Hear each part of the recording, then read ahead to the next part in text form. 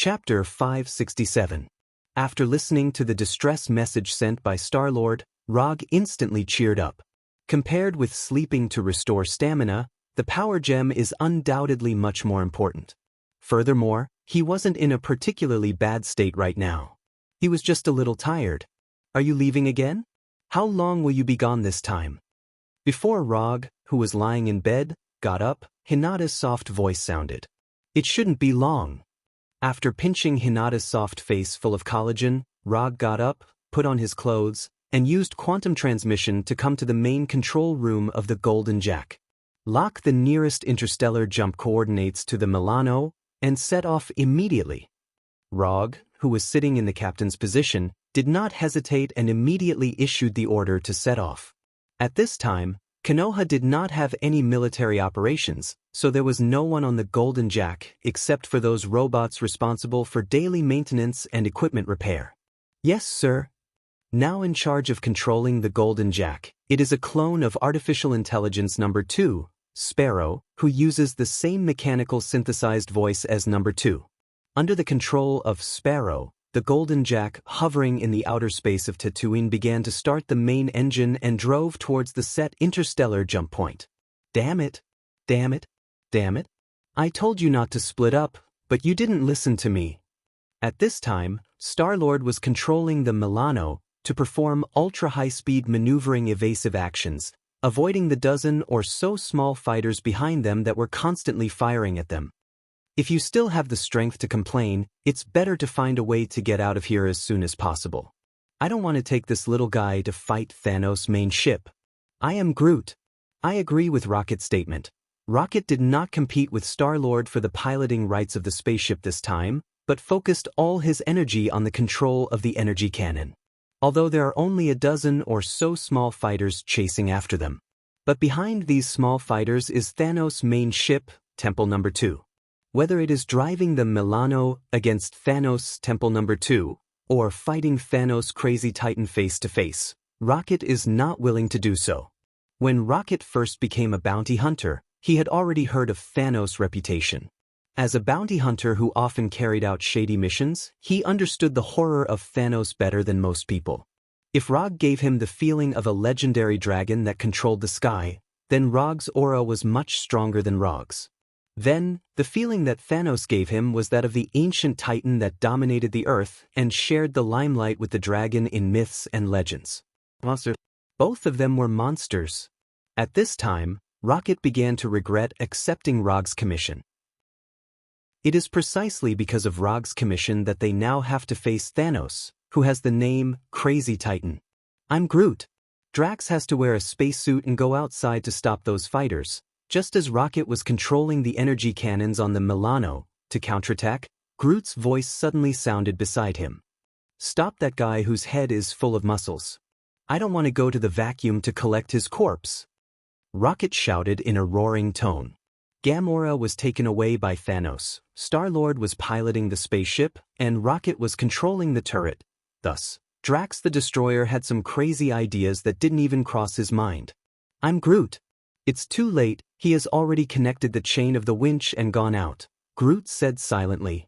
Why did I become teammates with such a person? Rocket didn't know what to say anymore.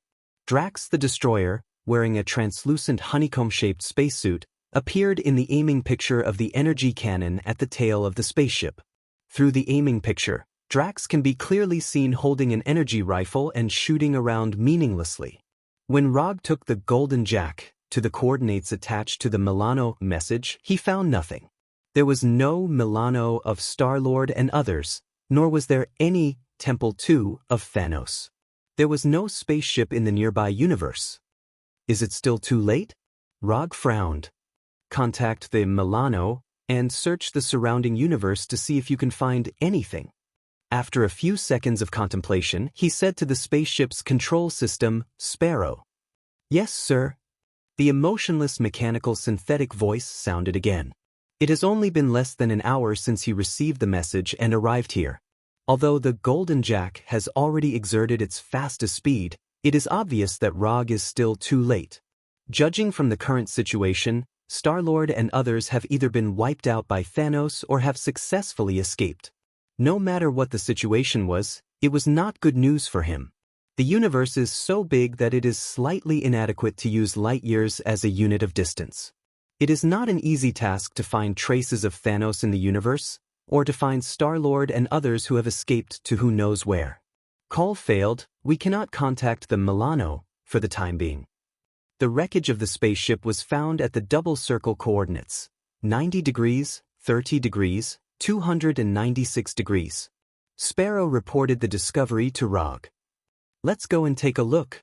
Send a cross-domain overdistance message to the Milano and ask them to send their current location. When they are in the same universe as the Milano, conventional calls and information transmission methods will be effective. When the Milano leaves the original universe through an interstellar jump, it can only contact the other party through a cross-domain overdistance message. In simple terms, this is equivalent to sending a text message to the other party. However, this text message will be transmitted to other universes through all the nearby interstellar jump points, so as to quickly contact the other party. When the two are too far apart, cross-domain overdistance message is a very good way to contact the other party. The disadvantage is that there is no way to make an instant call and contact, and they can only passively wait for the other party's reply. The distress message sent by Star-Lord before was a cross-domain long-distance message. This was how the message was quickly transmitted from planet Morag to the Golden Jack, near planet Tatooine in the shortest possible time. After comparison of the data, the remaining wreckage of the battle armor does belong to the Thanos army. These scattered wreckage of the spaceship that spread out like a beacon depicted an escape route to the interstellar jump point. They escaped, good job. Although he has not received a reply from the Milano, Rog can already be sure that Star-Lord and others have successfully escaped the pursuit of Thanos. Chapter 568. Let's talk about it. What happened? In the main control room of the Golden Jack, Rog saw Star-Lord and the others with a lonely look on their faces. After making an interstellar jump along the indicated route formed by the wreckage of the space fighter, he received a reply message from Star-Lord and others. After jumping 3 times in a row according to the coordinates sent by Star-Lord and others, he saw the scarred Milano. We found the universal spirit ball you wanted in the abandoned temple on planet Morag. Just when we took out the universal spirit ball, we were attacked by Ebony Throat and Black Dwarf. In order to escape from Ebony Throat and Black Dwarf as soon as possible, we decided to split up. Rocket and Groot were responsible for holding back Ebony Throat and the others, while Gamora and Drax took the opportunity to return to the Milano and then drove the spaceship to pick us up. But no one thought that Thanos would actually come in person. He snatched the Universal Spirit Ball and took away Gamora. Drax was lucky, he was just knocked unconscious and did not suffer any fatal injuries. Rocket and I couldn't wait for the spaceship, so we retreated while fighting and brought Drax, who was unconscious on the side of the road, back to the spaceship. Then Thanos sent a space fighter to chase us. We took the opportunity to send you a message and finally escaped here. Star-Lord briefly described what happened on planet Morag. Although he usually looks quite unreliable, he is still quite sober at critical moments. Of course, whether he can stay awake or not depends on luck. When things involve Gamora, the possibility of him losing control is very high. He is the man who punched out Avengers 4. Only small space fighters are chasing you? Didn't Temple 2 attack you? Rog asked with some puzzlement. According to his understanding of Thanos, Thanos has no habit of holding back against the enemy. No, although Temple 2 has been following us, it never appeared again after we made the first interstellar jump. There are not many small space fighters chasing us, only a dozen or so. Star-Lord also found that something was wrong, but like Rog, he couldn't figure out why Thanos had such an obvious behavior. Even if Temple Number 2 did not participate in the pursuit, as long as Thanos sent out more fighters, the difficulty of their escape would rise sharply, and they might not even survive until the moment of interstellar jump. Fix the Milano first. We'll talk about Gamora and the Universal Spiritual Ball later. After that, Rog left the main control room and went to his captain's room. Although he was somewhat reluctant, he had to admit that things were starting to develop in a tricky direction.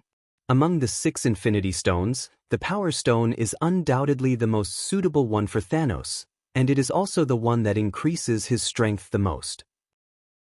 As for time, space, soul, reality, mind, and other gems, they would at most add some additional attack methods and abilities. Compared with the last time he fought with Thanos, Rog's strength had indeed improved significantly. But compared with Thanos who got the Power Gem, his improvement was far from enough. How terrifying the Power Gem's amplification of Thanos can be seen by giving a simple example. Without the Power Gem, Thanos is at most a little stronger than the completely awakened Thor. And when he had the Power Gem, the completely awakened Thor was like an ordinary Asgard in front of him. He was the kind of opponent that he could crush at will. If the other 5 Infinity Stones can make Thanos infinitely close to the Divine Father level, then the Power Gem can make him a particularly good fighter among the Divine Fathers. The reason why there is such a big difference is not because the other 5 Infinity Stones are not as good as the Power Gem.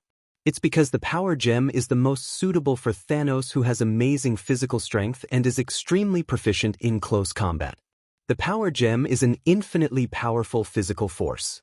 It can allow the user to control all the power and energy they want to master, copy and replicate all physical superpowers, and let the user's own physical attack and defense capabilities reach the extreme. In addition, the Power Gem itself also contains a huge amount of energy, which can strengthen the effect of other gems or provide energy for other gems. For Rog, the Power Gem falling into the hands of Thanos is a more troublesome thing than the space, soul, and mind gems falling into the hands of Thanos. The fit between the Power Gem and Thanos is the same as the fit between the Time Gem and the Ancient One. It is a matter that will give the opponent a headache but helpless. This feeling, the ruler of the dark dimension, Domum, can be said to be deeply experienced. Although Thanos with the Power Gem will become very troublesome, he is not invincible. As long as the right time is found, there is still a chance to defeat him. And Thanos is not the only one who has the Infinity Stone. Rog also has the Reality Gem. Thinking of this, Rog sighed helplessly. He does have the Reality Gem, but his compatibility with the Reality Gem is far from high. To be honest, the Dark Elf King Malekith is more suitable to use the Reality Gem than him. At least Malekith can use the Reality Gem to create darkness that covers the entire universe when the 9 realms gather. After sitting at his desk and thinking seriously for more than 10 minutes, he made a decision. Find a helper, must find a helper. It is a very unwise choice to fight Thanos with the Power Gem by himself. After deciding to find a helper, his first reaction was to find the help of his cheap teacher, Ancient One. However, this plan was quickly abandoned by him. Ancient One with the Time Gem in hand is indeed very strong, but he will not be interested in these things. Unless Domum and Thanos join forces, otherwise, Ancient One will never agree to his request. Since Ancient One has been ruled out, his remaining choices are Thor, the goddess of death, Hela, and Igo, who is helping him take care of the divine tree. Igo can also be ruled out. Not to mention that he is now taking care of the divine tree. Even if he is willing to help, he will not have much effect. In Rog's judgment, Igo is the shame of the Heavenly Fathers. He has the level and ability of a Heavenly Father, but his actual combat power is extremely far apart. Igo will definitely have no problem dealing with small fries. Asking him to deal with Thanos with the Power Gem is no different from asking him to die. The Power Gem is a real planet killer. The Searcher of the Celestial Gods group once used the Power Gem to destroy a planet in one blow. And Igo just happens to be a planet. Chapter 569. Neither the Ancient One nor Igo were suitable, so there were only 2 choices, the goddess of death Hela and Thor. From a personal preference point of view, Rog wanted Thor to be his helper this time. In a state of extreme anger, Thor with the Storm Axe could seriously injure Thanos in his gem state. But the problem was that the current Thor could not enter this state of extreme anger at all. Although Odin and Queen Frigg had passed away, Asgard was still there, Loki and Thor's hammer were still there, and Thor was far from losing everything. In such a state, Thor could not exert the kind of peak combat power in Rog's memory. After thinking about it for more than 10 seconds, he finally gave up on the idea of asking Thor for help. In this way, the only person he could ask for help was the goddess of death Hela. In terms of strength, Hela was more suitable for this operation than Thor. But Hela's relationship with him was very ordinary, and he could not take out anything that Hela was interested in. If he remembered correctly, Hela should still be busy conquering Warnerheim and might not have time to deal with Thanos with him. I wonder how Warnerheim is now. However, with the sea god Njord and Gulwig, even if Hela had 2 armies of frost giants and flame giants, it would not be easy to take down Warnerheim. And Warnerheim not only had the army of Warner Protoss, but also the army of Asgard. Forget it, don't think about it, just go and ask. If she's willing, of course, it's best. If not, then forget it. Among the things he currently had, Rog could not find anything that could move Hela. And he did not want to give away his hard-earned collection. After making up his mind, he opened the portal to Muspelheim and came to the underground palace that once belonged to Sir. When he walked out of the portal, he immediately felt the enthusiasm of Muspelheim, and the ubiquitous heat waves instantly enveloped him. After casually casting a Adapt to the Environment spell on himself, he took his time to observe his surroundings. In general, the appearance of this underground palace was not much different from the last time he came, and it was still rough and primitive. The only difference was that the simple and unadorned stone throne had been replaced by a more exquisite metal throne. What was more interesting was that the style of this metal throne was exactly the same as the throne in the hall of Asgard's Golden Palace. She really can't forget it. Obviously, Hela never gave up on her coveting Asgard's throne. However, he did not know why she did not directly start a war with Asgard but attacked Warnerheim instead. According to Rog's limited understanding of Hela, he guessed that Hela planned to imitate the war with Odin thousands of years ago and conquer the countries in the 9 realms one by one before finally having an ultimate battle with Thor in Asgard. Of course, only Hela herself knew if this was really her plan. Although there was no way to confirm whether Hela really thought this way, Rog felt that his guess was very likely correct. Hela had conquered the 9 realms with Odin back then, but after the war ended, not only did she not receive the glory she deserved, she was also exiled by Odin. For the proud Hela, this was a humiliating experience that she could not forget even if Odin was dead. Therefore, it was very likely that she would choose to use this method of conquering the 9 realms again to prove to everyone that Odin did not choose her to inherit Asgard back then. What a wrong choice it was. Thousands of years ago, she had to work together with Odin to conquer the 9 realms. But now, she could do it all by herself. If some villains and ups and downs were added, this was definitely the template of a main character in a web novel. While he was thinking, a flame giant about twice as tall as Rog came in front of him with a puzzled expression. #yen*%yen %%. Although the flame giant's tone was polite, it was a pity that Rog could not understand a single word. No matter what, the flame giant was an intelligent race. It was normal for them to have their own language. Situations like the movies where all the intelligent races in the universe spoke English would only happen in movies. After casting a language proficiency spell on the flame giant, Rog asked casually, "Where is your queen?" "Her Majesty is commanding the war in Warnerheim. If you want to find Her Majesty, you have to go to Warnerheim." Although Rog had only been to Muspelheim once, all the flame giants here, without exception, had heard of his name and knew what he looked like. The scene of him killing Surtur had left an indelible impression in the weak hearts of these flame giants. Although Surtur had lost his throne because of Hela's arrival, no matter what, Surtur was the king of the flame giants who had ruled Muspelheim for tens of thousands of years. This was the main reason why the flame giant was so polite after seeing Rog's arrival. "Okay, I got it." Under the gaze of the flame giant, Rog cast a portal spell and came to the Asgard camp in Warnerheim from this scorching underground cave. When he walked out of the golden portal, the Asgard warriors around him quickly greeted him and looked at him with excitement. Rog was here. Rog, who had led them to defeat the Warner Protoss army twice, was here. Strictly speaking, Rog should have fought with the Asgard army 3 times. However, the battle in Jotunheim was directly ignored by these Asgard warriors. After all, that battle took place in Jotunheim, and the enemies were also frost giants and the undead army. It gave people a very different feeling. Where is your commander? I have some personal matters to discuss with him. After receiving the latest information from the camp commander, he did not hesitate and once again cast the teleportation magic. Warnerheim, in Hela's commander's tent. You want me to help you deal with Thanos? If I remember correctly, I told you last time that when we meet again, I won't be so easy to talk to. As soon as her voice fell, an amazing momentum emerged from Hela's body. Along with this astonishing aura, there was also a divine power of death that was so dense that it was almost tangible.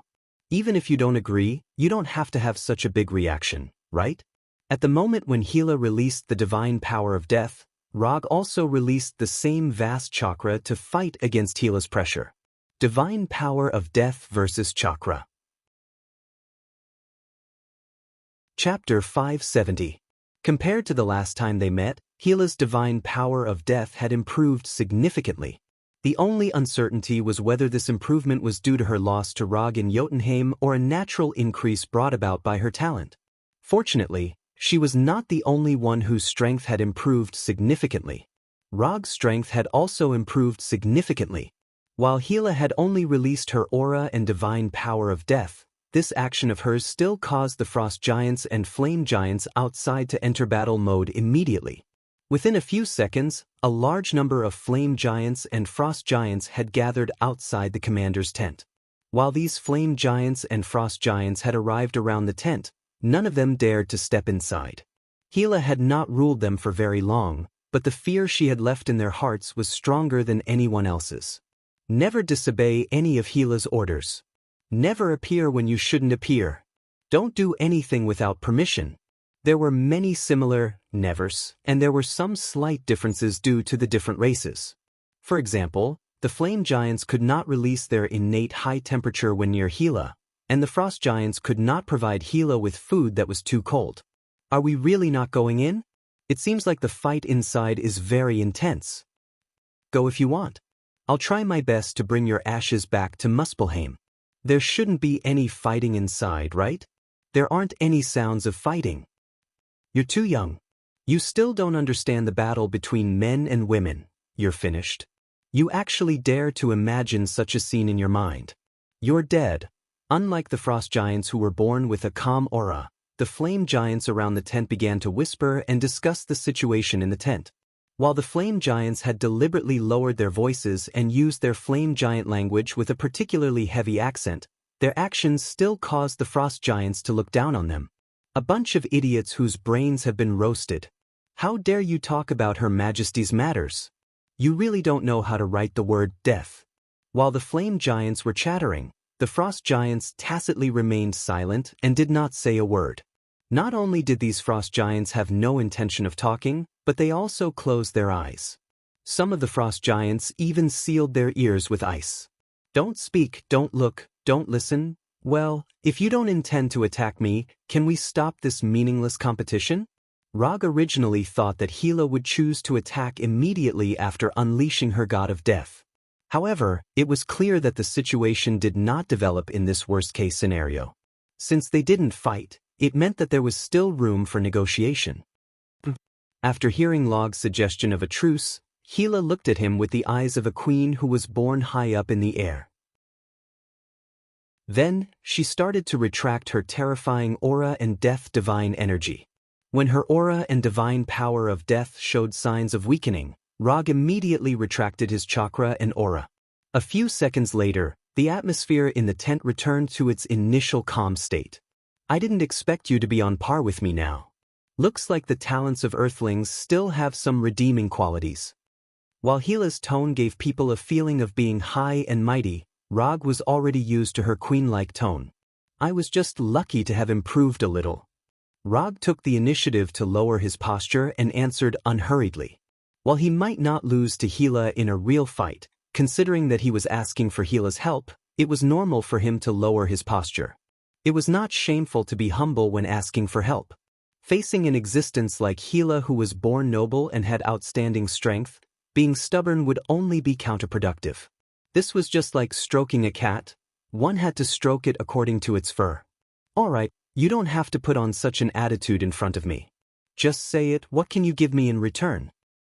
You're a ninja. You should know better than anyone that without a satisfactory reward, no one is willing to help. Hela crossed her right leg and sat on the metal chair that was similar to an Asgard's throne. The things in my hands, even if I'm willing to give them to you, are just some small things to you. So, if you don't mind, I hope to use 2 equal promises in exchange for your help this time. Of course, I'll forget about the assassination of Thor. He's a knot in your heart. If I kill him, you won't be happy either. Other than Thor, everyone else can be discussed. For example, Loki. If you don't like him, I'll go and kill him now. What do you think? Log might have said a lot, but there was only one thing he was trying to say. He could not give Hela anything that could move her.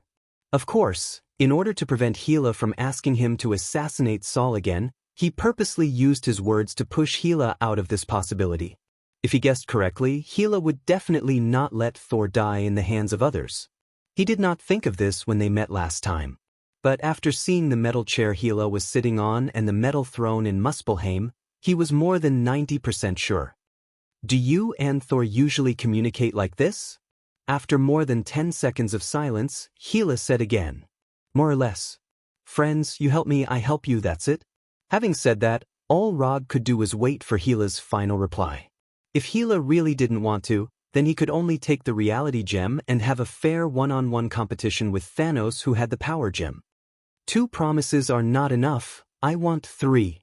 If you agree, I can agree to your request this time. Hela raised her right hand, raised 3 fingers, and gave a final reply. 3 is 3, I'm fine with it. 3 promises with unknown details in exchange for Hela's help. This seemed to be a bit of a loss, but it was not particularly a loss. It was not the first time Hela dealt with him. She knew what kind of personality he had, so she was unlikely to make a particularly outrageous request. This also meant that these 3 promises were very likely to be 3 ordinary commission missions. Chapter 571. If this is the case, Rog feels that he doesn't know if he has lost or not, but he has made a small profit.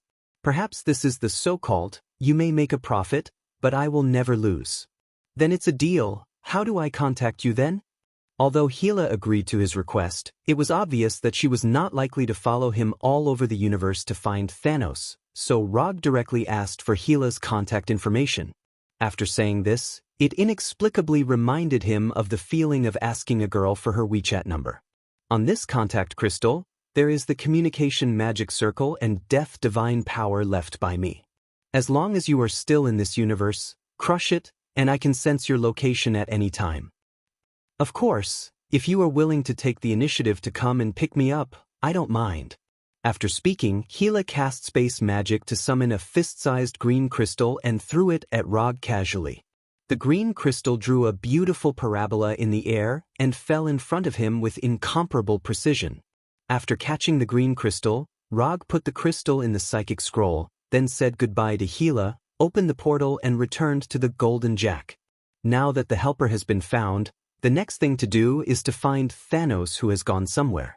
Although there is no information about the whereabouts of Thanos, Rog already has a suspicious target in his mind. Thanos' home planet, Titan Star. Although Titan Star has completely declined, Titan Star still has an irreplaceable important position in Thanos' heart. It is precisely because he witnessed Titan Star turn from a prosperous planet to a dead planet because of excessive population that Thanos had a crazy plan to eliminate half of the universe's population. So after getting the Power Stone, Thanos is likely to return to Titan Star with Gamora. In the original timeline, after Thanos captured Gamora, Star-Lord and others also went to Titan Star to rescue Gamora. As a result, they accidentally bumped into Tony and Doctor Strange's group. Finally, they had a battle with Thanos on Titan Star where they bullied Gamora with more people. In that battle, Tony and Star-Lord and others originally had a chance to win.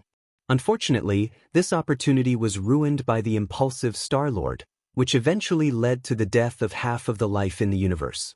After thinking for a while, Rog made the decision to go to Titan Star. Even if Thanos is not on Titan Star, he will make Titan Star a battlefield for him and Thanos. This was not only to commemorate the Battle of Titan Star that had disappeared but also to minimize the collateral damage caused by the battle. Anyway, the civilization of Titan Star had been destroyed, and there was no other life on it. Even if he and Thanos fought fiercely there, he didn't have to worry about destroying the environment or affecting other innocent lives. Jack, calculate the repair time of the Milano and send the current coordinates to Noah of the Slave Hunters. Tell him to come over and tell him that I need his help. Although the battleship's AI system was called Sparrow, Rog still preferred to call it Jack. This Jack was not the Jack of the Golden Jack, but the Jack of Captain Jack Sparrow. Yes, sir. The mechanical synthetic voice of a man and a woman sounded immediately. After instructing Jack, Rog directly started training in the captain's room and took out the reality magic cube stored in the Tyhuk treasure hall. Soon he will fight Thanos. If he can improve his own strength a little bit, he will improve it a little bit. He doesn't want to lose to Thanos because of this insignificant chakra when the time comes. Time passed little by little, and soon, 3 days have passed since Thanos took the Universal Spirit Ball. In these 3 days, although Rog's immortal body progress still remained at 95% progress, his chakra amount still improved to a certain extent. However, these improvements are not enough to be displayed in the system's character panel for the time being. In addition, after these 3 days of maintenance, Star-Lord's Milano has also recovered to its best state, and with the help of Jack, it has added a lot of firepower. As for Noah of the Slave Hunters, he met with Rog on the Golden Jack 3 days ago and accepted the task of finding the location of Thanos. At first, Noah was still a little reluctant to accept this task. After all, this has more or less a tendency to be an enemy of Thanos. Rog saw his worry, so he gave Noah a guarantee that was enough to tempt him. As long as the slave hunters can find the whereabouts of Thanos this time, the slave hunters can not only borrow his reputation in the future, but also when the slave hunters encounter an enemy that they can't deal with, he will personally help the slave hunters. Simply put, from then on, the slave hunters will accept his protection, and it will not just be a nominal protection. After Rog gave his conditions, Noah readily agreed to Rog and began to use the slave hunters' intelligence network to find Thanos. Although slave hunting is not a very serious industry, these professions wandering in the gray area have a significant characteristic, that is, they have more friends and more information. The place where the good and the bad mix is often the area where information flows the fastest. Noah did not disappoint Rog's expectations. It only took 3 days for him to confirm the location of Thanos and bring back unexpected news. Thanos found Luo Nan, the controller, and under Luo Nan's leadership, they went to Hala, the mother planet of the Carey Empire. After hearing this news, Rog, who was in the middle of cultivation, frowned unconsciously. He was not surprised that Thanos could contact Luo Nan. To some extent, Thanos and Luo Nan were the same kind of people. They were the kind of people who could achieve their goals by any means. But the problem was that he couldn't understand why Thanos would find Luo Nan at this time and go to Hala, the mother planet of the Carey Empire, with Luo Nan. There must be a demon when things are abnormal.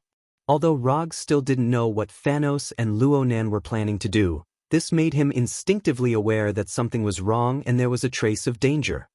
Thanos was not the kind of person who would do things as he pleased. Every move he made was the result of careful consideration. Carey Empire.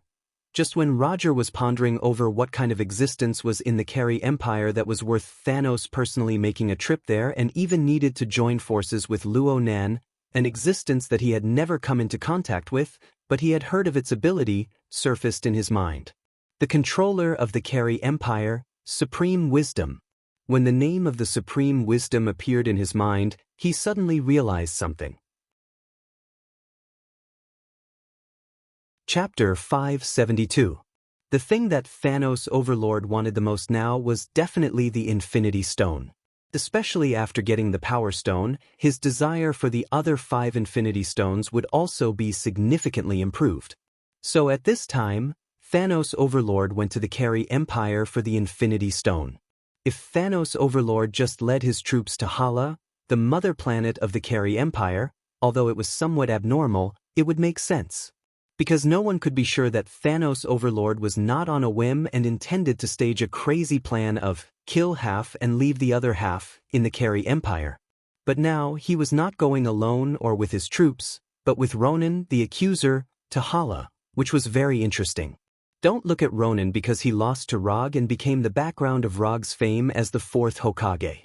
But in fact, Ronan did not lose to Rog twice, which led to a decline in his power and status in the Carey Empire. Now, he was still the supreme accuser of the Carey Empire's accuser group, holding the absolute power of the accuser group and controlling the frontline troops of the Carey Empire. If what Thanos Overlord wanted the most now was the Infinity Stone, then what Ronan wanted the most now was to completely destroy the Nova Corps and Xander. With Ronan's own strength, it was absolutely difficult for him to fulfill his wish. But now, the opportunity to fulfill his wish had come. Thanos Overlord, to be precise, had the Power Stone. Under the buff of the Power Stone, Thanos Overlord could completely destroy the entire planet with one blow like the Heavenly Gods Group Searcher. And this was the main reason why Ronan worked hard to find the Power Stone before. After combining these factors, a general idea emerged in Rog's mind. Thanos Overlord wanted to get the other 5 Infinity Stones, and he already knew the whereabouts of some of the gems. For example, the Space Stone was in Asgard, the Time Stone was in the hands of Sorcerer Supreme, the Mind Stone was in the head of Illusion, and the Reality Stone was in his hands. The whereabouts of these gems may be a secret for others. But for Thanos Overlord, who had been looking for the Infinity Stone, it was definitely not a secret. Plus the Power Stone in his hand, 5 of the 6 Infinity Stones had a clear whereabouts, so only the last Infinity Stone, the Soul Stone, was temporarily unknown. Coincidentally, Thanos had sent Gamora to look for soul gems before. Although the news that Gamora reported back was that she did not find the soul gem, Thanos Overlord may not believe Gamora's statement. In the past, perhaps because of their father-daughter relationship, he would temporarily choose to believe or tolerate Gamora's deception. However, after he obtained the power gem, he might not continue to tolerate this. So if his guess was correct, Rog guessed that Thanos knew early on that Gamora was hiding it from him. And the reason why he looked for Luo Nan at this time was to find the whereabouts of the soul gem from Gamora's memory. Although Luo Nan was unable to search Gamora's memories, the Carey Empire's Supreme Intelligence could. As long as Gamora was brought before the Supreme Intelligence, the Supreme Intelligence would be able to find information related to the soul gem from Gamora's memories. Perhaps Thanos wanted to borrow Luo Nan's power to meet with the Supreme Wisdom. Of course, Thanos could also choose to directly attack the mother planet of the Carey Empire, Hala, and force the Supreme Intelligence to search Gamora's memory. But in this way, the time and energy needed to be consumed would also increase exponentially. Perhaps it was because of this consideration that Thanos Overlord and Luo Nan reached some agreements. For example, Luo Nan requested the Supreme Intelligence to search Gamora's memory, and Thanos Overlord helped Luo Nan completely destroy Xander. Such a deal, whether it was for Thanos Overlord or for Luo Nan, was a small investment with high returns. After understanding this point, Rog did not immediately go to the Carey Empire. Instead, he carefully recalled the name of the planet where the soul gem was located in his mind. He needed to sacrifice his true love to obtain the soul gem, and the paternity tester, Red Skull, became the guide for the soul gem. He remembered these things very deeply. But he could not remember the name of the planet he wanted to know the most now. Damn it! What was the name of the planet again? Rog never felt that his memory was bad. On the contrary, he felt that he had a particularly good memory. However, no matter how he recalled now, he just could not remember the name of the planet. Don't think about it. Go directly to Hala. After trying to recall for nearly half an hour, and even using magic to help his memory, Rog, who still got nothing in the end, finally gave up the plan to kill the paternity tester, Red Skull, before Thanos Overlord got the soul gem. With Thanos Overlord's feelings for Gamora, if he did not know clearly that sacrificing Gamora could get the soul gem, he would never have done something like throwing Gamora off the altar. This is not a problem that the soul gem is not important enough.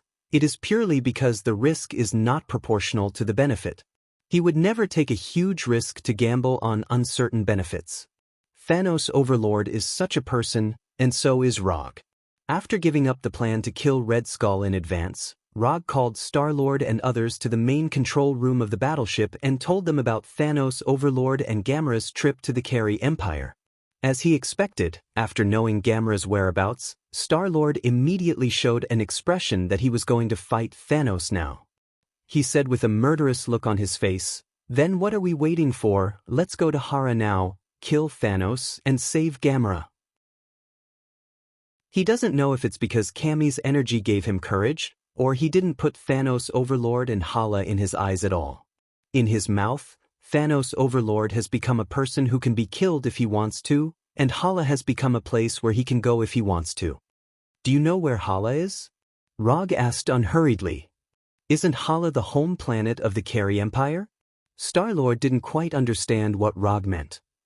"You also know that Hala is the home planet of the Carey Empire, then you should also know that the Carey Empire is one of the 3 empires in the universe.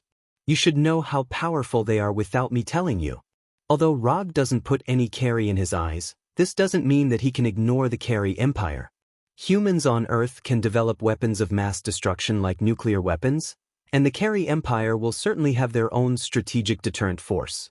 Although the Carey Empire is not famous for its individual combat power in the universe, one of the 3 empires in the universe is not self-proclaimed by the Carey people, but it is a real war.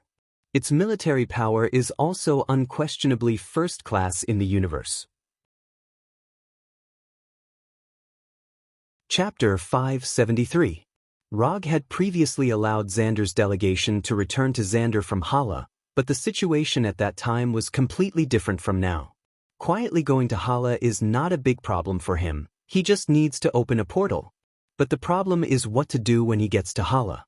Although Ronan had a good relationship with him before, at this time, the friendship between him and Ronan is as fragile as a piece of white paper, and it is not strong at all. Even if the current Luo Nen sold him to Thanos, he wouldn't feel surprised. After all, the things that Thanos could give were much more than what he could give. I know that the Carey Empire is very strong, but even if the Carey Empire is strong, we have to rescue Gamera, we have to rescue her from Thanos. Star-Lord's attitude eased a lot, but his plan to rescue Gamera did not change at all. "If you don't mind, you can leave the matter of rescuing Gamera from Thanos to me. In addition, if possible, I hope you can distract the Carey Empire's attention. Of course, if you feel that a few of you are not strong enough, you can contact Yondu, he should not refuse your request." After speaking, Rog glanced at Star-Lord, who had not fully reacted. "Yondu? Will he be willing to help us?" Although he was raised by Yondu, Star-Lord has no confidence in his adoptive father. If it weren't for the fact that he fought against Igo with Yondu before and eliminated some misunderstandings between them, he would still regard Yondu as the culprit who created his tragic life. "If nothing unexpected happens, he will," Rog said in a certain tone. "Okay, then I'll contact Yondu, but I'm not sure if he will agree." After a few seconds of silence, Star-Lord said embarrassedly, "Then it's decided first. I will go to Hala to fight against Thanos and rescue Gamera. You and Yondu will be responsible for containing the Carey Empire's troops and Thanos' army. After I rescue Gamera, you can retreat. I will take care of the rest." Although Star-Lord and others are good bounty hunters, they are still a little too weak when fighting against Thanos. Even Star-Lord, who has awakened heavenly energy, can't help much when facing Thanos. "Are you sure you can do it alone? He's the mad titan Thanos." Star-Lord didn't say anything, but Rocket asked with a little worry at this time. "Don't underestimate a ninja from Earth, I am very strong." To Rog, saving Gamora wasn't a particularly important matter. For Star-Lord, Gamera may be very important, maybe even as important as his deceased mother. But from Rog's point of view, Gamera's most important value was that she knew where the soul gem was. Leaving Gamora with Thanos is no different from leaving the soul gem with Thanos. Although Roger couldn't remember which planet the soul gem was on, he remembered one thing very clearly. That was, Gamora was Thanos Overlord's true love and was the only person who met Thanos Overlord's sacrificial requirements. So whether it is to find out the whereabouts of the soul gem from Gamora, or to increase the difficulty of obtaining the soul gem for Thanos, he must rescue Gamora from Thanos. After formulating a general strategy, Rog didn't waste time waiting for Yondu's reply and directly opened the portal to the Carey Empire's home planet, Hala. In a small alley on Hala, a circular portal shining with golden sparks quickly formed. In the next second, Rog, who was still on the Golden Jack, came to this small alley that even the local Carey people didn't pass by much. After closing the portal, Rog psychically took out the universal language translator he had used before from the psychic scroll. After wearing it, he cast the transformation technique and became an ordinary Carey with blue skin. After completing the disguise, he began to head to Ronin's mansion. The last time he came to Hala, he went to Ronin's mansion once. But this time, he did not directly open the portal in Ronin's mansion, but opened it in an alley not far from Ronin's mansion. The reason why he did this was to avoid an unexpected encounter with Thanos. Although he was ready to fight with Thanos, Planet Hala was not the battlefield he expected, and now the time was not particularly suitable. Sneaking in was the basic skill of a ninja. Even if Ronin's mansion had a large number of guards and various high-tech monitoring equipment, this still did not have any impact on Rog's sneak. Without much effort, he came to the interior of Ronin's mansion and walked toward the target of his perception.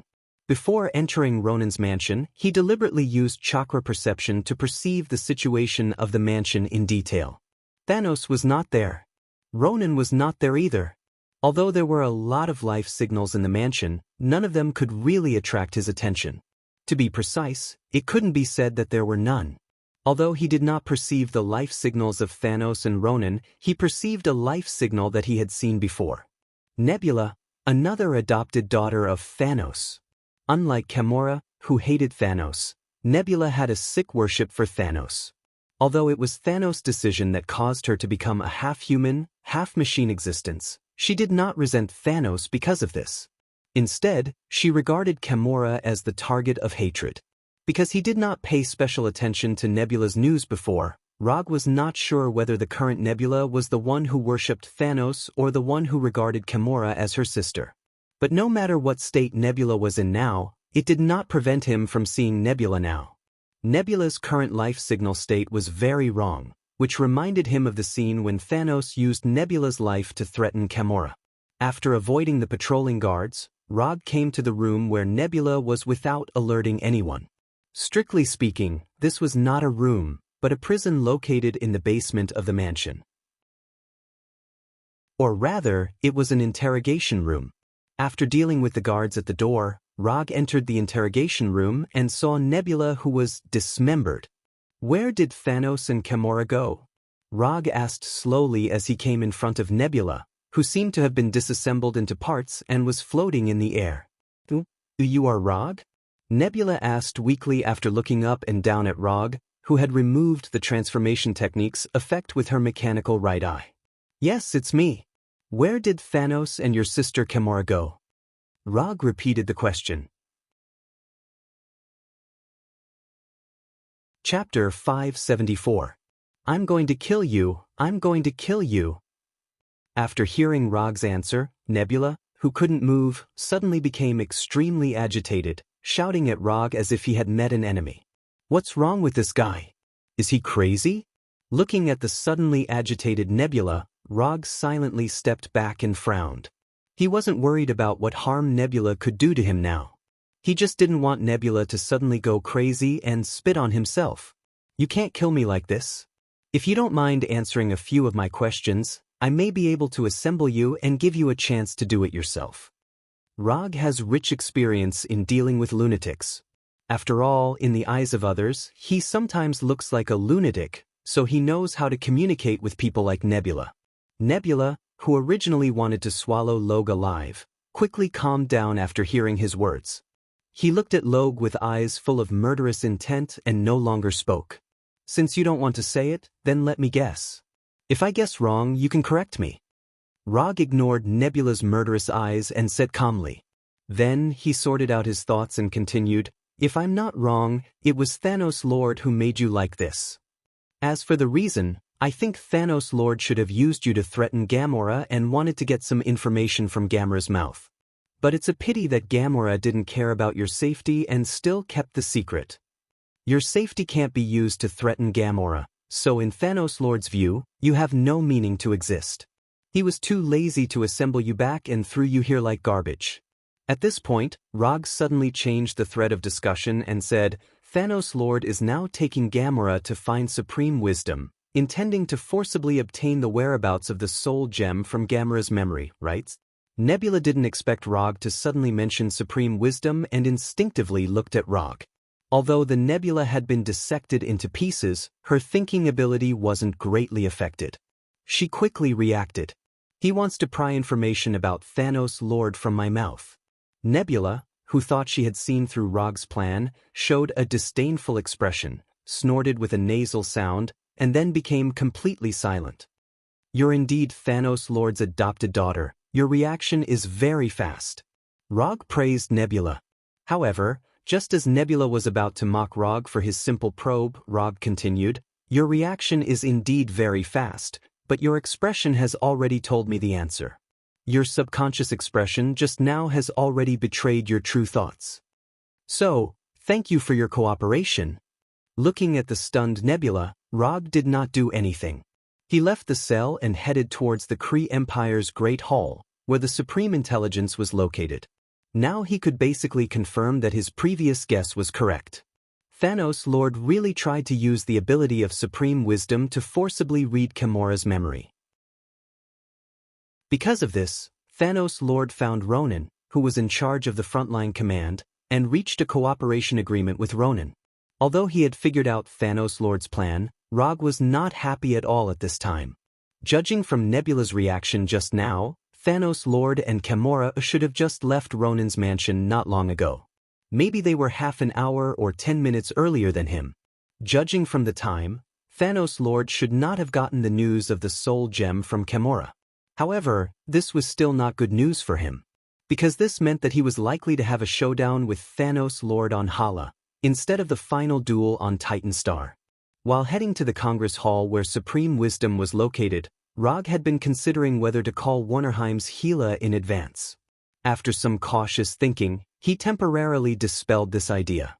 Once he called Gila, he could only have a showdown with Thanos Lord on Hala, which was not in line with the Titan Star plan that he had previously formulated.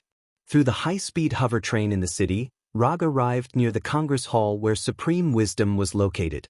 Although the Congress Hall was a landmark building in the city, there were not many Kree people who could really enter the Congress Hall. Except for the Congress members and military commanders such as Ronan, only a small number of Kree people with authority could enter the Congress Hall. Although Rog did not have the authority to legally enter the Congress Hall, this was not difficult for him, who was proficient in illusion. Relying on the illusion of Sharingan, he easily passed through the outermost guard inspection of the Congress Hall and walked into the Congress Hall openly. However, it was not so easy to enter the core area of the Congress Hall, which was the palace where Supreme Wisdom was located. And he didn't know if it was his own illusion, but when he stepped into the Congress Hall, Rog had a feeling that he was being watched. This feeling was a bit like entering a room full of surveillance cameras, and his every move was exposed to the eyes of the guards in the monitoring room. This was a kind of intuition, or rather, a kind of super sense brought about by the increase in strength. Although this feeling made him feel uncomfortable, Rog did not care too much about it. If he guessed correctly, this feeling of being monitored should come from the Supreme Wisdom. In terms of life form, Supreme Wisdom was just a life computer. But on Hala, the Supreme Wisdom had the power of a god. So it was not particularly difficult to understand that Supreme Wisdom could discover his arrival. After confirming the location of Thanos and Ronan with chakra perception, Rog walked in their direction while adjusting his state so that he could erupt into his strongest combat posture at any time. When he came to the core area of the Congress Hall, in front of the palace where the Supreme Wisdom was located, he saw two tall figures, one blue and one purple. The blue one was Rog's old friend, Ronan. As for the purple one, he was Thanos, who was known as the Mad Titan and the Emperor of the Universe. You really came? At this time, although Rog did not remove the effect of the transformation technique, Thanos seemed to have seen through his disguise and said in a majestic tone, "You robbed me, of course I have to come to get justice." Rog pointed to the power gem on Thanos' gloves and replied in a neither servile nor overbearing manner. Chapter 575. As a traveler, Rog was no stranger to the glove worn on Thanos' left hand. Infinity Glove. Whether it was the color or the style, even the position of the power gem, it was exactly the same as the Infinity Glove in his memory. However, one thing was different from what he remembered. That was, the Infinity Glove in Thanos' hand should not be the one made by Dwarf King Ai Chui. If it was in the normal timeline, Thanos threatened Dwarf King Ai Chui with the lives of more than 300 dwarves on Nidavi, and let Ai Chui create the Infinity Glove that could withstand the power of 6 Infinity Stones. But now, the dwarves of Nidavi are still living well and have not been threatened by Thanos. Although the Infinity Glove used by Thanos at this time was not made by Dwarf King Ai Chui, Rog did not doubt the quality of this Infinity Glove. Thanos was crazy, but he was also a very cautious person. He would never use a fake and inferior product that did not pass the quality test. The last time we met on Sokka, I had a feeling that you seemed to know me very well, so I asked people to investigate you, including your experiences on Earth. But the feedback is that you are just an ordinary Earthling. Having said that, Thanos paused for a moment, and then continued, "No, you are not ordinary at all. It took you less than 10 years to grow from an ordinary person to a famous person in the universe. Your growth rate, even looking at the whole universe, is definitely among the top, which makes me even more curious about how you did it," Thanos said in a declarative tone while slowly walking down the stairs, and finally came to a place only 3 meters away from Rog. "I'll accept your compliment." Looking at Thanos, who was close at hand and obviously taller than himself, Rog replied with an indifferent face. "If we didn't have different positions, we might have been friends. However, it's a pity." Although Thanos said it sincerely, Rog had no intention of becoming friends with Thanos. What a joke. Thanos is a ruthless person who can even throw his true love off the cliff in order to achieve his goal. Being friends with such a person, you don't know when he will backstab you. "No, it's not a pity at all," Rog replied in a serious tone. If someone else spoke to him in this tone, Thanos' overlord would definitely use his fist to tell the other party what it meant to respect the strong. However, the person who said this to him was Rog, which made him temporarily dispel this idea. Although Thanos and Rog had only fought once, that fight left a very deep impression on him. Susanoo, Flying Thor Chop, Odama Rasengan, Wood Human Jutsu, Wood Dragon Jutsu. These powerful ninjutsu that have never appeared in this world not only aroused the long-lost curiosity of Thanos, but also made him have a strong interest in Rog, a ninja from the Earth. Since that battle, Thanos began to collect information about him intentionally, and even sent people to Earth to collect information. Let's cut to the chase. If I'm not mistaken, other than seeking justice, you're here to rescue Gamma, right?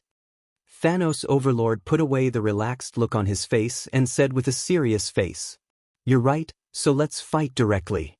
As soon as his voice fell, Rog's right hand condensed an Odama Rasengan with a diameter of 1 meter and attacked Thanos' overlord with lightning. With a distance of less than 3 meters, as long as his right hand gently pushed forward, he could hit the Odama Rasengan on Thanos' overlord. Rog's shot was as fast as thunder, but Thanos' overlord's reaction was not slow either. The madly rotating Odama Rasengan had just formed, and Thanos' overlord's huge right fist smashed towards his head. Boom! In the blink of an eye, the Odama Rasengan and Thanos' overlord's right fist fiercely collided together. The eruption of chakra turbulence instantly formed a terrifying storm, blowing Rog and Thanos' overlord away at the same time. Breaking the Odama Rasengan with one punch, this kind of thing can only be done by Thanos' overlord with his physical strength. Taking advantage of being blown away by the chakra turbulence, Rog opened the Byakugan specially prepared for Thanos' overlord. Byakugan open. Before the person landed, his vision was switched to the supervision unique to Byakugan. Through Byakugan, he saw the majestic life energy in Thanos' overlord's body like a star, saw the terrifying body beyond the biological limit, and saw the perfect life evolution. God's body? He didn't know why. After seeing through Thanos Overlord's body with Byakugan's insight and X-ray vision, Rog's mind instinctively came up with this description. Perfect. Undeniably perfect. This was simply the most perfect body that a warrior could have. Compared with Thanos Overlord's body, Hulk's physical fitness was 1 or 2 levels lower. No wonder Thanos Overlord could use a simple set of combos to stun Hulk. The two of them were not on the same level at all. Putting away the shock in his heart, Rog took a deep breath, clapped his hands hard, and chakra in his body instantly transformed into chakra. Shikatsu Forest, Sage Mode. Just by looking at it with Byakugan, Rog knew that his current Sage Mode body could not compete with Thanos Overlord's body. So he did not hesitate and immediately entered Sage Mode. Thanos Overlord, who had regained his balance, glanced at Rog, who had red eyeshadow and circular patterns on his face, and his face showed a smile with unknown meaning. Although Thanos Overlord did not have any energy attack means, there was no other energy in his body except for the incredible life energy. But this did not mean that his energy use skills and sensing ability would be weak. Although he didn't know what Rog had just done, he could clearly perceive that Rog's physical strength had soared a lot in an instant. A bit interesting. After perceiving that Rog's physical strength had soared a lot in an instant, Thanos Overlord did not hesitate and immediately attacked Rog. The distance of more than 10 meters passed in the blink of an eye. Thanos Overlord's huge right fist once again appeared in front of Rog. Facing Thanos Overlord's attack, Rog did not intend to dodge or use ninjutsu at all. He also raised his right fist and met Thanos Overlord's right fist head-on. Boom! The two fists, one big and one small, fiercely collided together, and a shock wave visible to the naked eye gushed out from the two fists like a storm. Rog's right fist did not retreat at all, but the difference in size made him fall into an invisible disadvantage. The floor under his feet shattered inch by inch, and a round pit more than 1 meter long appeared on the ground. Chapter 576. Excluding the difference in size, Rog in Sage Mode was not weaker than Thanos in physical strength.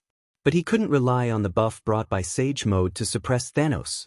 So, a slightly awkward question was placed in front of him. If necessary, he could maintain Sage Mode for a few hours. But no matter how long he could maintain it, he couldn't compare with Thanos in terms of endurance. Just how did this guy train? This was too unreasonable. Although Rog didn't know other Titan people, he could be 100% sure that Thanos' physical fitness was definitely not the normal physical fitness of Titan people. If every Titan had such abnormal physical strength, the universe would have been ruled by Titan people long ago. The physical strength gap between Thanos and other Titan people may be greater than the gap between Thor and other Asgard people. Compared with the last time, you have improved a lot. You can actually block my full blow. Thanos didn't expect that Rog, who was physically weak when they met last time, could actually compete with him in physical strength this time. You want to beat me down with one punch? Aren't you looking down on me too much? As he spoke, Rog mobilized the Immortal Technique chakra in his body and silently cast a buff type of physical technique. Immortal Technique, Monstrous Strength. The physical strength that had reached the limit, under the buff of Immortal Technique, Monstrous Strength, increased a little bit, allowing Rog to burst out with power that exceeded the physical load. Break for me! With this power that exceeded the physical load, Rog successfully pushed back Thanos' right fist, making Thanos uncontrollably take a few steps back. Without having time to feel the tingling from his right arm, Rog came forward like a ghost and came in front of Thanos, who had not yet recovered his balance. Soft Fist 8 trigrams 64 palms. Under Thanos' surprised gaze, Rog turned his fist into a palm. His two arms were like a Gatling gun that madly discharged bullets, hitting him one palm after another. After that punch, Rog completely dispelled the idea of using Steel Fist to deal with Thanos. 8 palms, 16 palms, 32 palms, 64 palms. At this time, Rog showed the fastest fist speed since he mastered the Soft Fist. In less than a second, All 64 palms of the 8 trigrams were vented on Thanos. Since there was no energy other than life energy in Thane Overlord's body, the focus of his 8 trigrams 64 palms this time was not to cut off the energy flow in Thane Overlord's body, but to destroy the key muscles and nerves needed to move the body. Although the body structure is not exactly the same, in any case, Thanos has 2 arms and 2 legs like the people on Earth. The general principle of activity is still the same. After hitting the 8 trigrams 64 palms on Thanos, Rog did not stop attacking, but added an ultimate skill. 8 trigrams, Mountain Breaker. Chakra, which was infused with natural energy, gushed out of his right palm like a laser and instantly hit Thanos' chest. Boom! A dull thump sounded like a war drum. The tall Thanos flew like a baseball to the palace where the Supreme Wisdom was located and hit the nearly 20-meter-high metal gate heavily. When Thanos hit the metal gate, Rog finally breathed a sigh of relief and shook his right hand that was tingling and slightly numb. Although Thanos was hit, he was not happy at all.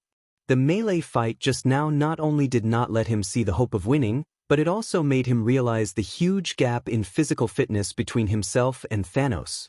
Sage Mode plus the 95% development of the Sage body barely tied with Thanos Overlord's physical fitness. This was bad news for him who was trying to seize Thanos' power gem. Although he just hit Thanos and hit the 8 trigrams 64 palms on Thanos' body, he still had no idea how much power the 8 trigrams 64 palms could exert.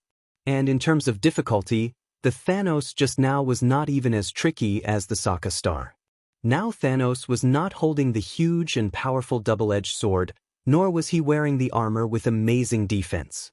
He was not at his peak state at all. More importantly, Thanos just now did not use the power gem at all. Commander Luo Nan witnessed the entire process of Luo Gu and Thanos fighting. Although he was wearing a full set of armor and was holding his famous weapon, the omnipotent weapon, Warhammer, he didn't have the slightest intention of joining the battle. Not only that, after the battle between Rog and Thanos began, he also used his authority to stop the guards who tried to arrest Rog, so that the two of them had an undisturbed fighting environment. After hitting Thanos, Rog did not continue to launch attacks. Instead, he used the Byakugan to carefully observe the state of Thanos to confirm the final effect of the 8 trigrams 64 palms. After carefully examining the internal situation of Thanos' body, he sighed helplessly. The 8 trigrams 64 palms that could cause serious, internal injuries to the enemy did not show the power it should have at this time. Some damage to the internal organs and meridians did appear in Thanos' body, but these internal injuries were far from serious. They could not achieve the effect of destroying the enemy from the inside of the body. Within a few seconds, Thanos reappeared in front of Rog, standing at the top of the stairs and looking down at him. Plan A was declared a failure. Plan B began. After muttering in his heart, Rog took out the necessary prop ring to cast the portal magic in front of Thanos and put it on his right hand.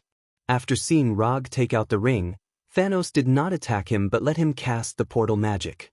As his right hand continued to draw circles in the air, a circular portal with golden sparks appeared in front of Thanos and Luo Nan.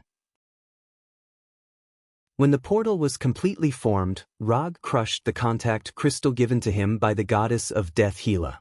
Crushing the contact crystal was to tell Hela the location, and opening the portal was to let Hela come over as soon as possible. Of course, when Hela would come over, Rog himself was not sure. The entrance of the portal was the tent where he met Hela last time. From the scene at the other end of the portal, the tent was still there, but Hela was not in the tent. After inputting enough magic to maintain the portal for more than 10 minutes, Rog once again set his eyes on Thanos. Thanos would never watch him summon helpers, so before Hela arrived, it was still a fair one-on-one duel between him and Thanos. Mangekyo Sharingan, open. Chapter 577. We agreed to catch the top lane together, but you ran to steal the buff. Rog's mood at this time was like he had made an appointment with a jungler to catch the top laner, but the result was that his jungler never came. If it was in the game, at this time, he would silently label his jungler as a cheater and then decisively return to his own defense tower and patiently wait for the next opportunity. But now he was not playing a game, and Thanos was not the kind of top laner who would foolishly wait for others to catch him. After seeing Rog's eyes turn from white to blood red, Thanos clenched his left hand.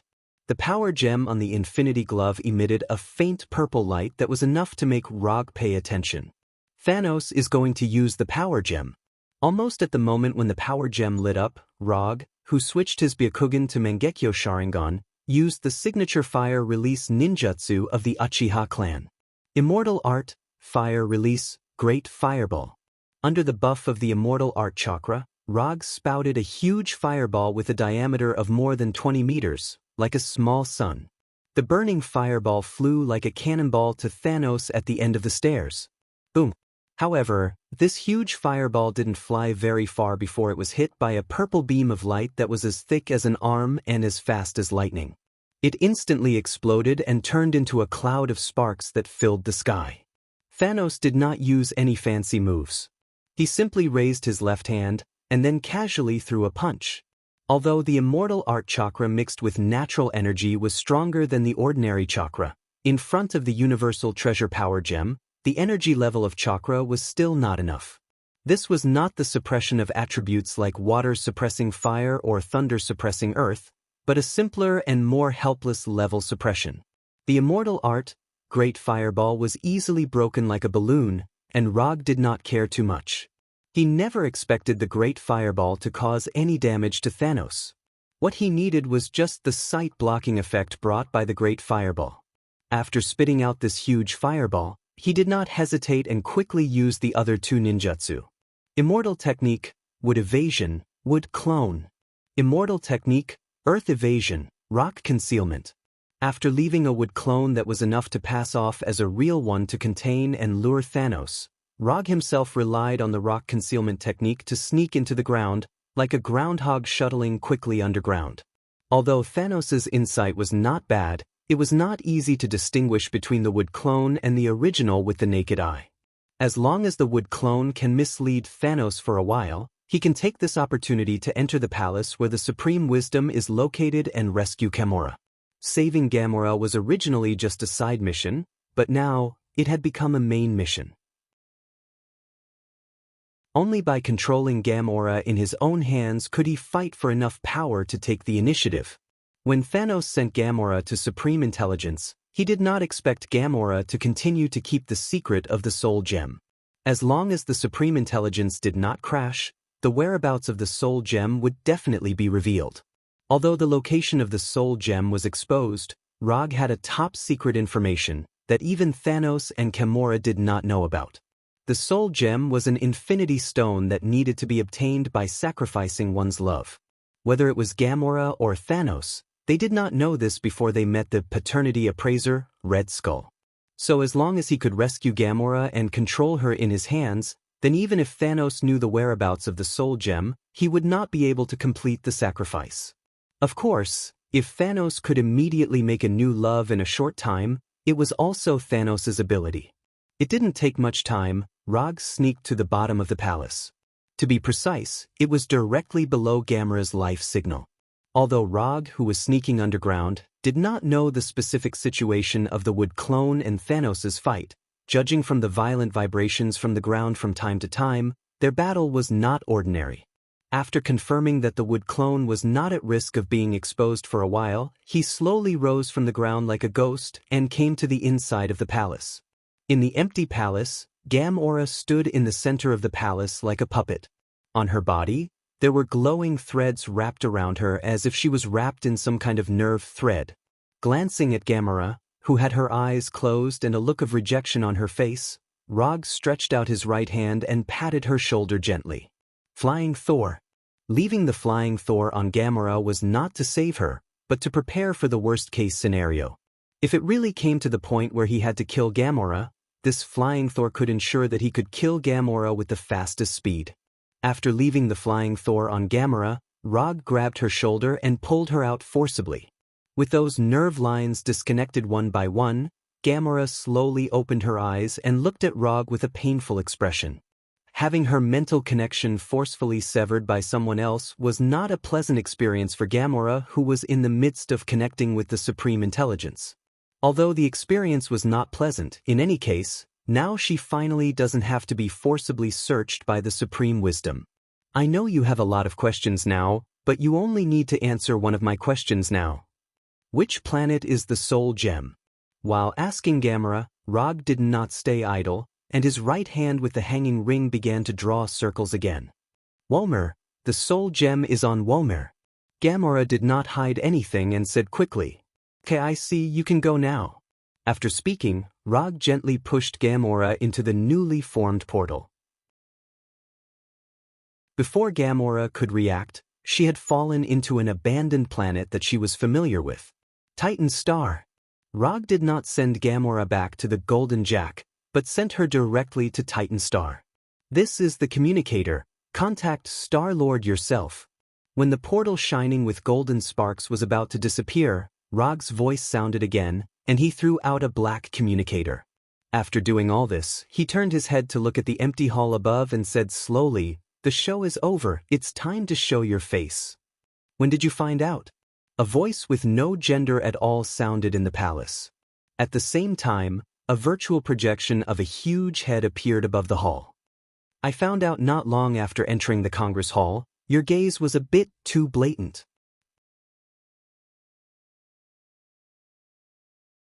Chapter 578. This huge, light green head that didn't conform to the aesthetic standards of Earthlings was none other than the virtual projection of the ruler of the Carey Empire, the Supreme Intelligence. "I just casually glanced at you. I didn't expect you to notice." The Supreme Wisdom glanced at Logue and gave him a small compliment. "You didn't just casually glance at me. If I'm not wrong, you should have used no less than 3 methods to carefully check my condition." If the Supreme Intelligence didn't use so many methods to check, Rog might not have noticed his gaze. "It seems that Ronan's evaluation of you is still too low. Your threat level is at least 1 level higher than what he reported." The Supreme Intelligence used a completely different cold tone, as if he had changed into a different person. After a few seconds of silence, he continued, "Since you've noticed that I've been watching you, but you haven't done anything on your way here. Can you tell me what you're thinking?" "Who says I don't have a strategy? Me coming here to meet you personally is my strategy." The battle outside the palace continued, but Rog and the Supreme Intelligence didn't seem to notice the battle outside at all, ignoring the constant explosions and tremors. "Coming here to meet me is your strategy. You really are an interesting person." After hearing Rog's answer, the Supreme Intelligence seemed to have thought of something, and a surprised expression appeared on the virtual projection's head. After confirming that he was noticed by the Supreme Intelligence as soon as he entered the Capitol Hall, Rog began to think about how to face the ruler of the Carey Empire. In the process of thinking, he suddenly discovered a very interesting blind spot. The Supreme Intelligence was a life computer that represented the highest technology of the Carey Empire. Although from another point of view, he was a real special life form. But there was one thing that the Supreme Intelligence could never change, and that was that he didn't have a soul in the true sense. Rog, who had once raised the AI assistant Hinata and now the real person Hinata, had a deep understanding of this. Whether the Supreme Intelligence was the ruler of the Carey Empire or not, and no matter how many abilities he had, he would inevitably yearn for a true independent soul that belonged to him. This had nothing to do with the way of thinking or wisdom. It was purely an instinct of life to pursue completeness. On this point, Hinata, who was once an AI, showed an extreme desire for a real body. And for the Supreme Intelligence, this desire to return life to completeness evolved into a yearning for a soul. With that in mind, Rog made sense of everything that had happened. Why was he able to enter the heavily guarded Congress Hall so easily? Why did the Supreme Intelligence of the Carey Empire not react when he was fighting with Thanos? Why was he able to come here so easily and take away Gamora without any hindrance? Everything pointed to one obvious fact, which was that the Supreme Intelligence was also interested in the Soul Gem. Thanos wanted to obtain information about the Supreme Intelligence's ability, so he found Ronan's ability to use the Supreme Intelligence's ability to use his ability. For this reason, he reached an agreement with Luo Nan and obtained the help of the Supreme Intelligence. However, Thanos ignored one thing. In other words, he knew that the Supreme Intelligence would be interested in the Soul Gem, but he was not worried that the Supreme Intelligence would take away the Soul Gem. Perhaps Thanos was confident in his own strength, so he was not worried that the Supreme Intelligence would take away the Soul Gem.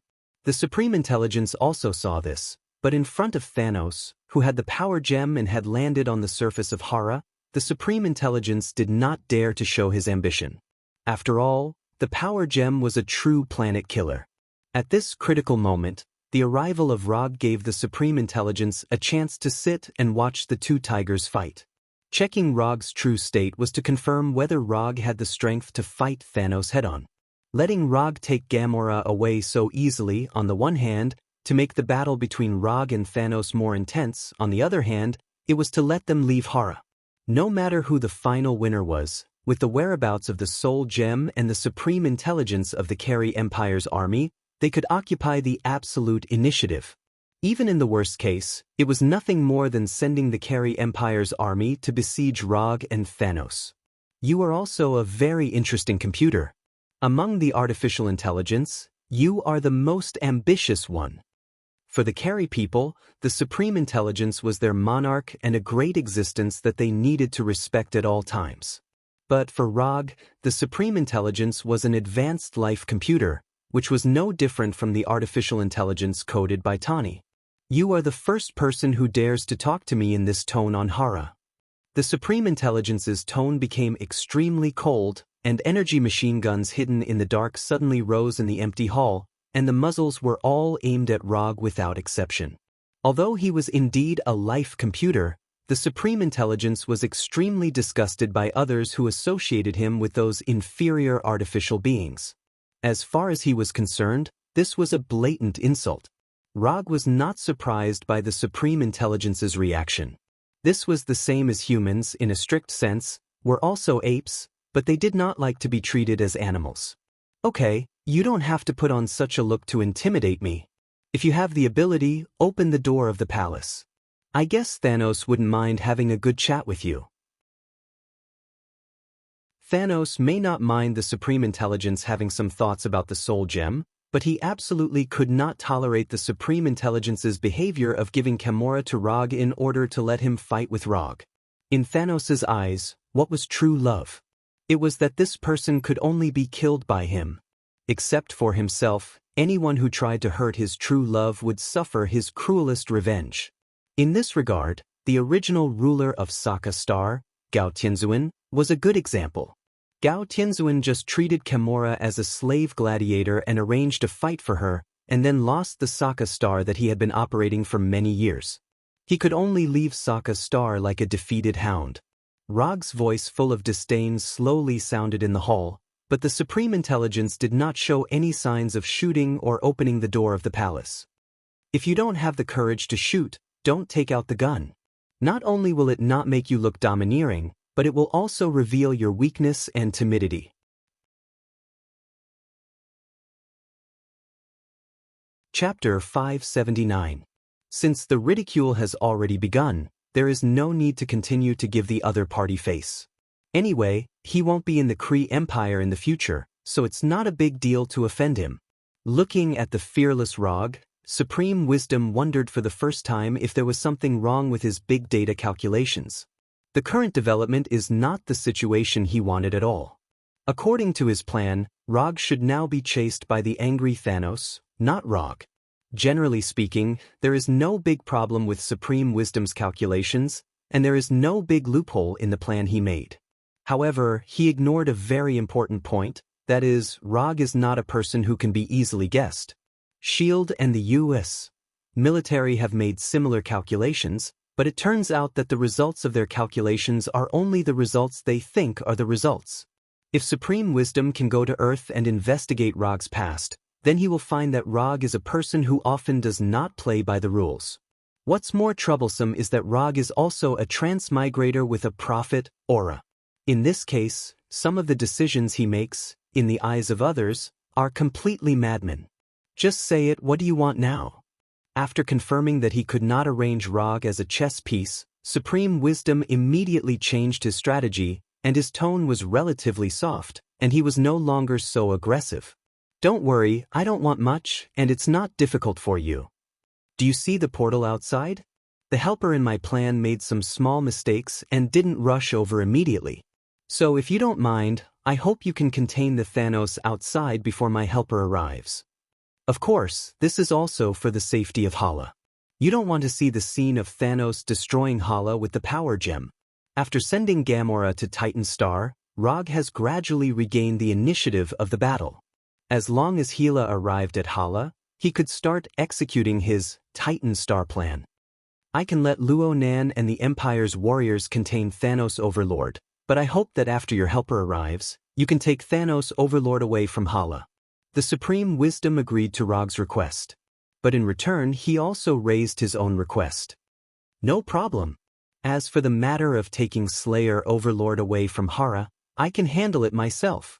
Although Rog didn't agree with the culture and system of the Carey Empire, he still had a good impression of them. After all, the virtual reality console games produced by the Kree Empire were very much to his taste and allowed him to have a lot of fun. After saying that, the holographic projection of the Supreme Intelligence that was floating above the hall instantly disappeared, and the entire hall became empty again. Thanos would never have thought that just when he thought he was fighting with Rog, the real Rog actually reached an agreement with Supreme Wisdom to deal with him together. The enemy of my enemy is my friend. Thanos Overlord may also know this, but he would never have thought that he would become the common enemy of Rog and Supreme Wisdom. All of this was the fault of the Soul Gem. Yes, it was the fault of the Soul Gem. After coming to an agreement with the Supreme Intelligence, Rog no longer had any plans to continue staying in the palace. After sensing the Flying Thunder God technique of the Wood Clone, he immediately cast the Flying Thunder God technique and left the palace. At this time, Thanos Overlord was using the power of the Power Gem to destroy the Susanoo cast by the Wood Clone. He didn't know how many times he had broken Susanoo's armor, but no matter how he beat up the ancient giant like Susanoo, the Wood Clone standing inside Susanoo's head was able to quickly repair the injuries on Susanoo, as if it would never get tired, and continued to attack and defend against him. Just when Thanos Overlord was considering whether to increase the energy output of the Power Gem to solve this giant-like Susanoo in one go, he suddenly found that there were two Rogs in the head of Susanoo. This is? Although Thanos Overlord didn't realize that it was the Wood Clone who was fighting with him before, he reacted immediately after seeing the two Rogs appear at the same time. Not good. Something went wrong. Although Thanos Overlord didn't know what happened, his intuition told him that the development of things had begun to go in a direction that was unfavorable to him. Almost at the moment when he realized this, Ronan, who had been acting as a spectator, waved the Warhammer in his hand and attacked him like lightning. Ronan's attack completely confirmed Thanos Overlord's guess. Without any hesitation, Thanos Overlord decisively changed the trajectory of his attack. The attack that was originally aimed at Susanoo was aimed at Ronan, who was attacking like lightning. Compared with the attack from the enemy, Thanos Overlord hated the betrayal from his teammates more. The arm-thick purple light instantly cut through the distance of space and came in front of Ronan, who was fully armed. Time Shift Domain. Although Ronan had never fought with the owner of the Power Gem, as someone who had tried to collect the Power Gem, he was very clear about the power of the Power Gem. In the face of Thanos Overlord's attack, he decisively displayed his most powerful killing move. When the Time Shift Domain took effect, the world in front of Ronan's eyes suddenly changed. The whole world completely stopped as if the stop button was pressed. In this world that seemed to be completely frozen, Ronan changed his forward direction, avoiding the lightning-like zigzag light, and came in front of the stilled Thanos Overlord. He raised the grayish-black Warhammer high, and the direction of the Warhammer was falling was the thick and round purple head of Thanos Overlord. If Ronan's hammer could hit smoothly, then it would save a lot of effort whether it was for Supreme Wisdom or Rog. If the power of this hammer was strong enough, it was even possible to put an end to Thanos Overlord's life ahead of time and completely end this battle. The idea was beautiful, but the reality was cruel.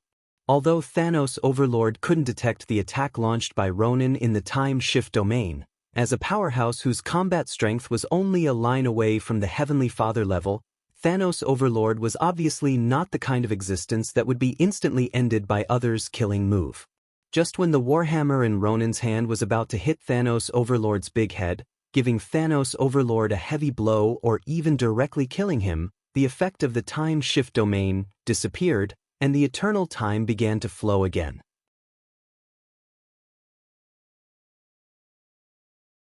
Chapter 580.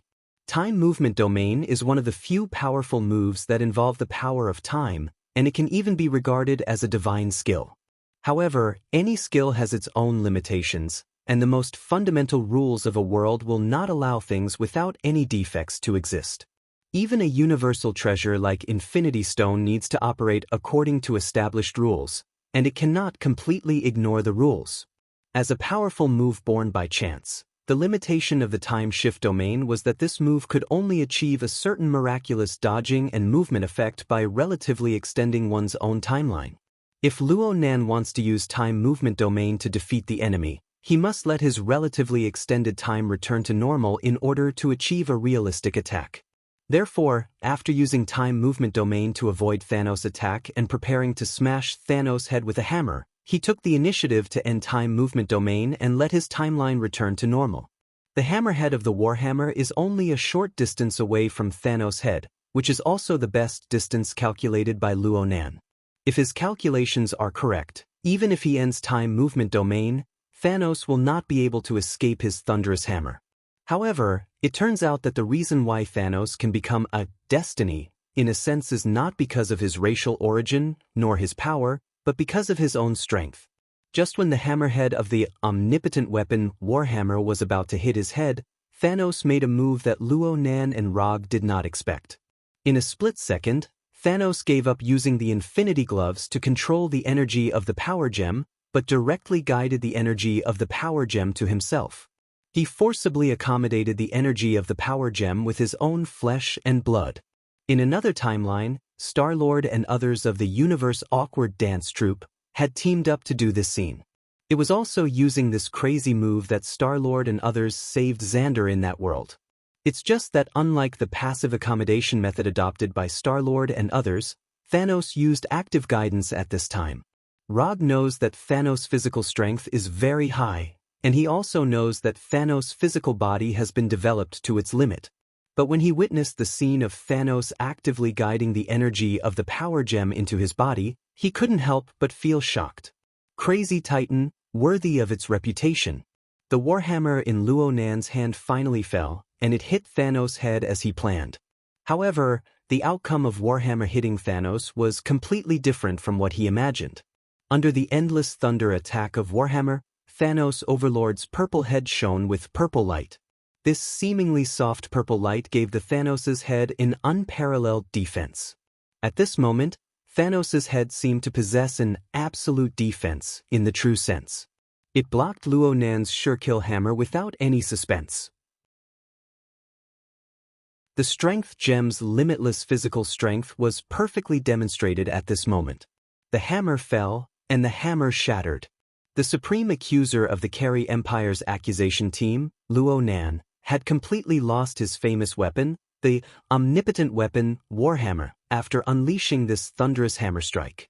What Luo Nan had lost right now wasn't just the weapon that had accompanied him in battle for many years. He had also lost his right hand that held the hammer. The purple glow on Thanos had followed the Warhammer to Luo Nan's right arm. When the purple light spread to his entire right arm, the silent and irresistible disintegration was completed in an instant. Luo Nan's right arm turned into nothingness together with the Warhammer. His entire body was blown away like a falling feather. With Luo Nan's landing, the purple glow on Thanos' body also disappeared, as if it had never appeared. This was too overbearing. Rog knew that the Strength Gem was very powerful, and he also knew that the Strength Gem was very compatible with Thanos. It could be said to be Thanos' soul mate. But the scene in front of him still gave him an extremely unrealistic feeling. This was simply giving Thanos an invincible hack that locked down his health, and it was the type that wasn't afraid of being banned. How the hell was he going to fight this? Just when Rog was considering whether to temporarily retreat a distance and hand over the task of restraining Thanos to the Carry Empire's warriors, a perfectly straight and slender right leg stepped out of the portal. Goddess of Death Hela, the only queen of Jotunheim and Muspelheim, the helper that Rog personally invited and paid 3 promises to get, appeared at the moment when Luonan was heavily injured. They were finally here. His teammates were finally here. Rog never thought that there would be a day when he would be so eager for Hela to appear. At this moment, he seemed to see the brilliant light emitted by an enemy crystal named Thanos after it was shattered. With the addition of a familiar dubbing, it was a classic victory scene. While Rog was thinking, Hela, who was wearing a dark green battle suit, looked at Thanos not far away, and Rog, who was inside Susanu's head. Then, under the gaze of Thanos and Rog, Hela's wrist gently turned and summoned 2 black swords that exuded a cold light. Without any explanation, after confirming that this was the battlefield where Thanos and Rog were fighting, Hela immediately launched an attack on Thanos. As for Luonan, who was lying on the ground covering his right arm, she directly ignored him. Hela's arrival made Thanos's calm face reveal a dignified expression. After seeing that Hela did not hesitate to attack him, Thanos once again entered a pure battle state. Whether it was Thanos with amazing physical strength or Hela who controlled the power of death, they were all loyal close combat enthusiasts. At least before seeing the opportunity to determine the victory in one fell swoop, they all liked to use close combat to test the opponent's level. In the blink of an eye, Hela, who was like a dark green ghost, was entangled with Thanos.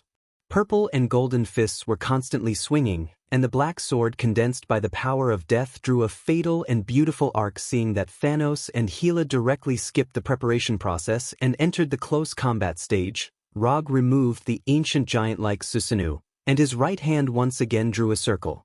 The actors were all ready, and it was time to put on a good show. With the position of Thanos and Hela as the center, a circular portal with a diameter of tens of meters appeared on the ground, opening a space channel directly to Titan Star. Titan Star was the place of the final battle.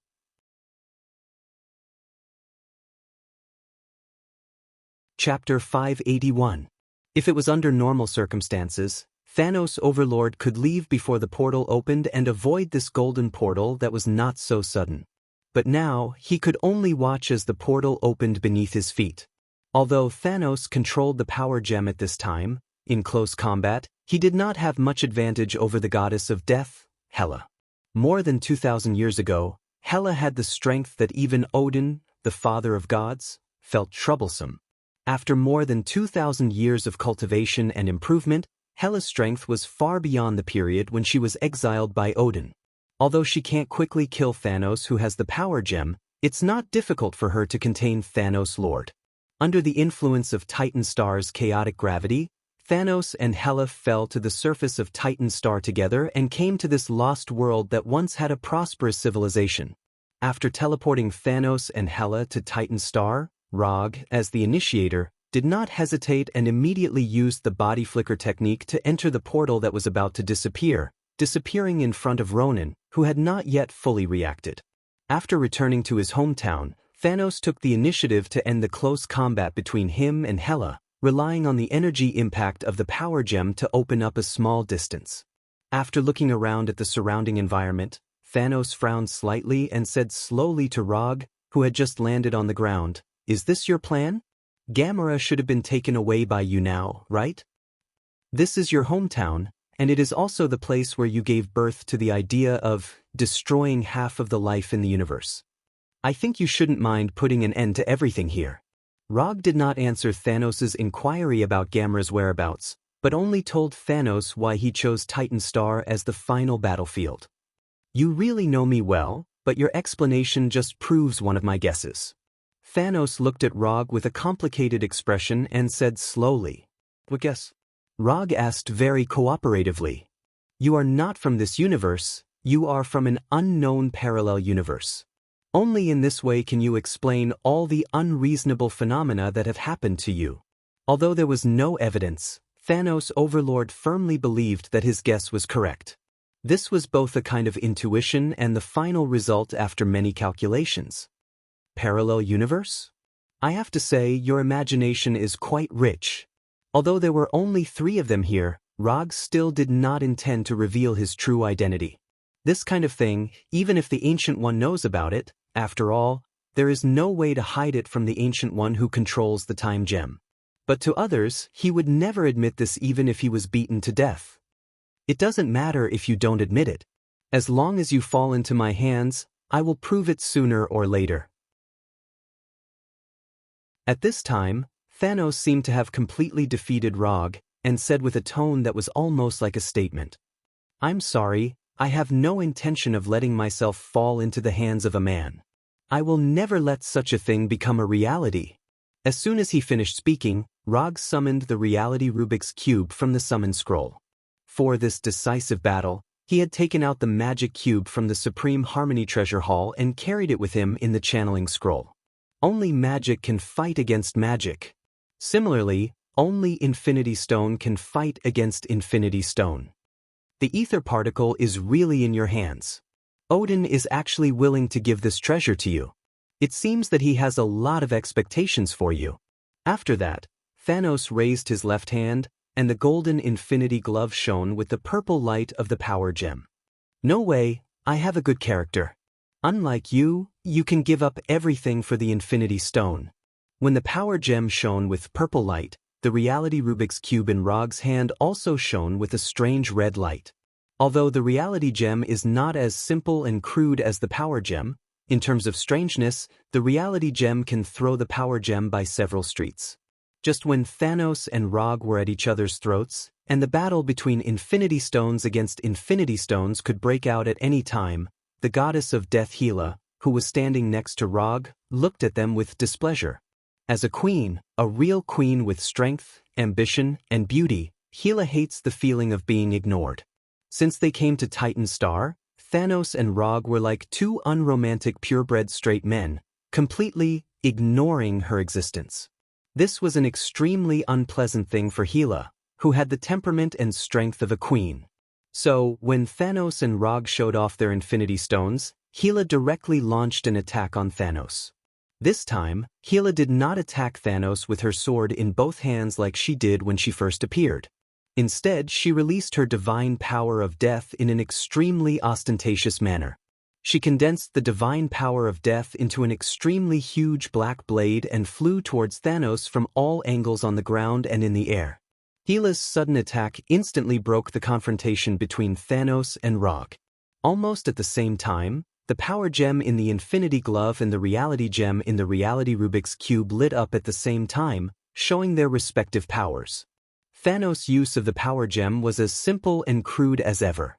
When the hundreds of large and small black blades attacked him, he did not use the power gem to perform any fancy counterattack or defense, but with himself as the center, he created a purple tornado completely formed by the energy of the power gem.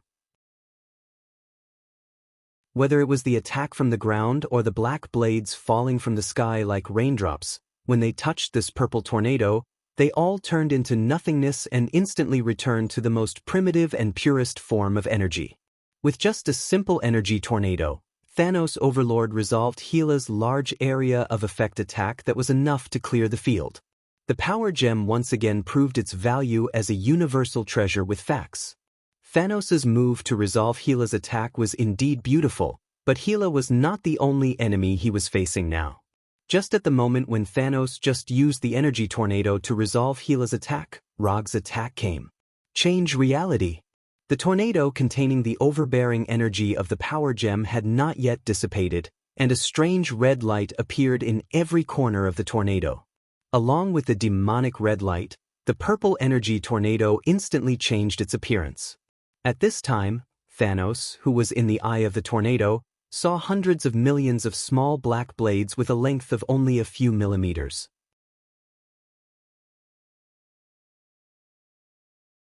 Chapter 582. Thanos could use the power gem to forcefully resolve Hela's attack, and Rog could use the reality gem to change Hela's attack back in another form. Breaking the rules of physics, turning ideas, fantasies, and other things into reality, or disregarding the laws of science to arrange the material that exists in reality. Except for the great existence of infinity gems and higher levels that cannot be modified, the owner of the reality gem can modify everything in reality at will. Of course, any powerful force has certain drawbacks.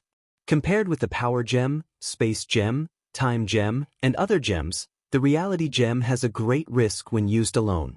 This is also why the Dark Elf King Malekith needed to wait for celestial convergence in the 9 realms before he dared to use the reality gem to return the universe to the Dark Age.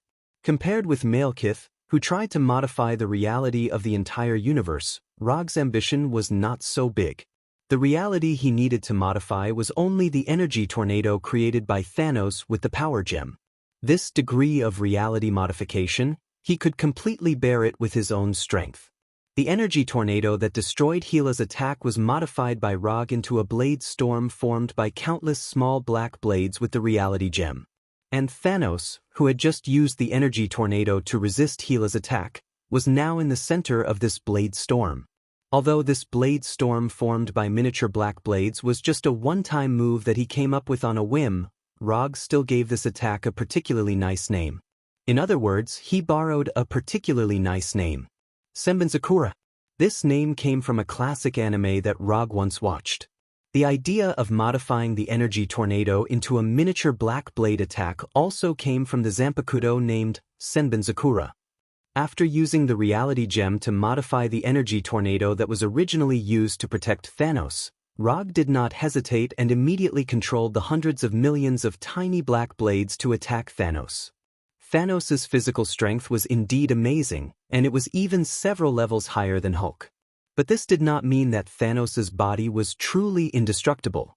Through the previous 8 trigrams 64 palms, Rog already knew that the Hyuga clan's gentle fist couldn't cause enough damage to the internal organs and meridians of Thanos.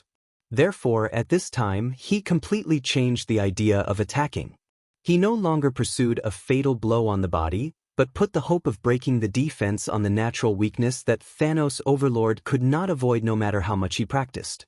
For example, the eyes, mouth, nostrils, ears, and other natural, defense-breaking areas on the bodies of living creatures.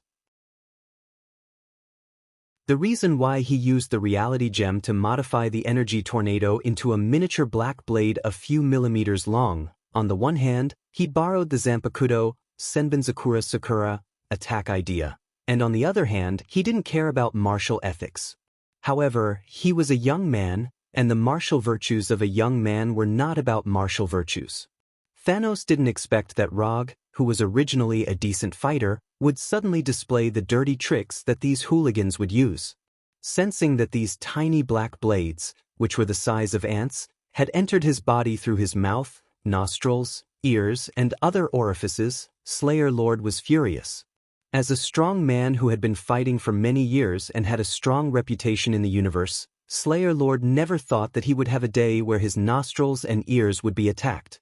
This was a naked insult to Slayer Lord, who had always had some warrior spirit and philosophy.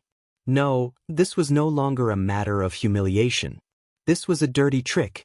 Because these miniature black blades were not chakra products, but real existences modified by the reality gem, Rog was far from being able to control these black blades as freely as he could control chakra. Otherwise, he would definitely let Slayer Lord feel that death was better than living. Although he couldn't see the specific location of Rog now, Slayer Lord, who had entered a state of anger, was obviously not in the mood to pay attention to these.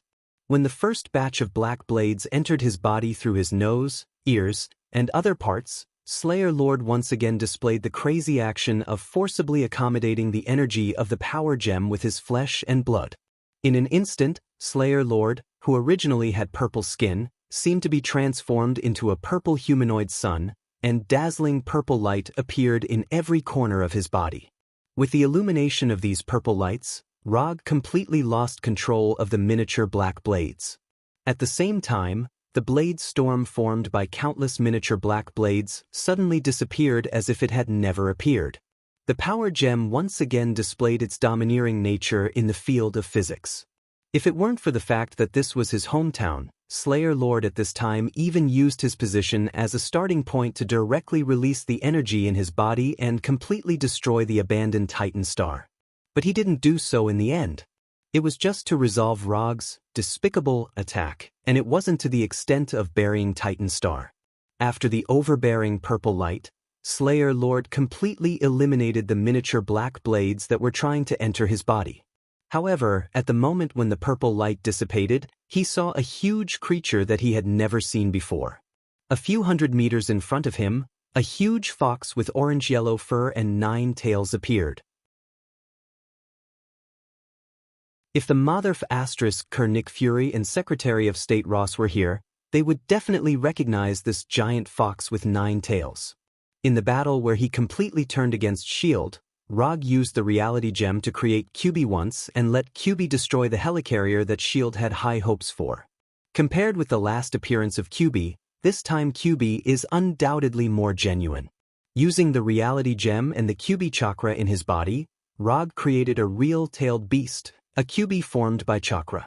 Except for the fact that there is no way to communicate like the real QB, this QB is no different from the QB in Naruto's world. In order to give this QB an independent consciousness, Rog even threw the beast instinct in the 8 trigrams seal onto this QB. He has a real body formed by chakra materialization, and he also has a wild beast-like consciousness. The QB that now appears in front of Slayer Lord is, to some extent, no different from the QB in the night of QB Chaos. Although this QB is now a real creature created by himself with the reality gem and QB chakra, this QB is not Rog's helper or psychic beast at this time. Because if he wants this ancient beast-like QB to cooperate with him against Slayer Lord, he still needs a little preparation work. In Slayer Lord's dignified gaze, Rog used the body flicker technique to come to the head of QB who was frantically attacking himself and Hila. Then, he aimed the Mangekyo Sharingan that had already been opened at QB and released the powerful eye power of Mangekyo Sharingan. Sharingan's eye power suppression.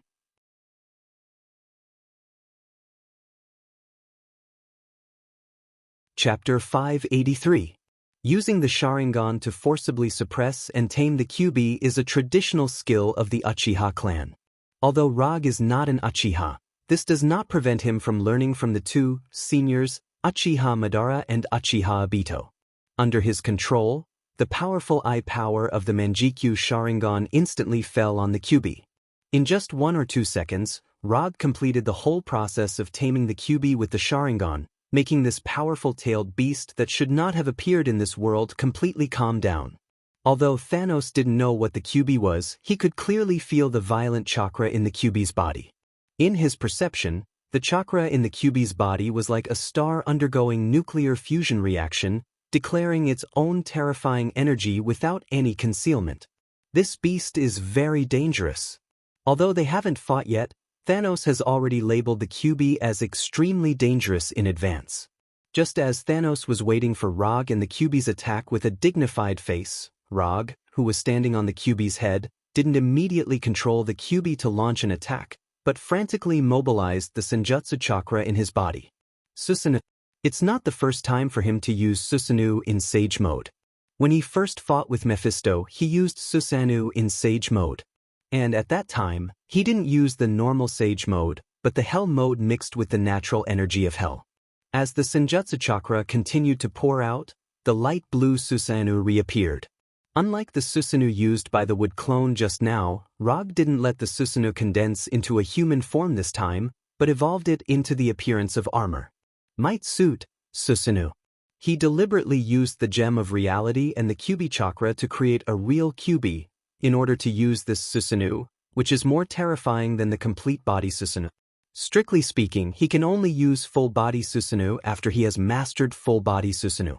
But with the help of the Gem of Reality, he can use the 4th form Susanoo to display the Might Suit Susan. This seems very unreasonable, but the Reality Gem itself is a very unreasonable Infinity Gem. The ability of the Gem of Reality happened to be the ability of the Gem of Reality. Except for QB, which can be seen through the gaps of the helmet, the rest of QB's body is completely covered by layers of Susan. If it's just a simple Susanoo armor on QB, it can't be regarded as a real Susanoo. When the light blue Susa armor was formed on QB's body, a pair of hands holding a chakra appeared on QB's back. They were also covered in armor. The 9-tailed fox already had an innate demonic aura. Now that a pair of sword-wielding hands had appeared on its back, the nine-tailed fox looked more and more like a demonic beast that could destroy the world. At this time, Rog stood in the pentagonal crystal on QB's helmet, looking down at Thanos in the distance. Might suit Susanoo was an important move for him to fight against Thanos. After knowing that Thanos snatched the power gem that should have fallen into his hands, he had the idea of using Might suit Susanoo to teach Thanos a lesson. Not everyone's things can be robbed. Thanos may not know this truth. But it doesn't matter. Rog intends to use practical actions to tell him this point. The appearance of Might suit Susanoo made both Thanos and Hela show a dignified look. They never thought that Rog, as an Earthling, could actually display this kind of move that looked very difficult to deal with. Especially Thanos, who had personally experienced the defensive power of Susanoo, frowned deeply at this time. In his original evaluation, although Rog was a very good opponent, he was far from being able to make him feel the pressure of death. But now, he found that he seriously underestimated the threat level of Rog. At this time, for the first time, he put Rog on an equal footing with himself, and regarded Rog as an opponent who needed to go all out. I know you may not be very happy, but I hope that I can be the main attacker in the next battle. I want to settle a personal grudge with him. Rog, who was located in the helmet crystal, glanced at Hela, who was standing in front of QB, and used sound transmission magic to pass his voice over. I'll give you 10 minutes. If you can't do it, then you'll be responsible for playing support for me. After thinking for a few seconds, Hela agreed to Rog's request and gave him a time limit. No problem, just 10 minutes. Although Hela was not a fanatical combat enthusiast, people who had reached their level of strength more or less had a fanatical warrior's heart. Especially when facing an enemy whose strength was at the same level as oneself, the idea of winning or losing with the other party would become particularly strong. To describe it in a simple sentence, this kind of opponent could only be encountered by chance. After obtaining Hela's consent, Rog turned his attention back to Thanos Overlord. After taking a deep breath, he issued an order to QB to attack. QB, which was hundreds of meters long and like a hill, burst out with a speed that was inconsistent with its size, and rushed toward Thanos Overlord, which was not even as long as its claws. The earth shook, and the mountains swayed. QB's movement could not be said to be slow, but Thanos Overlord's movement was faster than it. Thanos Overlord raised his left hand, clenched his fist tightly, and punched toward QB, who was rushing toward him. With this punch, an energy beam several meters wide shot straight toward QB, aiming at QB's head. In other words, it was aimed at Rog, who was located in the helmet crystal. In the face of this energy beam that was like a star destroyer, Rog in the helmet crystal decisively controlled the pair of giant hands on the back of QB. The chakra long sword that slashed down accurately hit the energy beam, blocking Thanos Overlord's attack in front of QB. The chakra long sword and the energy beam collided with each other, but it did not trigger the terrifying explosion that was imagined. The chakra long sword condensed by the chakra long sword and the energy beam emitted by the power gem eroded each other, and they desperately annihilated each other. After a few seconds, the light blue chakra long sword shattered, and the purple energy beam was also consumed. Using the chakra long sword on his right arm to offset Thanos Overlord's attack, this was not a loss for Rog, who had an amazing amount of chakra. Although the amount of his chakra was definitely not comparable to the energy of the power gem, the enemy he needed to deal with was not the power gem, but Thanos Overlord, who used the power gem. The energy of the power gem was infinite, but Thanos Overlord's stamina was not infinite.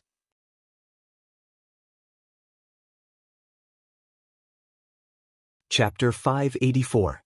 Thanos was indeed very compatible with the power gem, but even if he was compatible with the power gem, he couldn't use the power gem without paying any price. Rog's strategy now was to use his own chakra to kill Thanos. Although he was somewhat reluctant, he had to admit that if he wanted to defeat Thanos, he had to use endurance, a tactic that he once despised. The shattered chakra long sword was gradually repaired under Thanos's gaze, and at this time, he was ready to attack again. However, he didn't expect that when the shattered chakra long sword was restored, Rog didn't continue to attack him with chakra long sword, but let QB spit out a black hole-like energy ball. Bijadama. From QB opening his mouth to launching the Bijadama, all of this happened in a split second. Thanos didn't even lift his left hand again, and the Bijadama with a diameter of nearly 10 meters came in front of him. There weren't many ninjutsu that Bijadama could use, and some Bijadama was the only move that Bijadama could use. But the existence of Bijadama was the best proof of one trick, eat everything. As the saying goes, a Bijadama that can launch a Bijadama is a good Bijadama. In the face of this Bijadama that was larger than himself, Thanos, as always, chose to use force to resolve it. His left fist wearing the Infinity Glove directly hit the Bijadama. Boom! When Thanos' left fist and the Bijadama collided with each other, a mushroom cloud like a nuclear bomb explosion rose into the sky. The huge sound wave was mixed with a tsunami-like shock wave, indiscriminately attacking every corner around. Even the hill-like QB was pushed back by this terrifying shock wave, and the light blue Susanoo armor also had a gap of different sizes. The terrifying explosion caused by the Bijadama and Power Gem's energy had not dissipated, and QB's Susanoo armor returned to its original appearance.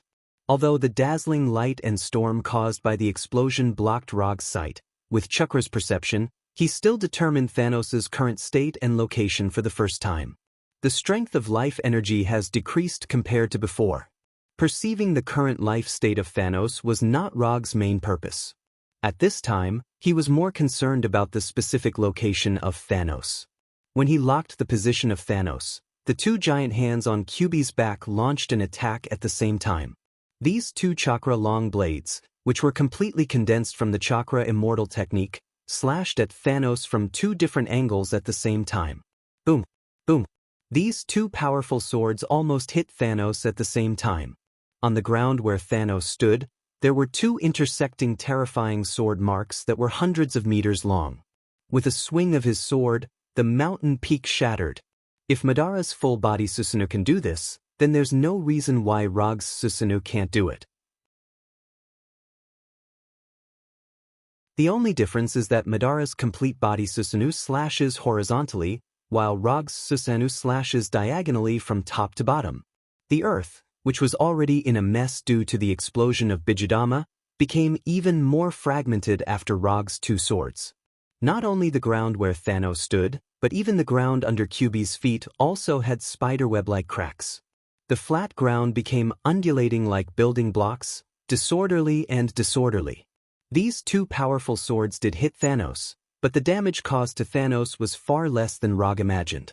When these two swords were about to hit him, Thanos once again made a move to forcibly integrate the energy of the Power Gem into his body. Under the energy increase of the Power Gem, the defense of Thanos' body reached a terrifying level that couldn't be described in words, and he forcibly resisted these two swords that could even destroy a mountain peak. I want to report, someone here has broken the lock. I don't know if Thanos likes this defensive move. When he resisted Luo Nan's Warhammer, he used this move. When he resisted Rog's chakra, he also used this move. Although Thanos' defense was a bit like opening a health lock hack, Roger really couldn't do anything to him. If he didn't know that Thanos had this kind of rogue defensive move, he wouldn't have to use Susanoo to fight with Thanos in a battle of endurance. After retracting the two giant hands that had lost chakra, Rog didn't hesitate and once again let QB launch Bijadama. Damn, I'm going to fight with you today. I don't believe that you can really have an absolute defense. Rumble. Rumble. Rumble. Under Rog's command, QB wearing Susanoo turned into a ruthless Bijadama launching machine, launching one Bijadama after another without being tired. Rog commanded QB to constantly launch Bijadama, and Thanos also constantly used the Power Gem to resist the attack of Bijadama. With rich combat experience and top-notch combat skills, they joined forces to perform a simple attack and defense battle. When QB launched Bijadama for the first time, Goddess of Death Hel wisely pulled a safe enough distance to watch the battle, watching this shocking battle that had nothing to do with her expressionlessly. As the former princess of Asgard and the current queen of Jotunheim and Muspelheim, Hel has experienced and seen thousands of battles. But even in her long life of thousands of years, she had never seen such a simple and violent battle between Rog and Thanos. This was no longer a battle, this was a pure energy bombardment. Roger and Thanos Overlord weren't competing in terms of combat skills. They were like two poor nouveau riches who only had money left, flaunting their wealth without any skill, showing off how much power they had to each other. Boring. After observing for a few minutes in a safe area, Hel made her own evaluation. Just when Hel thought that Rog would end his 10 minutes in this simple and boring way, Rog, who was standing in QB's helmet crystal, once again took out the reality Rubik's Cube. To be precise, he was finally ready to use the reality Rubik's Cube again. Using the reality gem and QB's chakra to create a real QB, in addition to providing the preconditions for the continuation of Wei Zhuang, it was also a means for him to buy time for himself. Wei Zhuang's Susanoo was mainly to provide QB with amazing defensive power to prevent QB from disappearing too quickly because of the power gem attack. And QB's chakra used to launch Bijudama attacks was also a chakra reserve that he could not use for the time being. Strictly speaking, it could not be said that he could not use it for the time being. To be more precise, he should use his own chakra to consume the stamina of Thanos while buying enough time for himself.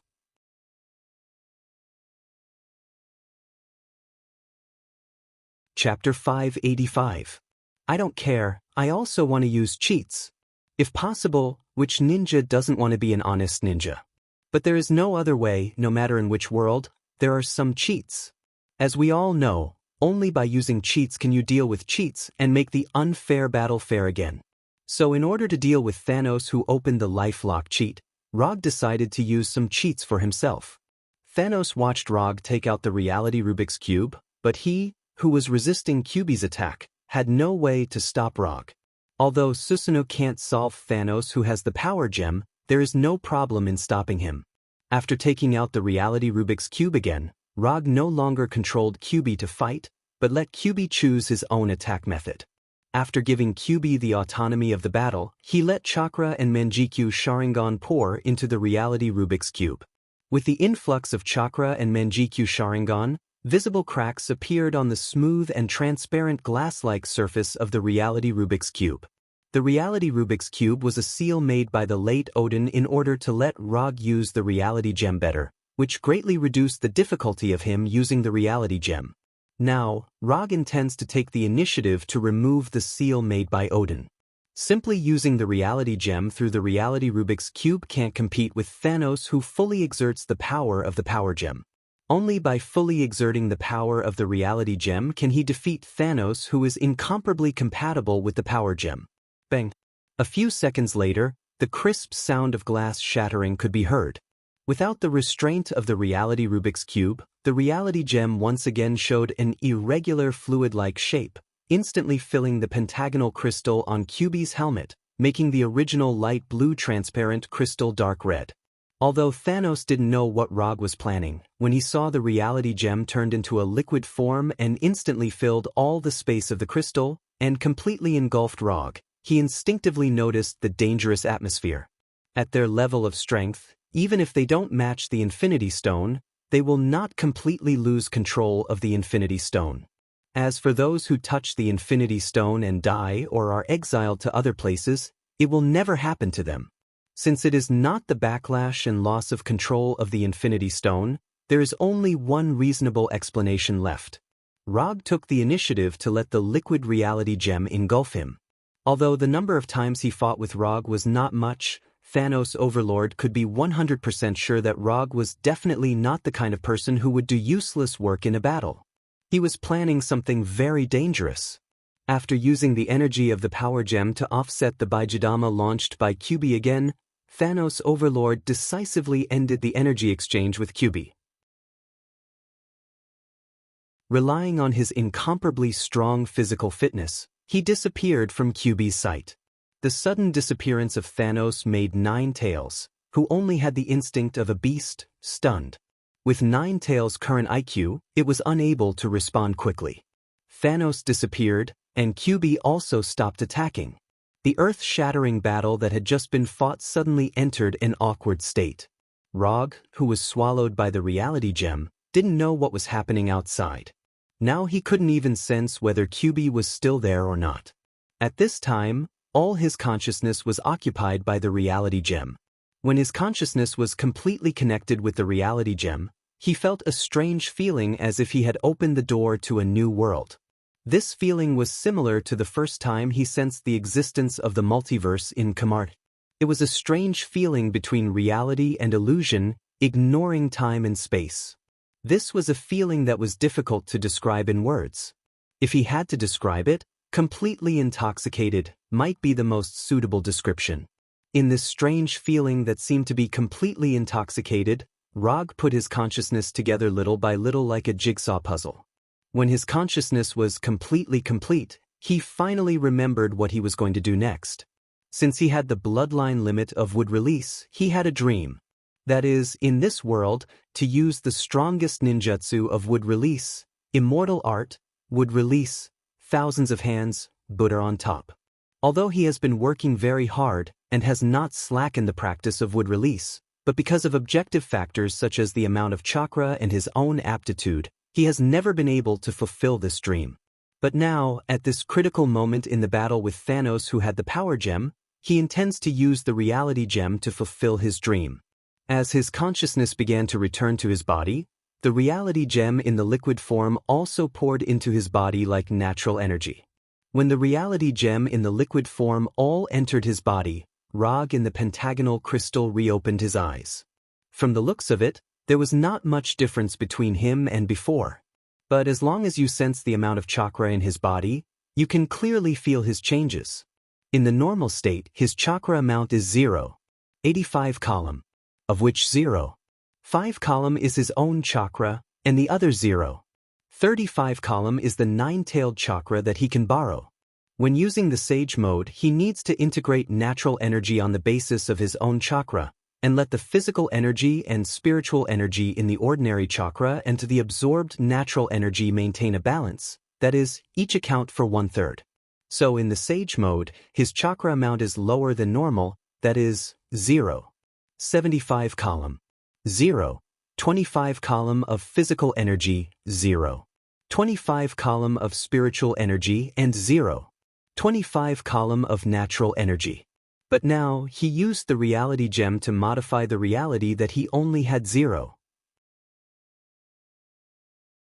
75 column of chakra in the Sage mode, so that his immortal art chakra amount increased by 4 times, becoming a full 3 column of chakra amount.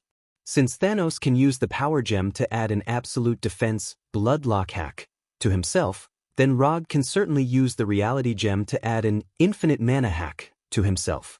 In addition to using the reality gem to open an infinite mana hack, he also made some small changes to his Manjikyu Sharingan. To be precise, he changed his Manjikyu Sharingan's right eye. At this time, his right eye is no longer blood red, Manjikyu Sharingan with triangular dart pattern, but purple, Rinnegan with circles. If Susanoo can't defeat Thanos who has the power gem, then let Thanos taste the power of Rinnegan and would style strongest ninjutsu immortal art, would style, true thousand hands, on the top.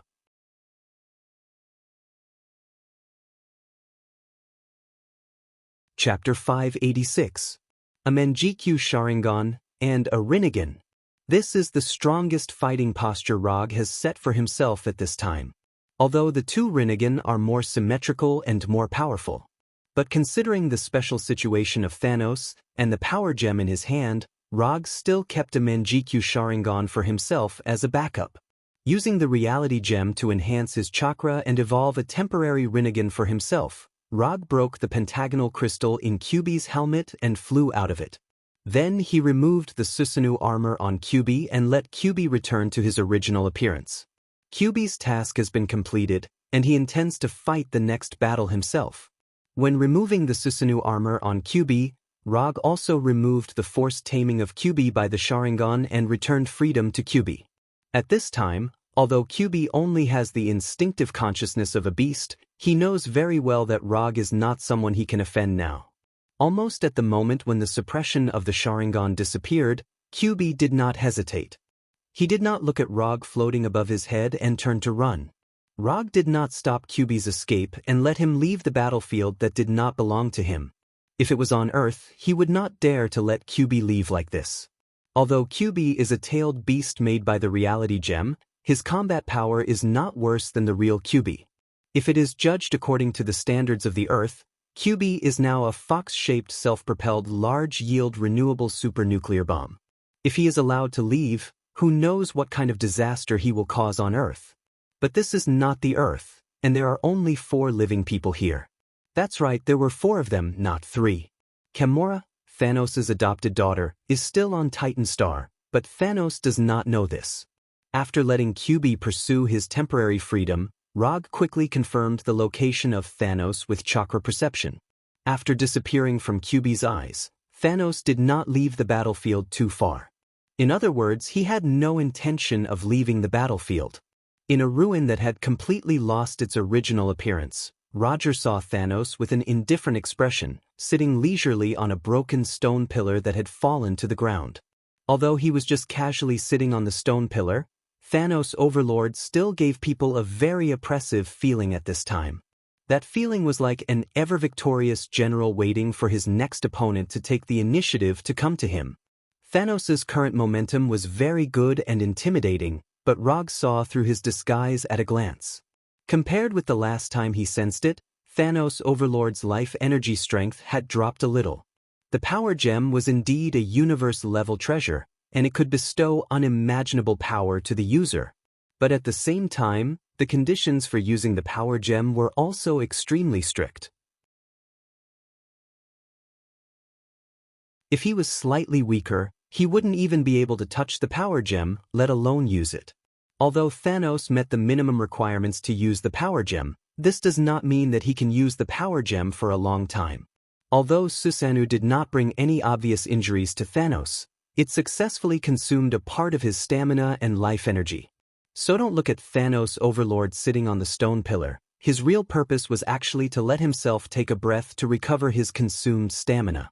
After flying to a distance of only a few dozen meters away from Thanos' overlord, Rog stretched out his left hand and aimed his palm at Thanos' overlord sitting on the stone pillar.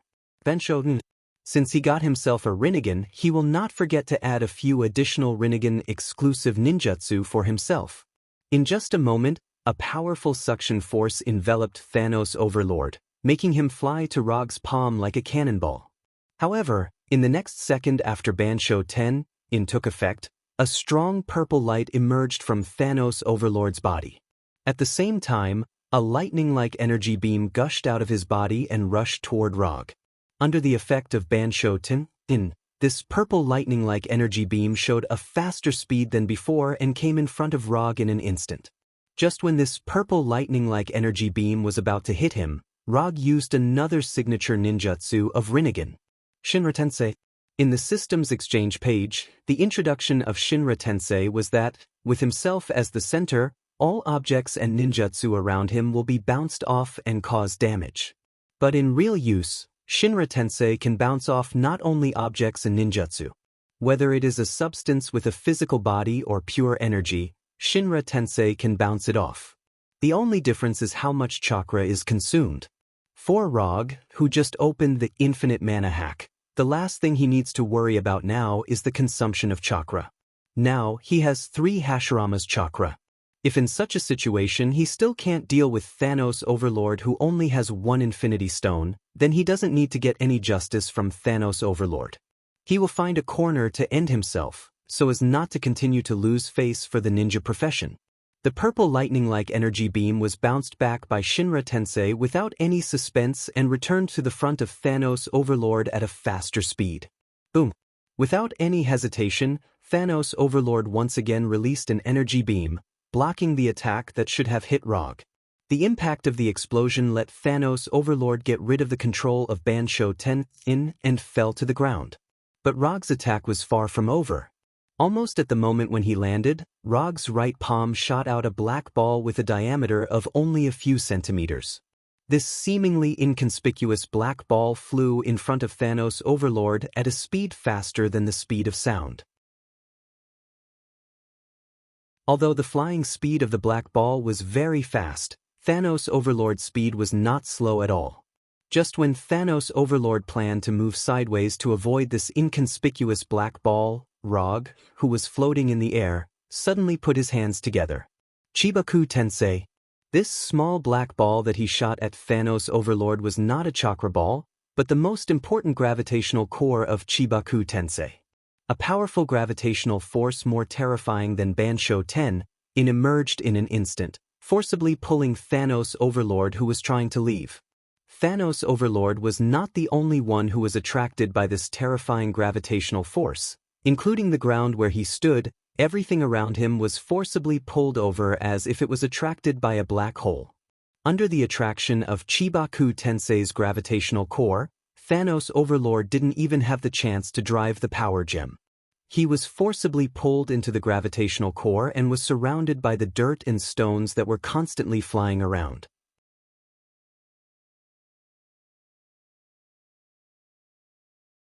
Chapter 587. In just a second or two, a ball with a diameter of 100 meters made of rocks and soil floated in the air. Below this planet-like ball, there was a huge round pit with a diameter of hundreds of meters. Chibaku Tensei is a ninjutsu that has reached the extreme control of gravity and has a powerful sealing ability. In Naruto's world, Rikudo Sannin used Chibaku Tensei to seal Jubi's body, Geto Mazo, and created the moon in Naruto's world. At this time, although Rog couldn't create the moon like Rikudo Sannin, it wasn't difficult to use it to seal and restrict Thanos with the power gem. After using Chibaku Tensei to temporarily seal Thanos, Rog didn't stop there and continued to madly mobilize the Senjutsu chakra in his body. With the power gem in hand, Thanos would be able to escape from Chibaku Tensei sooner or later. The only problem was how much time it would take. Taking advantage of the precious time when Thanos was trapped by Chibaku Tensei, Rog used the Senjutsu Mokuton, True Thousand Hands, Buddha on top that he wanted to use for a long time, but he never had the conditions to use it. Rog, who was floating in the air, suddenly put his hands together, and a wooden man sitting cross-legged with a wooden dragon wrapped around his body emerged from the broken ground. When the head of the wooden man just reached his feet, Rog ended the floating and stood directly on the head of the wooden man, further increasing the output of Senjutsu chakra. Senjutsu Hyukin, True Thousand Hands, Buddha on top. This slightly long name has already reflected the characteristics of this strongest ninjutsu of wood release.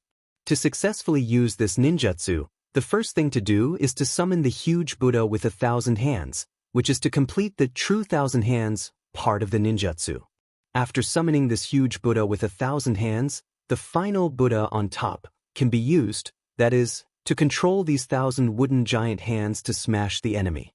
The power of this ninjutsu is beyond doubt, and the degree of coolness and grandeur is also directly maximized. However, this ninjutsu has a small problem. That is, the swing time is too long. The battle is not a turn-based game, and there is no uninterrupted preparation time. If you want to use these moves with too long a swing time, the key is to restrict the enemy in advance. Because of this, Rog will use Chibaku Tensei on Thanos, using the seal and restriction of Chibaku Tensei to buy himself enough time. As soon as the wooden golem under Rog's feet appeared, cracks of different sizes appeared on the surface of the rock ball floating in the air. The purple light of the power gem shone through the cracks. There is not much time left for him. Rog hastened his summoning of the Buddha statue when he saw the scene. Senjutsu chakra, chakra, chakra tensei, chakra, chakra, chakra, tenchakra, chakra tensei. In addition to the enormous body of the Buddha statue, wooden arms that were neatly arranged rose from the ground behind the wooden golem. These huge wooden arms were like the spikes of a hedgehog. They were densely stacked together, forming a unique and unconventional lotus platform behind the Buddha statue. Boom! When the giant Buddha with 1,000 giant arms behind it completely revealed its true appearance, the rock ball formed by Chibaku Tensei shattered under the purple light and turned into pieces of gravel of different sizes. Relying on the power of the power gem, Thanos successfully got rid of the seal of Chibaku Tensei. However, at the moment when he got rid of the seal of Chibaku Tensei, he saw the huge Buddha statue in front of him, like a real mountain. What is shock? Big as shock. As long as an object is big enough, no matter how ordinary the object is, it will give people a shocking feeling. Especially after comparing it with their own size, this kind of biological instinctive shock will become even stronger. In front of this huge Buddha statue, Thanos, who was more than 2 meters tall, was as small as an ant. Senjutsu Moken. True thousand hands, Buddha on top.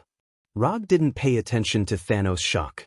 At the moment when Thanos landed, he said word by word with an unprecedented serious tone. In the past, he always felt that shouting the name of a move in a battle was a very Chunibu thing. But when he summoned this huge Buddha statue with 1,000 hands and stood on the head of the Buddha statue looking down at Thanos on the ground, he instinctively shouted it. Under the gaze of Thanos, the giant wooden arms behind the Buddha statue came alive in an instant, like meteorites falling from the sky, attacking him fiercely. Is this a ninja from Earth?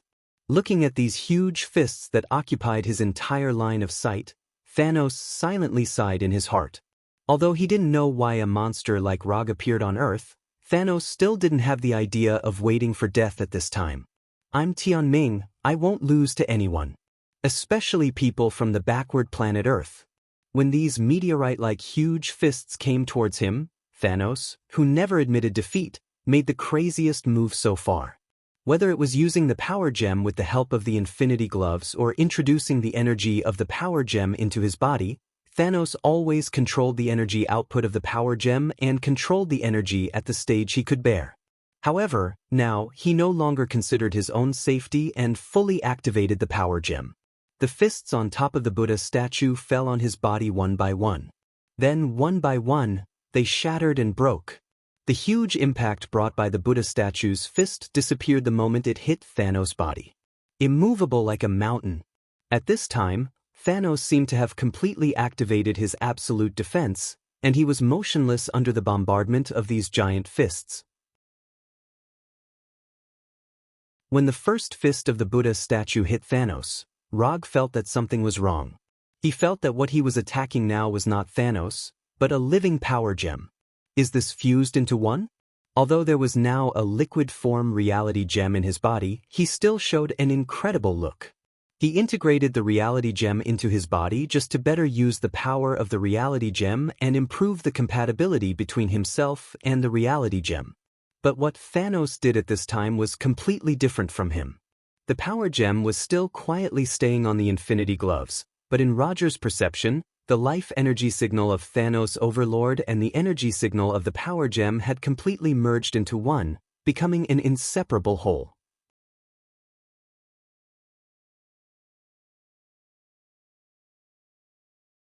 Chapter 588.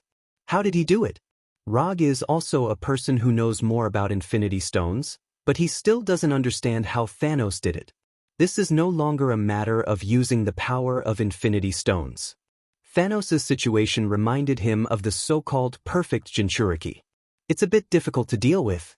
Before the battle, Rog anticipated many situations, but he did not expect that Thanos would be integrated with the Power Stone.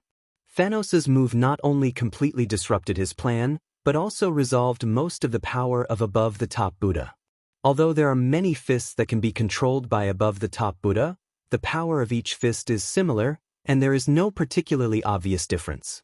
If the fist in front can't cause enough damage to Thanos, then the fists in the back can't cause fatal damage to him. Is this all the big move that I've worked so hard to prepare? No, Rog will never let his efforts be wasted like this. After confirming that above-the-top Buddha's giant fist could not cause damage to the current Thanos, he decisively stopped the attack.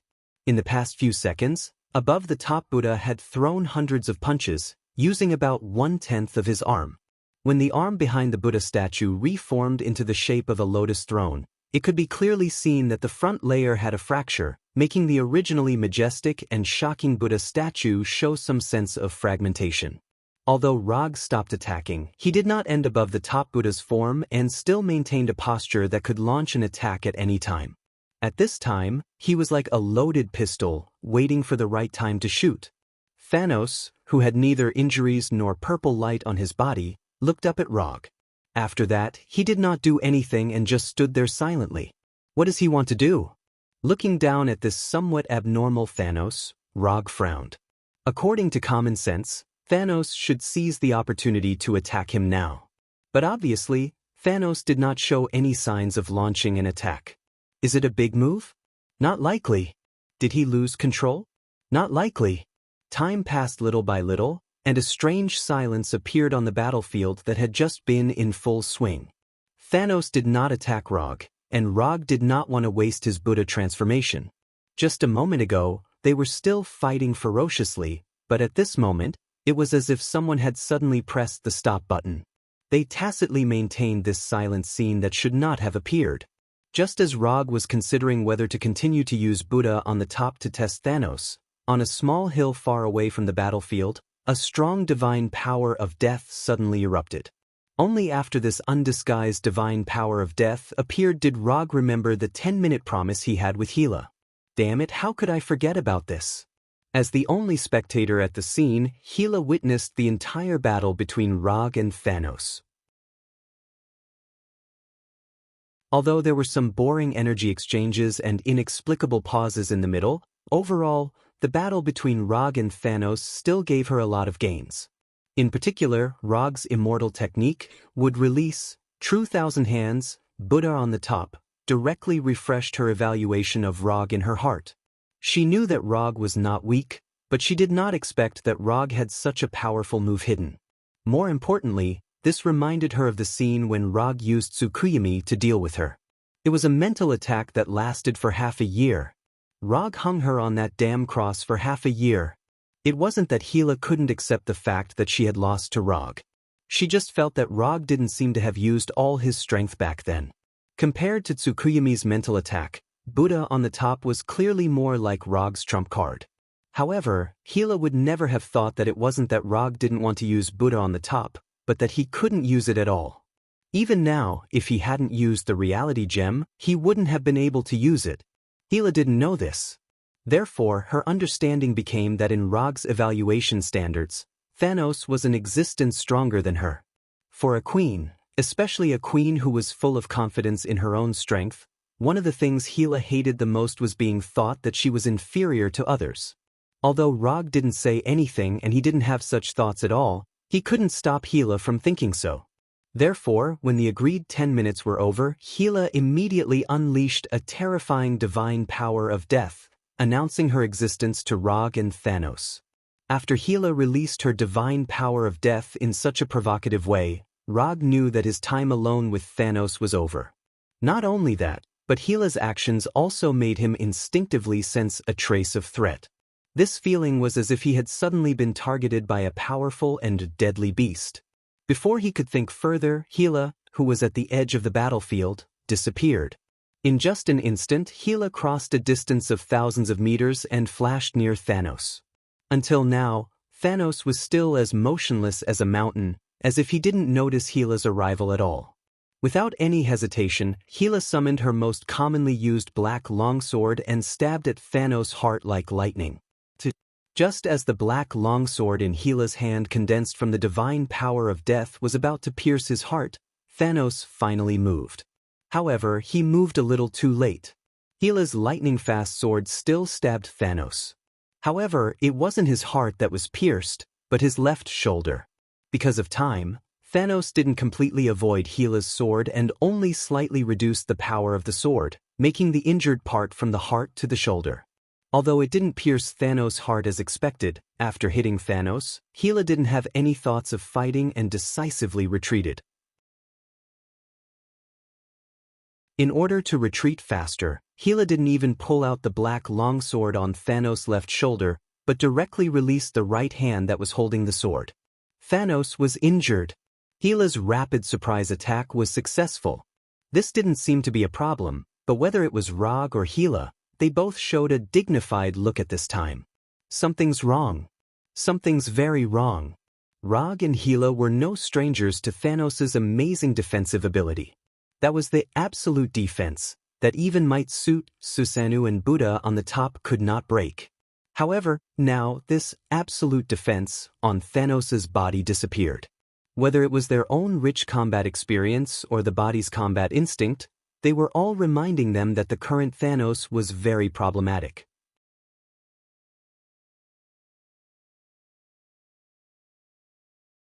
Chapter 589. Although he didn't know why Thanos lost its absolute defense, this seemed to be a good thing for Rog, who had been in a loaded state. After Gila chose to retreat without hesitation, Rog decisively activated Buddha on the top, which was in a resting state. Yula Yula Yula Yula Yula. The giant fists of the Buddha statue were like a meteor shower as they smashed into Thanos. Boom boom boom boom boom. Terrifying nuclear explosions rang out one after another, and mushroom clouds rose into the air like balls of light. In an instant, the Buddha statue threw out hundreds of punches, causing the already ravaged earth to become even more fragmented. The earth shook violently, and a hurricane-like shockwave swept through everything in the surroundings, regardless of friend or foe. Gravel and soil fell from the sky like raindrops. According to the agreement, he should have given the task of attacking Thanos to Gila. However, after discovering that the state of Thanos was somewhat wrong, he decided to temporarily put aside the agreement between himself and Gila. Thanos must die. Moreover, he had to die in his hands. Although killing Thanos with his own hands was not a mandatory task required by the system, as a transmigrator, Rog could not give this opportunity to others. This was an achievement that every transmigrator who had transmigrated to this world yearned to achieve. Rog was no exception. The giant fist of the Buddha statue was like a bullet fired from a Gatling gun, constantly smashing on Thanos' body. The light blue mixed with a hint of purple explosive light shrouded the entire sky, becoming the only light at this time. After activating Buddha on the top and throwing hundreds of punches, Roger stopped this extremely violent and terrifying physical attack and resensed the life signal of Thanos. Just like before, there was still only one signal he could perceive. The life energy signal of Thanos was still integrated with the energy signal of the power gem. Although the number of energy signals did not change, the intensity of the energy was obviously different. If the energy intensity that Rog perceived from Thanos before was like the sun, then the energy intensity that he now perceived was like the moon. The two were not on the same order of magnitude. What's wrong with this guy? If it wasn't for the fact that Thanos Overlord never left his sight, Rog would have suspected that Thanos Overlord had changed from a king player to a bronze player. When the dust from the explosion gradually dissipated, Thanos' figure reappeared in his and Gila's line of sight. After seeing Thanos' appearance at this time, both of them showed a surprised look. The originally domineering Thanos, at this time, was lying on the broken ground with a weak face. His body was covered with blood, and he was gasping for breath. What was even more surprising was that Thanos' right arm and right leg had disappeared. Thanos, who had lost his right arm and right leg, showed an unprecedented state of weakness, and completely lost the momentum that the Universe Emperor should have. Although he saw it with his own eyes, Rog still couldn't accept that this was the domineering Thanos just now. What was wrong with him? Is this still Thanos? Not only was Rog unable to accept this, but even Gila could not believe what she was seeing. Thanos had proven his strength with practical actions, but now, if it was at any other time, Rog might be happy to see Thanos' miserable appearance. However, now, it made him feel like his enjoyment was forcibly interrupted. This is not the ending I want. Thanos should not be defeated in such a funny way. Rog could accept his own failure, but he couldn't accept this inexplicable victory, and accept this victory that seemed like charity. *CK. Feeling the life aura of the Thanos getting weaker and weaker, Roger burst out a curse. Thanos lost in a way that no one thought of. Looking at Thanos, who had lost his fighting ability and was getting closer and closer to death, Rog's face was gloomy as he removed Sage Mode and stopped controlling the Buddha statue. Such an ending for you and me is a shame. Flying from the top of the Buddha statue to the front of Thanos, Rog said in a complicated tone. Thanos wanted to say something, but he struggled to say a few words, but he didn't even say a complete sentence. If there is a chance in the future, let's have a good fight again. Looking at Thanos' eyes that gradually lost their light, Rog summoned the Kusanagi sword and walked step by step to the front of Thanos. Rest assured, go. As soon as the voice fell, the silver-white Kusanagi sword was inserted straight into Thanos' forehead, completely ending Thanos' life. At the moment when the Kusanagi sword pierced Thanos' head, Rog raised his head and closed his eyes, standing in place without saying a word. After 10 seconds, he pulled out the Kusanagi sword and took off the Infinity Glove on Thanos's left hand. He threw the cracked Infinity Glove and the Kusanagi sword into the summon scroll. After Rog, who had his back facing Thanos, walked more than 10 meters away, he silently cast an Earth Release ninjutsu. Earth Release, Underworld Swamp. Thanos's body was slowly swallowed by the dark brown swamp under him. After a few seconds, it was completely integrated into the swamp and integrated with the Earth of Titan Star. When you need me to fulfill the 3 promises, you can come to Earth or Tatooine at any time to find me, or send someone to pass a message. After that, Rog opened the portal back to Deep. The long-awaited ultimate battle had ended in such an inexplicable way. His emotions had sunk to an unprecedented low. This ending was simply an insult to all the efforts he had made before. Although Hela didn't know why Rog suddenly became so lost, after seeing Rog's expression, she didn't ask a word and nodded silently, indicating that she understood. After nodding to Hela to express his gratitude, Rog walked into the portal and returned to the Hokage's office in Konoha Hidden Village. Although he didn't have many things to deal with right now, such as the supreme intelligence that was eyeing the soul gem, or the tree of life planted on Igo, or the sage body that hadn't been fully developed yet, or the Manjikyu Sharingan that hadn't evolved into Rinnegan, but now he had no interest in anything. He just wanted to sit quietly in the Hokage's office and look up at the ceiling in boredom. Thanos shouldn't have died like this. It really shouldn't have. Time passed little by little, from day to night, and from night to sunrise. After staying in the Hokage's office for a whole day, he finally stood up and came to the huge floor-to-ceiling window of the office, looking at the unknown planet in the sky. No, it can't end like this. His battle with Thanos must not end like this.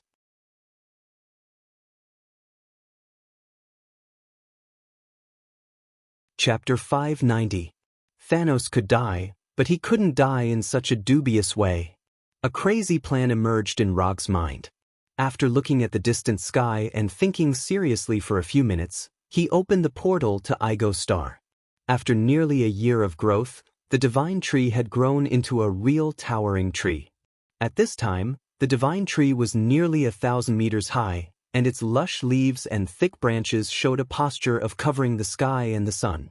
In addition to its amazing size, the divine tree was crazily devouring the natural energy on Igo Star like a cancer cell.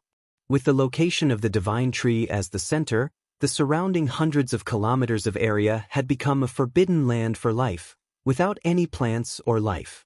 Igo, come out. Rog, floating in front of the divine tree, said in a calm tone. Not long after he finished speaking, the blue-white divine energy gathered in front of him from all directions, and the human form of Igo quickly took shape. What do you want? The white-haired Igo looked at Rog with a vigilant face and asked silently. Since Rog planted the divine tree on him, Rog had become a nightmare for him, a nightmare that he couldn't get rid of and that came to visit him from time to time. I know you don't like the divine tree very much, so I'm going to agree to your previous request and let you accelerate the ripening of the divine tree. I just want to know now, how long do you need to complete the ripening without damaging the divine tree? In the beginning, Rog intended to let the divine tree grow to maturity on its own. But now he changed his mind. As long as it didn't affect the final chakra fruit, artificially accelerating the growth of the divine tree was not unacceptable. Half a year in Earth time. Igo Star was not a normal planet, and Igo Star did not orbit the stars, so Igo could only answer Rog in Earth time. Okay, I'll give you half a year. After half a year, I'll come and take the divine tree and the fruit. As for you, you can go wherever you want, I won't stop you. Igo didn't expect that Rog would agree to his previous proposal to accelerate the ripening. A long time ago, he had tactfully suggested that the divine tree mature, hoping to end the tragic experience of the divine tree constantly devouring his life force. Although accelerating the ripening of the tree of God would cause some damage to his life force, he could accept some collateral damage after considering that he would be able to completely distance himself from Rog after the tree of God matured. A short pain is better than a long pain. That was what he was thinking. However, His suggestion was mercilessly rejected by Logue as soon as it was raised. Good. That's what you said. Within half a year, I'll definitely make the divine tree mature. Although Igo didn't know what Rog had experienced, he didn't want to let go of this opportunity to regain his freedom as soon as possible and agreed. After agreeing with Igo on the maturity time of divine tree, Rog opened the portal again and returned to Titan Star where Thanos was buried. You can't die now. You can die in peace next time. After that, he manipulated chakra to quickly draw a complicated ninjutsu pattern on the ground, and dug out Thanos buried in the Netherworld swamp. He wants to resurrect Thanos. To be precise, he wants to reincarnate Thanos using Edo Tensei. It's a crazy move, but it's the only way to get rid of the knot in his heart. Rog doesn't want Thanos, this damn purple potato head, to always jump around in his memories. The Edo Tensei technique was quickly depicted. Edo Tensei requires 3 prerequisites: the technique used for reincarnation, a part of the body tissue of the reincarnated person, and a living person. Rog doesn't intend to grab a person casually to serve as a vessel for Thanos' reincarnation, and he doesn't need to do so. In the exchange page of the system, there is a living person's body that meets the requirements of Edo Tensei. When Edo Tensei Punisher was reincarnated, the system gave a man's body that was alive but unconscious and had a control technique engraved in advance. After spending his only 30 ninja coins to exchange such a body from the system, Rog put the naked man's body on Thanos Overlord. After completing all the preparations, Rog didn't hesitate and directly used Edo Tensei. Strictly speaking, this is the first time he used Edo Tensei. The last time he reincarnated Punisher, he used the Edo Tensei scroll that was exchanged from the system. This time, he relied entirely on his own ability to cast this otherworld S-class forbidden technique. With the operation of the reincarnation technique, Thanos Overlord's body began to merge with the man's body, and the gray dust that appeared out of thin air completely enveloped them.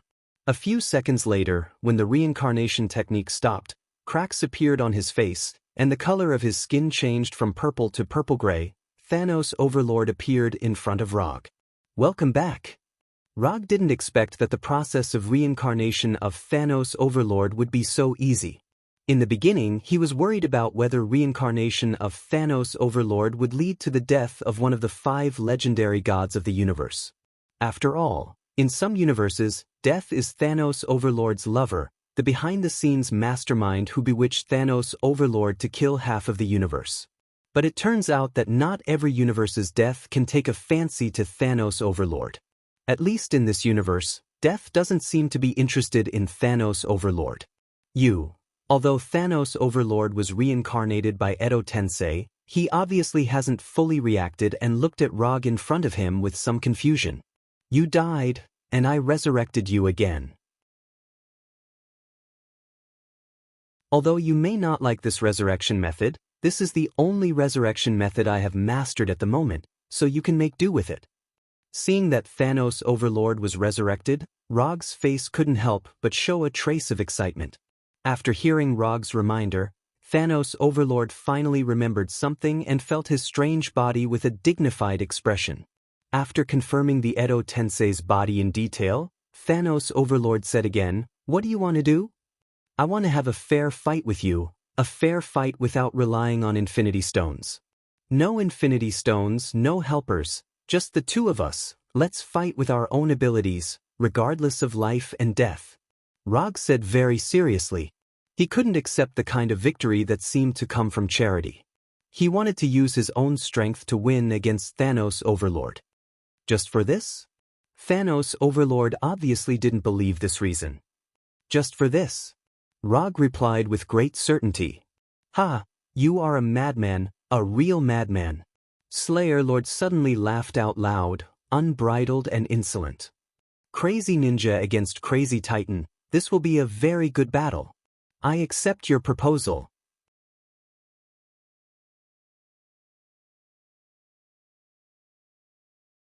Chapter 591. Although the reason given by Rog was not particularly normal, Thanos Overlord was not a normal person, so he decisively agreed to Rog's proposal. Rog is a little crazy,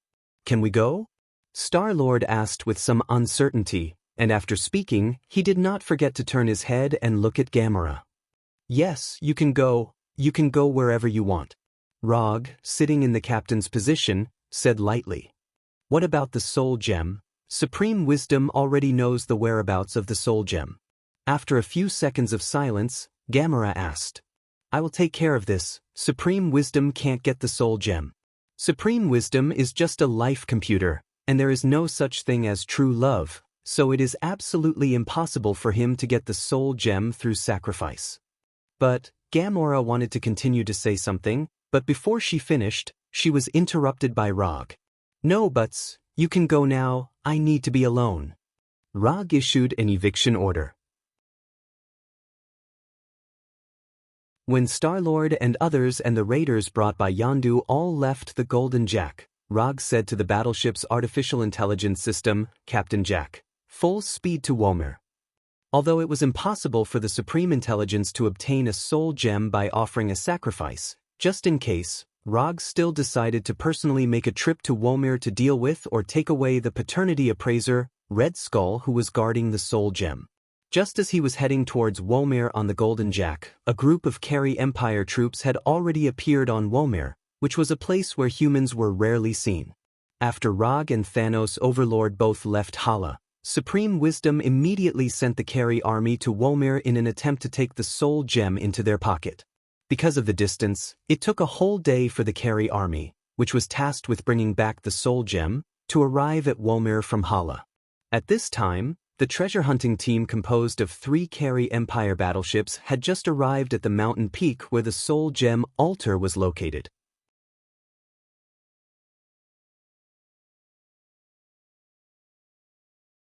Chapter 592.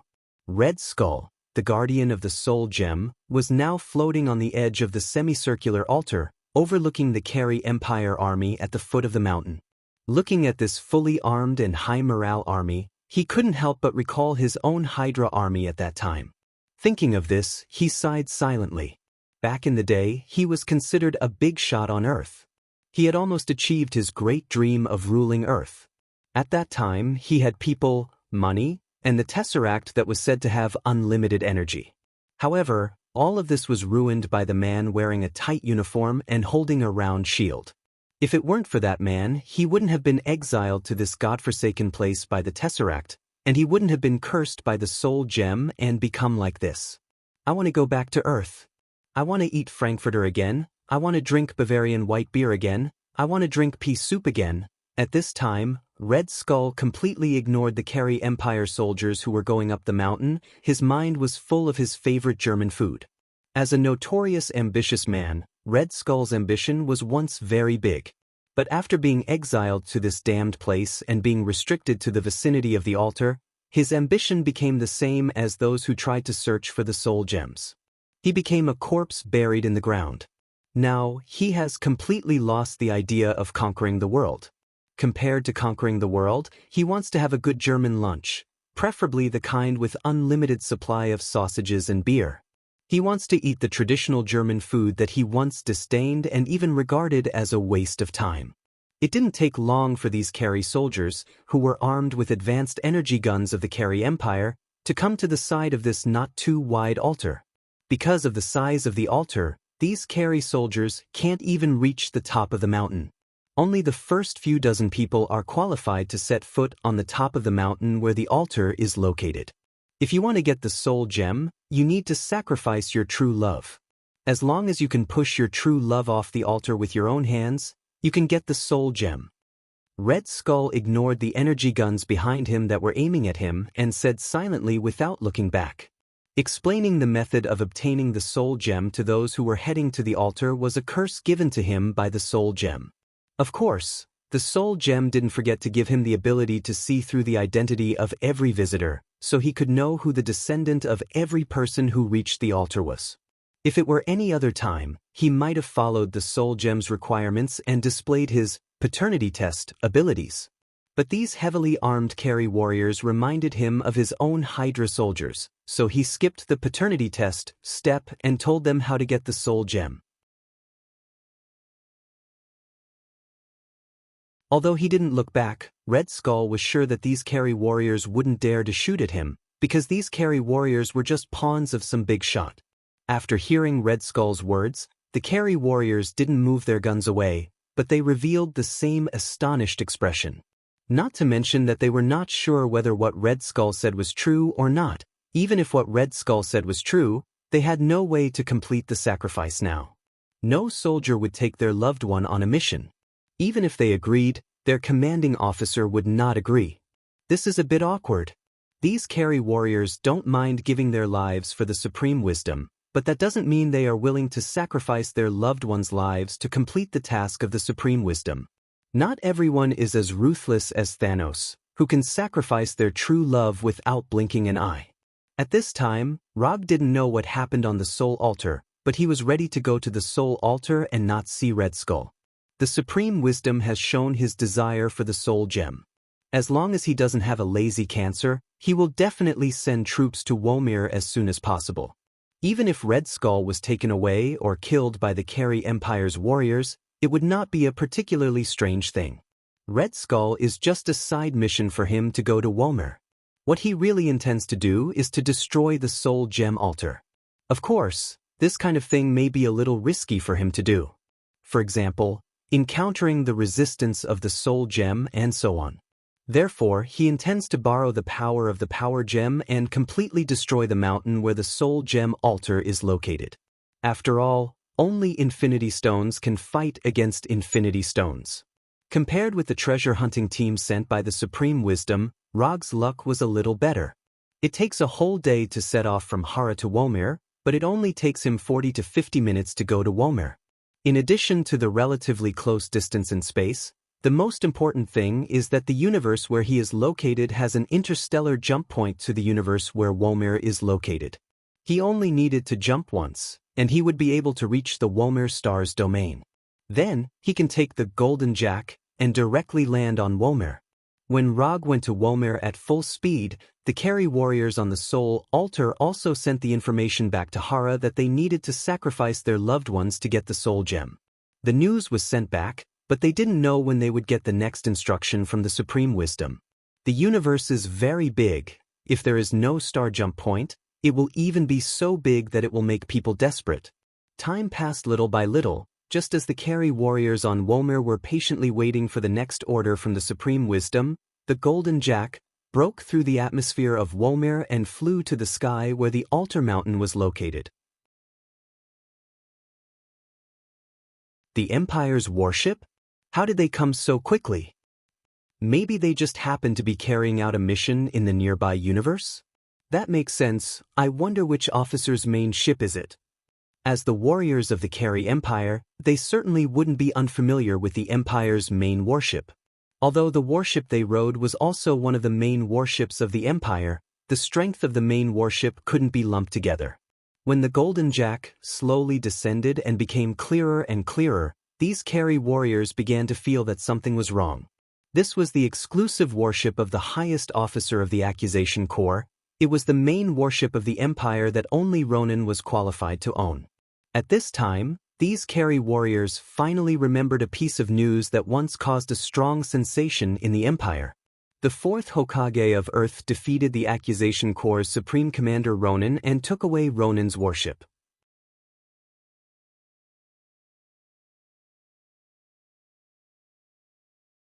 Chapter 593. The reason why these Kree warriors were so certain that the person who came wasn't the accuser Luonan was because before they set out, they just happened to hear the news of Luonan's right arm being destroyed by Thanos. The Kree Empire's famous powerful Luonan had his right arm destroyed by the crazy Titan Thanos in the plaza of the Supreme Wisdom's Palace. Even though not many people knew how Thanos and Luonan fought, the news of Luonan losing his right arm and Warhammer quickly spread. Ever since Luonan lost to Rog for the first time, his prestige within the Kree Empire had gradually declined. And when he lost to Rog for the second time on planet Sokka, his prestige within the army and among the people had reached an all-time low. If it wasn't for the Supreme Wisdom's trust in him, it was unknown whether he could continue to be the Supreme Accuser of the Accuser Group. Considering Luonan's current situation and his experience of having his warship stolen by Rog, These Kree warriors were 100% certain that the warship flying above their heads was the one that Rog stole from Luonan. Why did he come here? Did he also want the soul gem? Right when these Kree warriors raised their heads to look at the golden jack in the sky with vigilance, Rog sat in the captain's seat in the main control room and calmly gave the order to attack. Even though there were many Kree warriors on the mountain peak, they weren't the primary targets of the golden jack. What the golden jack was attacking right now was the 3 Kree Empire warships that sent them over. Boom, boom, boom, boom. Under the gaze of these Kree warriors, the golden jack fired all kinds of colored energy rays and solid artillery shells. It was like a goddess scattering flowers as it vented its attack on the 3 warships that only had basic operators left. Even though they were all part of the Kree Empire's main fighting force, the Golden Jack used its actions to prove the difference between the main forces. Under the powerful cannon fire of the Golden Jack, the 3 Kree Empire warships couldn't even put up a decent defense. Accompanied by the dazzling explosion, they quickly fell from the sky while emitting black smoke. The primary target has been destroyed. Do you wish to begin attacking the secondary target? The mechanical voice of Sparrow echoed mercilessly in the main control room. Attack! Although there were hundreds of Mikri warriors on the altar, they only had individual weapons. There was no way they could deal any fatal damage to the Golden Jack. This was also the main reason why they were only secondary targets and not primary targets. Through the huge display screen in the main control room, Rog could clearly see Red Skull in a tattered black cloak floating on the edge of the altar. He was not worried that Red Skull would die under the gunfire of the Golden Jack. In the past, Red Skull might not have been able to withstand such a bombardment, but the current Red Skull could definitely withstand it. Now Red Skull is the guardian of the Soul Gem. Although the Soul Gem does not give him strong combat power, it is not a simple matter to kill him under the protection of the Soul Gem. Boom, boom, boom, boom, boom. The mountain where the Soul Gem altar was located was not very tall and majestic in the first place. Under the powerful firepower of the Golden Jack, this nameless mountain experienced the most miserable experience in history. The mountain road was rugged, and the small mountain with rugged rocks suffered a fierce attack like a natural disaster. The flames of the explosion and powerful shockwaves continued to light up everywhere. Under the fierce attack of the Golden Jack, the Kree warriors on the mountain were quickly reduced at a terrifying speed. Not even a slightly intact body was left. Although the casualties of the Kree warriors were heavy, not everyone was so unlucky. Those Kree warriors who officially stepped into the range of the altar became the lucky ones favored by the goddess of luck. Rog did not let Sparrow deliberately skip the area where the altar was located. The cannonballs and energy beams fired by the Golden Jack at the altar and the 2 tall stone pillars were no less than other areas. But these cannonballs and energy beams were detonated in advance by an invisible force when they were about to hit the altar and the stone pillars. Not only that, the shockwaves generated by the explosion were also blocked by this invisible force, and it did not really hurt the altar and the 2 stone pillars. After seeing this scene that did not conform to common sense, Rog could not help but think of the words that Thanos said before. Infinity Stones have their own pride. Whether Infinity Stones are really arrogant or not, Rog was not sure now. But after seeing the scene in front of him, he could basically confirm that Infinity Stones have a certain living characteristic, or rather, have a certain self-consciousness. The Power Stone did not want to be completely controlled by Thanos, so it backfired on Thanos. The Soul Stone did not want to be destroyed by the altar, so it resisted the attack that hit the altar. In addition to these 2 examples in front of him, Red Skull floating on the altar can more or less prove this point. Although the Space Stone in the Tesseract did not recognize Red Skull, it did not kill him. Instead, it sent him to Womir and let him become the guardian of his brother. Red Skull was not the first Earthling to touch the Tesseract, but he was the only one who was sent to Womir by the Space Stone. This more or less proves that this is the result of the Space Stone's active choice. When all the Carry warriors outside the altar died under the gunfire of the Golden Jack, Rog stood up from the captain's position and opened the portal to the altar. After I leave, you return to Tatooine by yourself, don't wait for me. After that, Rog walked into the portal and went from the main control room of the Golden Jack to the semicircular altar of the Soul Stone. He did not look at the Carry warriors when he officially stepped on the altar of the Soul Stone and went straight to the floating Red Skull. "Tell me, where did I come from?" Rog looked at Red Skull and said with an expressionless face. The Soul Stone gave Red Skull the strange ability to see the identity of all visitors, and it could even say the biological father that the visitor did not know himself. So Rog was curious whether Red Skull, who has the ability of paternity testing, could see his origin. The floating Red Skull slowly landed on the altar and looked at Rog in front of him seriously. After a dozen seconds, he frowned and shook his head. "Can't see it?" The strange ability given to him by the Soul Stone disappeared at this moment. "It looks like you can't see it, then I'm relieved," Rog said to Red Skull with a smile. Then, before Red Skull could react, his right fist wrapped in chakra slammed into Red Skull's face.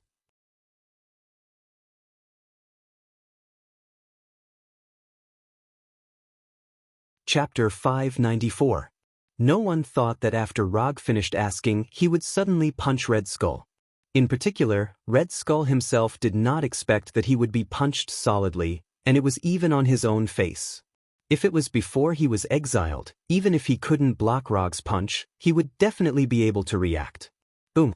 Red Skull, like a baseball hit by a bat, drew a beautiful arc in the air and slammed into the circular altar at the foot of the mountain from the edge of the semicircular altar. The huge impact made Red Skull hit a conspicuous crater in the circular altar at the foot of the mountain.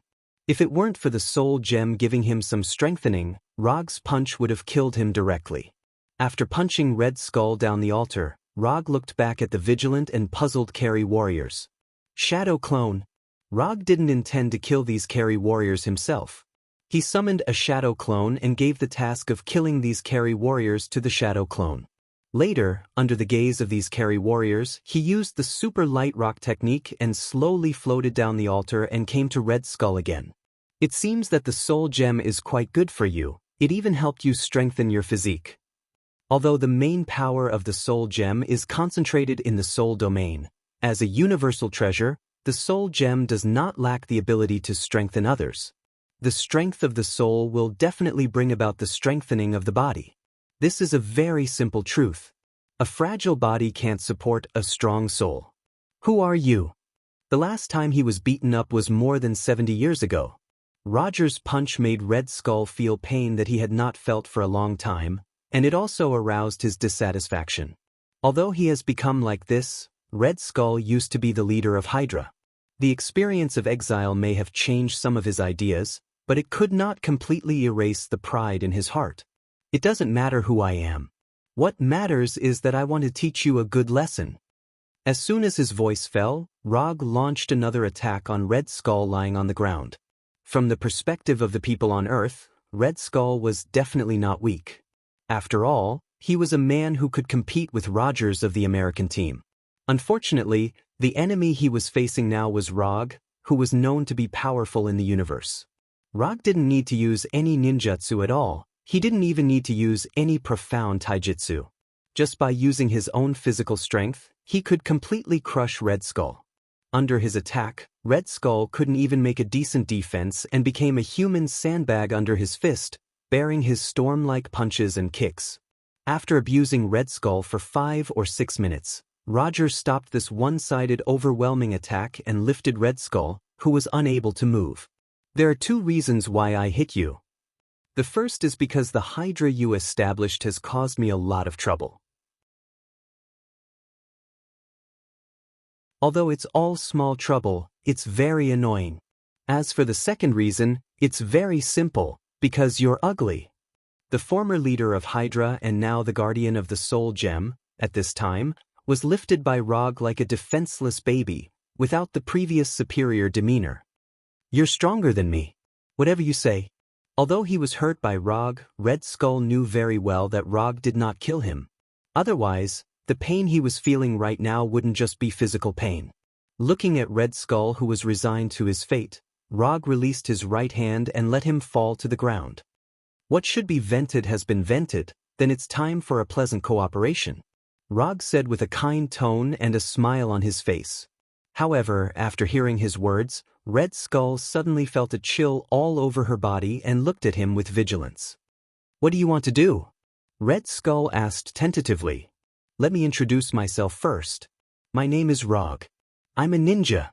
I have the small title of Fourth Hokage in the outside world. Ninja is a profession that relies on performing other people's commissions to get paid. If you don't mind, I hope I can take a small commission from you." Even the well-informed Red Skull couldn't keep up with Rog's thoughts at this time. Especially when Rog said these words like a gentle and kind lawyer, he had an idea that Rog was schizophrenic. Just now he beat him like a barbarian, and now he told him that he wanted to take a commission from him. If it weren't for the fact that he couldn't beat him and couldn't escape, Red Skull would definitely choose to stay away from Rog. "What commission do you want from me?" Red Skull asked slowly, puzzled. "It's very simple. You entrust me to take you back to the Earth. After returning to the Earth, you can give me some appropriate reward. Although most of your Hydra has been eliminated, there are still some stubborn loyalists left. I don't want much. After you return to the Earth, reorganize your Hydra, and then give me the funds, equipment, and antique collections in Hydra. Of course, you can also simply understand it as buying your freedom with Hydra's money." At this moment, Rog was like a bewitching demon as he slowly spoke to Red Skull. "That's it? It's that simple. It's a good deal for Red Skull to exchange Hydra's funds, equipment, and other materials for his freedom. Although he didn't know what Rog was going to do, he decisively agreed to Rog's proposal. "Sign this commission scroll and we will officially have a cooperative relationship. The reward is simple. Just write $1 billion first. As for the other things, a verbal agreement will do. I believe in your character." Rog didn't intend to let Red Skull's commission occupy the commission quota for too long, so the reward written on the scroll was much less than what they agreed on. Red Skull didn't speak. After taking the commission scroll from Rog, he quickly wrote it. Commission content: bring Red Skull who is cursed by the soul gem back to the Earth. Commission status: incomplete. Commission reward: 30 ninja coins. Red Skull's commission passed the system's judgment smoothly. Although the system only gave 30 ninja coins as a commission reward, this is acceptable for Rog, who has 0 ninja coins. Anyway, this is just a commission. It's good enough to pass the system's judgment.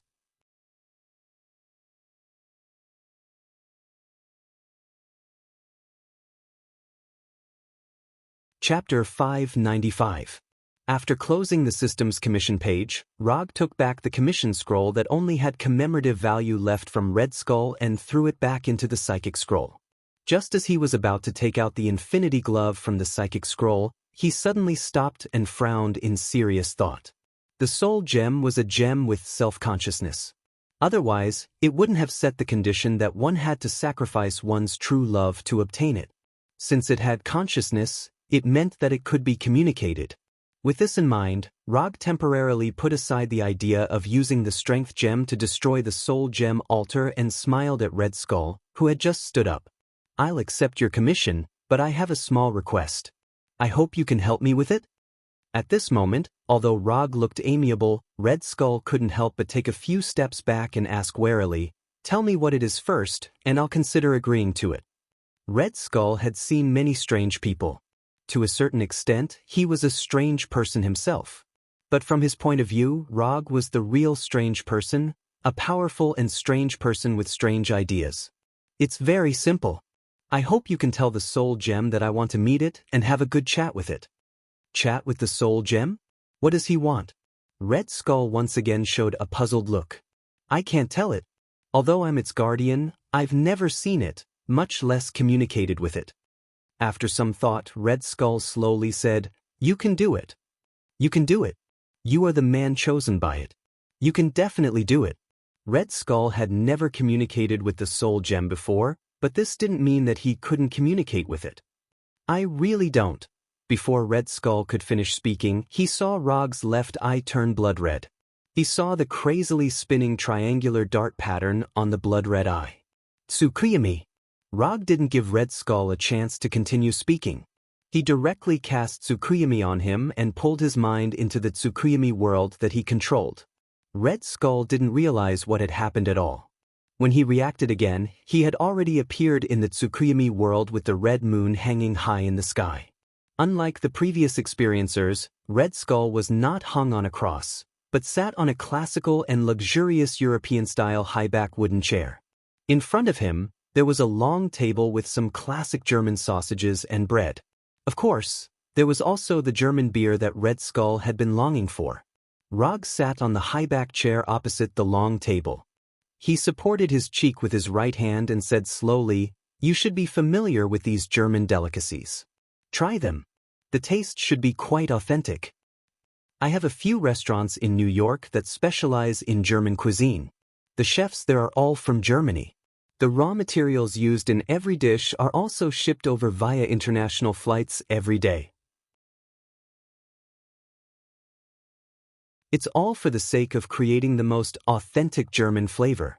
At this time, Rog was like an old friend of Red Skull, recommending the German delicacies in front of him. Although Roger wasn't interested in doing business, he was still a human. Once he had a lot of money, he would have some inexplicable large expenses. Opening restaurants in New York from various countries was one of the ways he wasted his huge fortune. "Aren't you eating?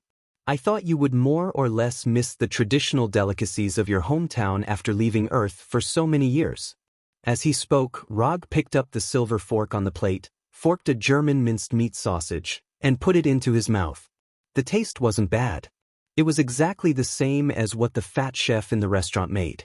Although these foods weren't real, they could give the consumer an extremely realistic taste in Tsukuyami world. Of course, the premise of all of this was that Rog had tasted these foods before. He looked at Rog, who was munching on the minced meat sausage, and then at the various German delicacies on the table. He subconsciously swallowed his saliva. Don't worry about the safety of the food. These aren't real food. They will only give you an extremely realistic taste buds. After finishing the minced meat sausage, Rog put down his fork and explained. He picked up a glass of Bavarian white beer to moisten his throat. Red Skull, who was sitting on the high-back chair, looked at Rog with a complicated expression. In the end, he couldn't resist the temptation of the delicacies of his hometown. More than 10 minutes later, Red Skull, who had eaten his fill, leaned back in the high-back chair and asked in puzzlement, "Aren't you going to have a chat with the Soul Gem? Why did you suddenly arrange such a delicacy for me?" "That's right. I want to have a chat with the Soul Gem. This meal is mainly to make up for the mental damage you will suffer later." As soon as Rog finished speaking, Red Skull thought of something. However, it was all too late. Before he could do anything, the scene in front of him changed again. Tsukuyami Level 2. In the Tsukuyami world, Rog cast Tsukuyami on Red Skull again. This time, what appeared in front of Red Skull was no longer the middle of the night with the crimson moon hanging high in the sky, but a gorgeous space that resembled a starry sky. At that moment, Red Skull was like a child who had just learned to speak as he asked innocently. Rog didn't answer Red Skull because it wouldn't make much sense to answer. Although Red Skull still maintained his skeleton-like appearance, his mind wasn't as mature as a 3-year-old child's. This was Red Skull's subconscious space, or rather, where his true ID was. Tsukuyami Level 2 was a discovery Rog made by chance after possessing Kodo Amatsukami. Although Tsukuyami and Kodo Amatsukami had reached a certain pinnacle of illusion, the principles behind the two were completely different. Tsukuyami could pull the target's mind or consciousness into the Tsukuyami space and give the target a physical experience in the Tsukuyami space. As for Kodo Amatsukami, it could fundamentally change the target's views and concepts. In the beginning, Rog didn't pay much attention to the difference between the two. However, when he was having some academic discussions with Hinata, he suddenly realized that using Tsukuyami in Tsukuyami could achieve the effect of completely entering the target's subconscious like Kodo Amatsukami. After entering the target's subconscious space, as long as he grasped the correct method, he could completely change the target's concept from the subconscious level, allowing the target to treat the modified concept as his original concept. Although he had entered Red Skull's subconscious space, Rog had no intention of modifying or prying into Red Skull's subconscious. The reason he came here was to see the soul gem. Red Skull thought that he had no way of communicating with the soul gem, but in fact, when he obtained the soul gem's curse and obtained the paternity test ability, he already had the ability to communicate with the soul gem. However, he didn't know this.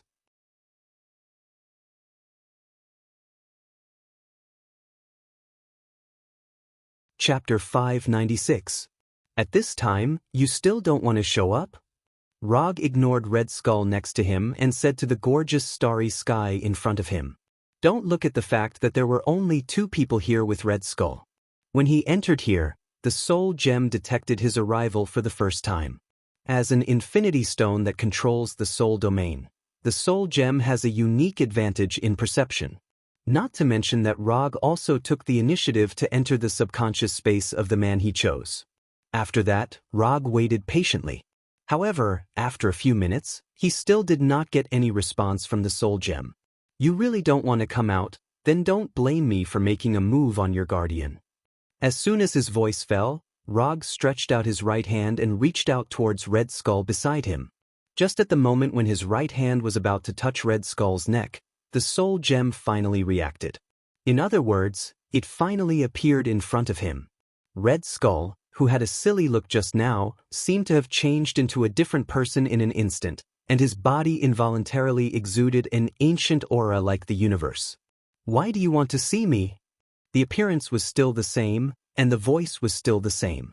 But at this time, Red Skull did not have the childish behavior and aura of a previous child at all, giving people a strange feeling as if he was talking directly to the universe. "Nothing, I just want to talk to you about a deal." In addition to the soul gem, Rog has more or less touched the remaining 5 infinity stones. Although only the reality gem and the power gem belong to him directly, this is enough to keep him calm and collected in the face of any infinity stone. It may be difficult to determine the winner between a single infinity stone, and the power depends on the user's own strength. However, when 2 infinity stones cooperate with each other, they can definitely defeat any infinity stone without any suspense. This is the biggest confidence of Rog in the face of the soul gem. "Deal? You make it sound nice, but you just want my power. Why do you have to use the excuse of a deal?" Obviously, the soul gem did not believe Rog's statement at all. "I can understand why you don't believe me. After all, you should have seen many people who covet your power. But I'm really different. I'm not too interested in your power. I just don't want you to fall into the hands of those who aren't on good terms with me. You can trust my judgment. If I don't like her, you shouldn't like her either," Rog said unhurriedly. With the reality gem and the power gem in hand, whether the other infinity gems are in his hands or not is not particularly important to him. However, this did not mean that he would allow others to obtain the soul gem. This was not a matter of being greedy or overbearing. It was purely to avoid unnecessary trouble.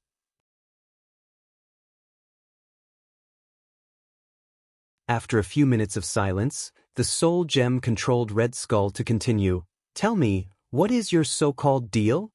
In the end, the soul gem relented and stopped rejecting Log's request. "The deal I want is very simple. Your location and the method of the sacrifice will be known by a certain person that I don't like. So, I'm going to destroy your altar directly and completely eliminate the possibility of you being obtained by him. Of course, if you don't mind, I can also take you to Earth to meet your other brothers and let you have a good chat." As soon as Rog finished speaking, Red Skull in front of him exuded a very oppressive aura, fully expressing his dissatisfaction. "Destroy my altar, take me to Earth, this is your so-called deal, aren't you looking down on me too much?" If it weren't for the fact that Rog's soul could not be harmed in the subconscious space of Red Skull, the soul gem would like to let Rog taste the pain from the soul right now. After living for so long, it was the first time that he had encountered someone who dared to threaten him in this way to talk about the so-called deal with him. This was simply going too far. "Don't be so excited, the situation is actually not as bad as you think." Rog first calmed the mood of the soul gem, and then continued, "Your altar being destroyed is actually not a loss for you. Ask yourself, are you really willing to let those messy people borrow your power? So instead of using this way of sacrificing your true love to test those who covet your power, you might as well take the initiative a little bit and choose a user that you like and can see through. This is just like getting out of singleness. You can't expect to get out of singleness by staying at home. You have to take the initiative to go out and find ways to meet different people of the opposite sex, then you may meet the destined soul mate. Otherwise, do you expect your destined soul mate to get to know you who stays at home through robbing? You're not a young man anymore, you can't always wait for others to come to you. Waiting passively will only make you wait for an unreliable scumbag. At this time, Rog was like an emotional expert, providing emotional advice to the single soul gem. Although he said a lot, in summary, it could be summarized in one sentence. That is, I'm going to tear down your home and take you away while I'm at it. The soul gem did not expect that Rog would use this theory to explain the content of the deal. This made the soul gem, who had seen countless people, suddenly have a feeling that it had stayed in Womer for too long and could not keep up with the current era. Just as the soul gem was thinking about whether this deal was really worth it, Rog continued, after leaving here, you don't have to worry about being bored at all, and you don't have to face humans like red skulls who don't look particularly good all the time. Do you know, I have a good palace, and your good brothers, Reality and Strength, have a VIP seat in it. If you don't mind, I can also arrange a VIP seat for you. When the time comes, whether the three of you want to have a good chat or fight the landlord, it will be very suitable. Of course, if you want to play mahjong and are short of one player, I can also play a few rounds with you to pass the time. If you still want to see the rest of your brothers, I can also arrange an opportunity for you to meet. By the way, you know, now except for you, your other brothers have a good place to belong. People are most afraid of comparison. I think Infinity Stone should be similar to Infinity Stone. You don't want to be the only single stone.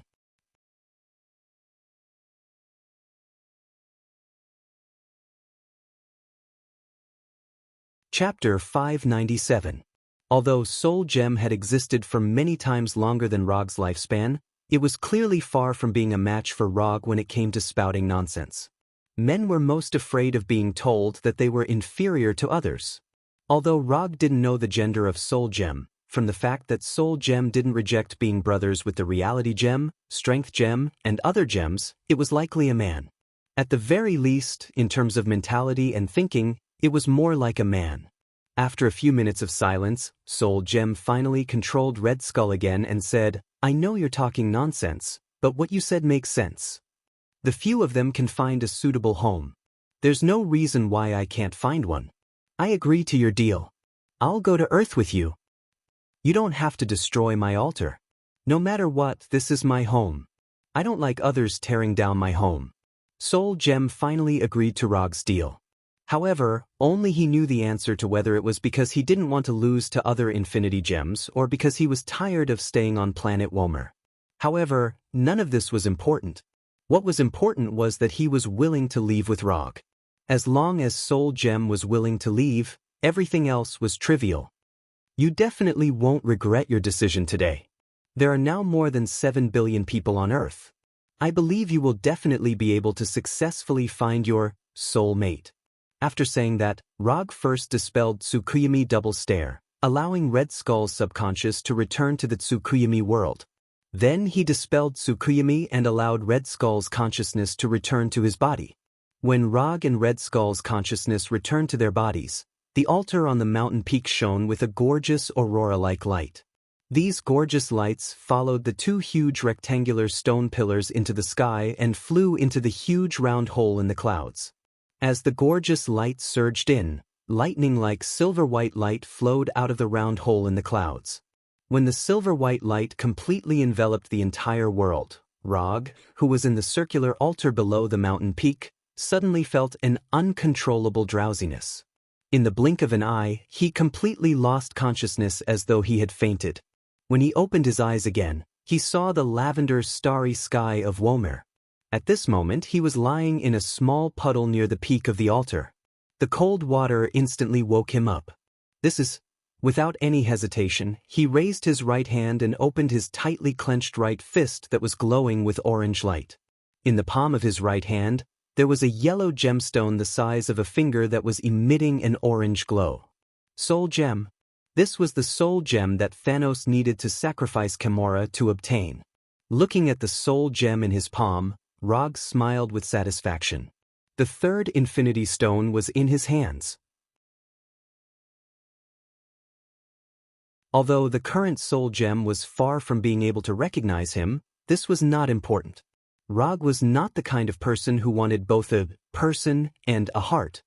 As long as he could obtain the physical body of the soul gem, it would be enough for him. After looking at the soul gem for a while, he summoned the Infinity Glove and the Reality Gem from the Medium Scroll. After taking out the Power Gem from the Infinity Glove, he placed the Reality Gems, Power Gems, and Soul Gems in a row. Then, he used the ability that came with the system when he practiced Sage Mode. Inherent Enchantment, Shikatsu Forest. Just in an instant, the Shikatsu Forest with unbelievably rich natural energy appeared in front of him. Looking at the Taiha treasure vault not far in front of him, Rog directly disappeared with the Flying Thunder God and instantly came to the inside of the main hall of the Taiha treasure vault. On the 12 display platforms in the middle of the main hall, the 6 display platforms on the right were placed with the Eternal Fire, Hellfire, and Surtur's Crown. Compared with the display platforms on the right, the 6 display platforms on the left were empty and had no treasures. The first one on the left, the red Reality Gem. The second one on the left, the purple Power Gem. The third one on the left, the yellow Soul Gem. After placing the 3 Infinity Gems in the order of the time they were obtained, Rog glanced at the symmetrical display platforms on both sides. 3 treasures on the right, 3 treasures on the left. Perfect symmetry. OCD was very satisfied. However, at this moment, he took out Thanos' Infinity Glove, which he didn't know where it came from, and there were already some cracks on it. Should I put this here as well? Although this Infinity Glove has some cracks because of overuse. But in any case, this is the top equipment that can withstand the power of Infinity Gems. In terms of preciousness and commemoration value, this Infinity Glove is better than the 12 sacred tools he got from the Blood Breed. After thinking about it seriously for dozens of seconds, he finally gave up the plan to destroy the symmetrical display of the treasures in the main hall and placed the Infinity Glove in the side hall where the 12 sacred tools of the Blood Breed were located. After doing all this, he lifted the inherent enchantment, Shikatsu Forest, and began to sense the location of Red Skull. At this time, Red Skull was still on the circular altar at the foot of the mountain, silently waiting for Rog's arrival. Although he didn't know what Rog talked about with the Soul Gem, the vision that just happened in the sky proved one point. That is, the Soul Gem has reached a consensus with Rog.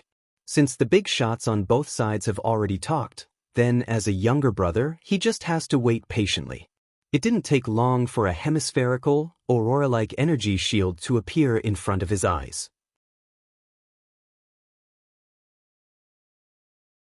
When the energy shield dissipated, Rog appeared in front of him.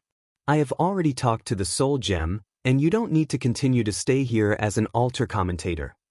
I'll take you back to Earth now.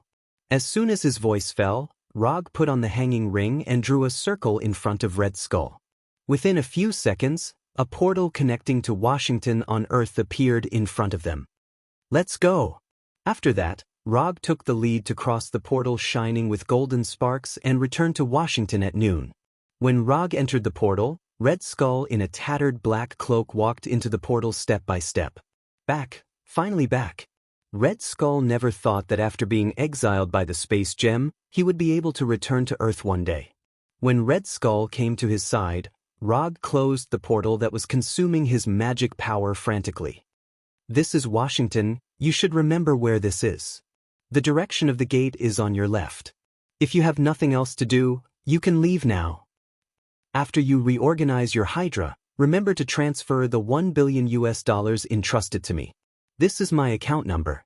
You can transfer the money directly. The sooner the better. Don't take more than a month. After that, Rog patted Red Skull, who was looking up at the sky, left a flying Thor on him, and handed him a card with his bank account number. Although Hydra is a bit miserable now, $1 billion is not difficult for Hydra. As for how Red Skull will reorganize Hydra that once belonged to him, it is his own business and Rog does not intend to ask. As long as Red Skull can transfer $1 billion and package Hydra's funds, equipment, antique collections and so on according to the verbal agreement, he and Red Skull will be even.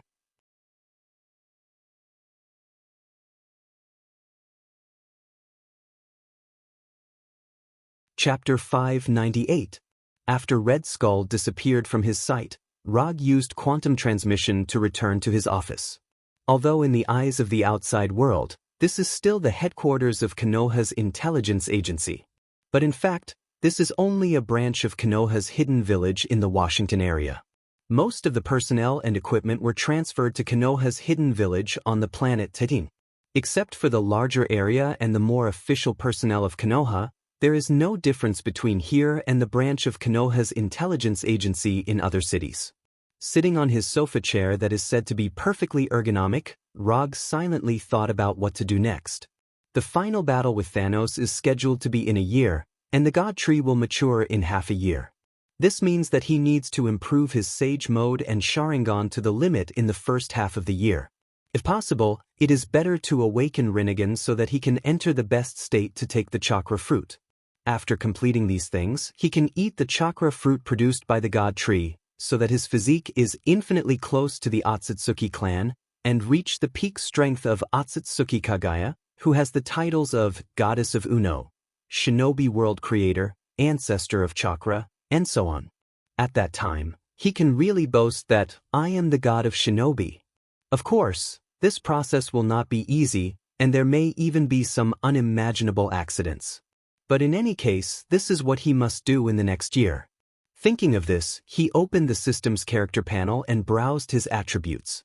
Host, Rock Profession, Ninja Talents, No Seal Technique, 7 Attribute Chakrakekei Genkai, Menjikyu Sharingan, Mokan, Byakugan, Dust Releasage Mode, Shikatsu Forest Sage Mode, Inherent Barrier, Shikatsu Forest, Jinchuriki, Kyubi, Resonance, 5, Non-Attribute Ninjutsu, Substitution Technique, Flicker Technique, Hold Technique, Transformation Technique, Shadow Clone Technique, Flying Thor. Second level, Rasengan Series, Summoning Technique, Tongue Seal 5 Attribute Ninjutsu, Fire Release, Water Release, Lightning Release, Wind Release, Earth Release Genjutsu, Sharingan Genjutsu, False Memory, Memory Seal, Dark Walk Taijutsu, Monstrous Strength, Hyuga Gentle Fist, Hashiman Tonkudojutsu, Tsukuyami, Kodoamatsukami, Forest Manifestation, Susan Sealing Technique. 4 Symbols Seal, Vajra Seal, Immortal Technique, Bright God Gate Chakra Quantity, 0. 85 Jars, 0. 5 for Main Body, 0. 35 for Tailed Beast, Immortal Body, Senju Hashirama Immortal Body, 95% Development, Summoned Beasts.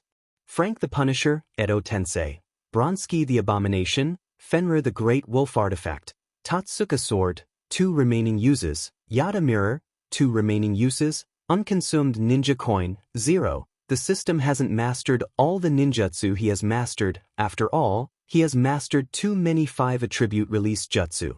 If he had to display them one by one, his attribute panel would become very long.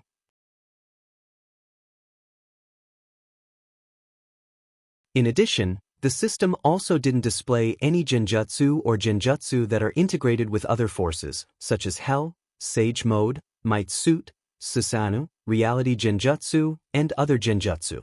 Looking at his current attribute panel, he couldn't help but recall the time when he had just crossed into this world. At that time, in his ninjutsu column, there was only one ninjutsu, Flying Thor. Relying on this Flying Thor, he accumulated ninja coins little by little, selected and exchanged the right ninjutsu, and strengthened his strength little by little. That was really a period of poverty. He didn't know why, when he recalled the experience of being a private investigator, an idea that was both intuition and foresight suddenly popped up in his mind. In the battle a year later, he will die. He will die in the hands of Thanos. For ordinary people, this kind of sudden idea may be just a random thought without any reason. But for someone like him who was only one step away from becoming a divine father, such an idea suddenly popping up in his mind may mean a reminder of fate. It shouldn't be, right? Rog frowned and pondered. After thinking about it seriously for more than 10 minutes, he finally gave up the deduction of the battle a year later. Don't think about it, if Thanos can really grow to the point of killing him in a year, it is also the ability of Thanos. Time passed day by day. Unknowingly, 3 months have passed since he returned to Earth. In the past 3 months, he has been practicing his Sage Body and Sharingan step by step, pushing them to the extreme little by little. More than 2 months ago, Red Skull transferred $1 billion to his bank account as agreed in the commission, which gave him a small amount of pocket money. In addition, Red Skull also sent the funds and equipment as agreed verbally, as well as some antiques. As for whether these were all in Hydra, he didn't delve into it and thought that Red Skull had fulfilled the promise. After the system sent the reward of Red Skull's commission, he accepted some commissions as a private investigator and re-experienced the detective career that he had just transmigrated to this world. Of course, when accepting and executing commissions, he used transformation jutsu to change his appearance and did not perform these commissions in the name of Fourth Hokage. These commissions were not difficult at all, but they also provided him with a lot of ninja coins, which increased the number of ninja coins he had not consumed to 165. After having these ninja coins, he didn't go to the system to exchange anything, but saved all these ninja coins as he had previously exchanged ninja coins for Sharingan. Practice, execute commissions, continue to practice, continue to execute commissions. This was his main life for the past 3 months. During this period, he also took the time to fulfill his promise to the Soul Gem and took the Soul Gem to Asgard and Kamardaj, letting the Soul Gem see the Space Gem and the Time Gem once. He originally planned to see the illusion as well, but when he contacted Tani, Tani told him that the illusion had been lost for a long time. Yes, the illusion with the Soul Gem on his forehead has been lost. Although Fu Lien tried their best to find the illusion, unfortunately, they never found the whereabouts of the illusion. In addition to the disappearance of the illusion, Fu Lien also encountered a very troublesome thing recently. The blood race, who had been extorted by Rog for 12 sacred tools, actually brought their ancestor Cain back to the world. Not only that, but the blood race also appeared in the eyes of the world, completely breaking their commandment of seclusion. He didn't know what those blood race were thinking, but after the appearance of Cain, they took the initiative to provoke a battle with Fu Lien. What's even more surprising is that Fu Lien actually lost. Fu Lien lost in the hands of Cain. If it wasn't for the fact that Tony managed to get a few divine weapons that heaven had left behind on Earth, the Avengers would have been gone by now.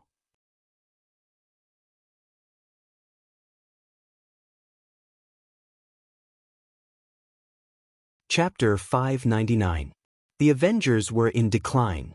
Thor, one of the 6 Titans, didn't come to Earth much anymore. He stayed in Asgard all year round to deal with government affairs. Walter and Pietro, who were supposed to join the Avengers, became part of Konoha because of Rog. Although Hulk was still in the Avengers, he didn't agree with the Avengers' philosophy at all. He would continue to stay in the Avengers purely because of Natasha and Banner. If it were up to him, he would have left the Avengers long ago. Phantom, who had the Soul Gem and the Vibranium Body, could have made up for the decrease in combat power when Thor wasn't in the Avengers. But now, no one knew where Phantom had gone. As for Tani, Rogers, Captain America, and the others, they were very strong in the eyes of ordinary people. But in the face of real high-level combat power, they lacked the absolute strength to make the final decision. In the past, the appearance of the vampires would have been handed over to Konoha's Intelligence Bureau and dealt with by Konoha. But this was already in the past. Ever since the New York Accord, Konoha's Intelligence Bureau didn't care much about these things. The current Konoha's Intelligence Bureau was like a fishing unit that only received a salary and didn't do any work. Unless the vampires and Cain took the initiative to attack, Konoha wouldn't take the initiative to do anything.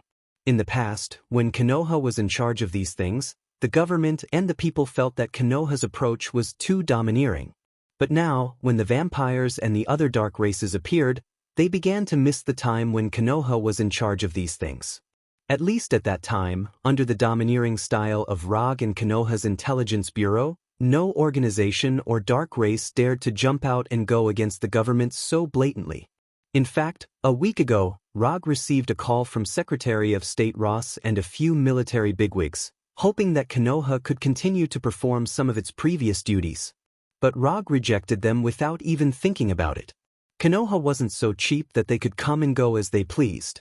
Even if Konoha was still receiving a salary from the government, Rog didn't give them any face at all. If they weren't happy, then they could just stop Konoha's funds. Anyway, Konoha didn't count on these funds now. 3 months ago, when he started the last Sage Body and Sharingan practice, Rog gave the order to Number 2 of Konoha's Hidden Village to open interstellar trade. The current Konoha Hidden Village can now trade with other planets to obtain the materials they need. It's worth mentioning that after Konoha started interstellar trade, the rope grass slavers, which had a good reputation in the slave-catching industry, was officially disbanded. Sakura's head, Sakura Worlds of Konoha's Caravan. With the help of Noah and other veterans who used to make a living in the gray area, Konoha's interstellar caravan developed very smoothly, bringing back a lot of rare resources for Konoha.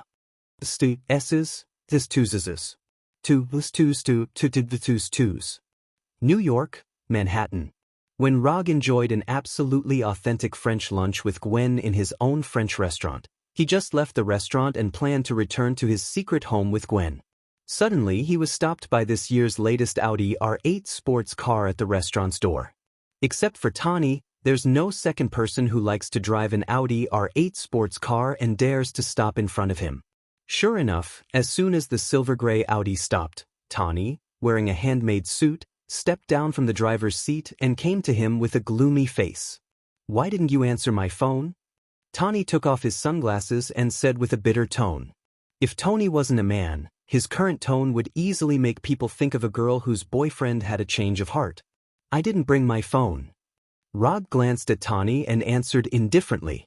"You really don't care about anything, you weren't like this before?" Tani continued. "Really? Why didn't I know? I've always only done what I want to do. I don't think I've changed." Although Tani hasn't said it yet, Rog was 100% sure what Tani's purpose was. In fact, this wasn't the first time Tani came to him. A few days ago, in Washington, Tani and Natasha also came to him once, hoping that Konoha could help deal with the vampire issue. Last time, it was indeed the bastards from the capital and the military who were wrong, but I hope you can help deal with the vampire issue this time for the sake of our past friendship. You also live here. You don't want to see corpses with blood sucked dry every day on the streets. Although the number of vampires was small, after taking the initiative to start a war with the Restoration Alliance and the government, the vampires always had an absolute advantage. The reason for this one-sided situation was inseparable from the return of Cain, the ancestor of the vampires. According to Rog's knowledge, after Cain's return, every vampire had a visible improvement. Almost every vampire's strength had increased by 1 nobility rank. In particular, Grand Duke William and the other vampire dukes had touched upon the legendary realm of the Vampire King. Of course, because he hadn't fought with the upgraded Grand Duke William and the others, Rog wasn't sure how powerful this so-called realm of the Vampire King was. However, when facing the Restoration Alliance and the human army, these vampires showed an overwhelming advantage. Not to mention the dark magic of the vampires, it was purely a form of attack. Just the vampires' ridiculously strong physical fitness alone was troublesome enough. Yes, the vampires were indeed afraid of special bullets such as ultraviolet bullets and holy water bullets. However, the problem was that ordinary human soldiers couldn't even aim at the vampires. What was more troublesome was that the vampires also had the ability to embrace and transform blood slaves. After a while, the Restoration Alliance and the military helplessly found that not only did the number of vampires not decrease significantly, but it also showed a trend of increasing. With Cain, the ancestor, the third of the 6 precepts of the secret party, the descendant precepts, had completely disappeared. Every day, A large number of ordinary people were transformed into vampires and blood slaves. What made people feel even more helpless was that many people chose to join the vampires in an attempt to obtain a longer life by transforming into a vampire. This phenomenon was especially obvious among the elderly and the young people in their teens and 20s. The elderly chose to become vampires in order to prolong their lives that were nearing the end. Meanwhile, the young people saw becoming vampires as a trend and an opportunity to change their lives.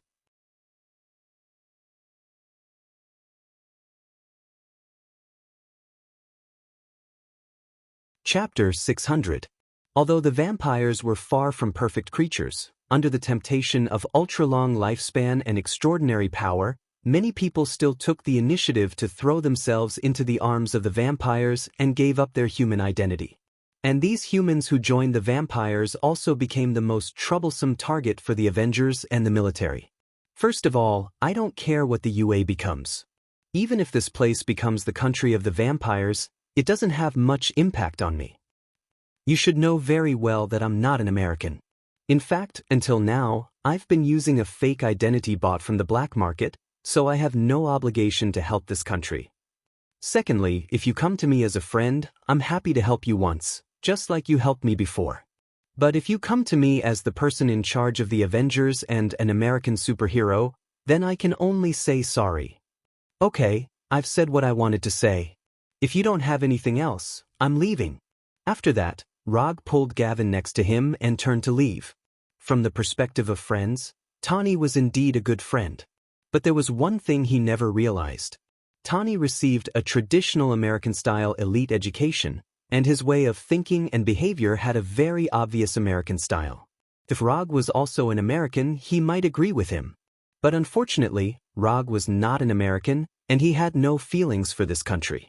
Watching Rog and Gavin go farther and farther, Tawny sighed helplessly, then drove his latest Audi R8 sports car and disappeared at the end of the street. Are you really going to ignore the vampires incident this time?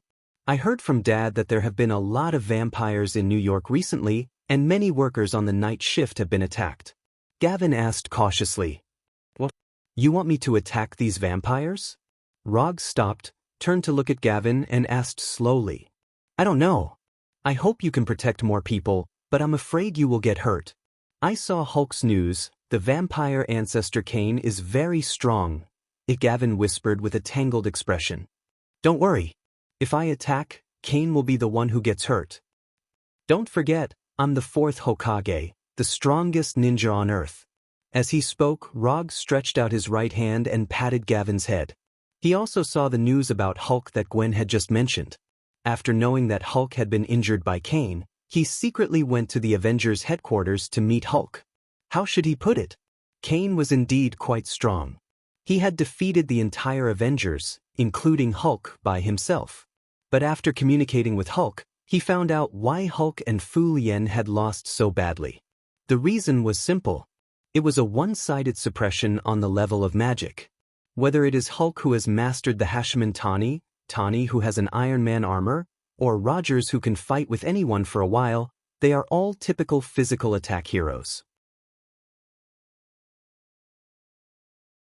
In front of Kane, whose dark magic is superb and whose physical fitness is incomparably strong, they could not exert their proper combat power at all and were defeated by Kane with an absolute advantage. Although magic can be called another science that has not been mastered by humans, magic is actually quite unsolvable without mastering the same system of abilities. A simple example is that if Rog threw Hulk into the mirror dimension space, then even if Hulk mastered the Hashman Tawny, he would never be able to come out in a short time. Without enough countermeasures, magic is so unsolvable. Therefore, Hulk and Fu Lien's loss to Kane was not unjustified. And according to Hulk, Kane had the opportunity to quickly deal with them at the time, but Kane held back and did not kill them. It was precisely because of Kane's mercy that Tawny had the opportunity to bring the heaven weapons that had always been considered antiques to repel Kane and the other vampires.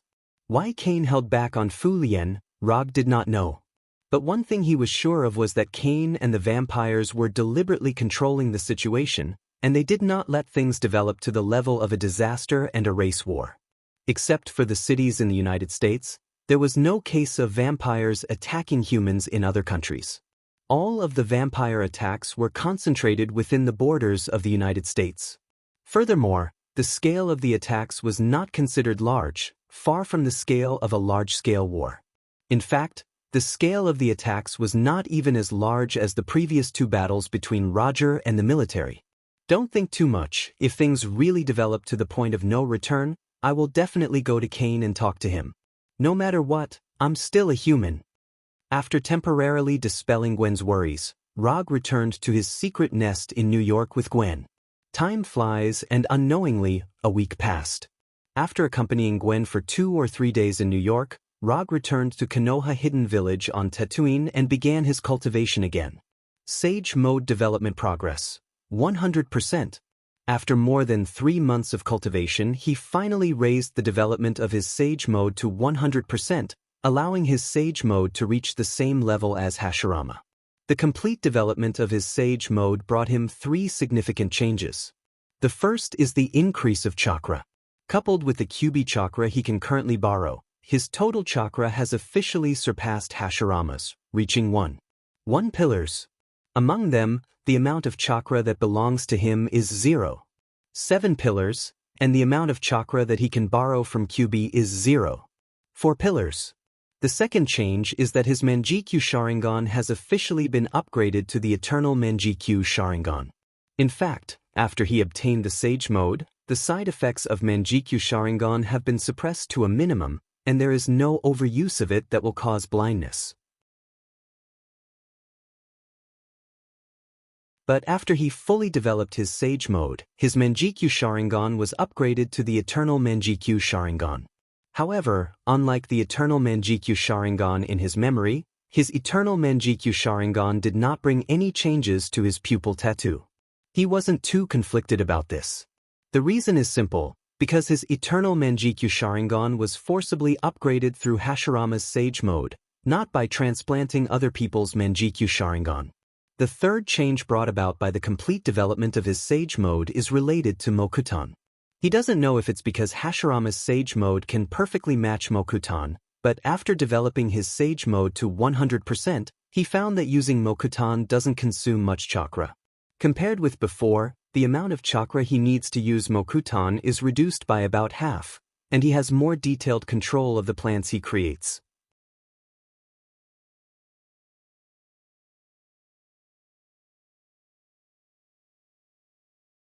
Chapter 601. Compared with the improvement of chakra and Eternal Mangekyo, the improvement of Mokutan seems a bit insignificant.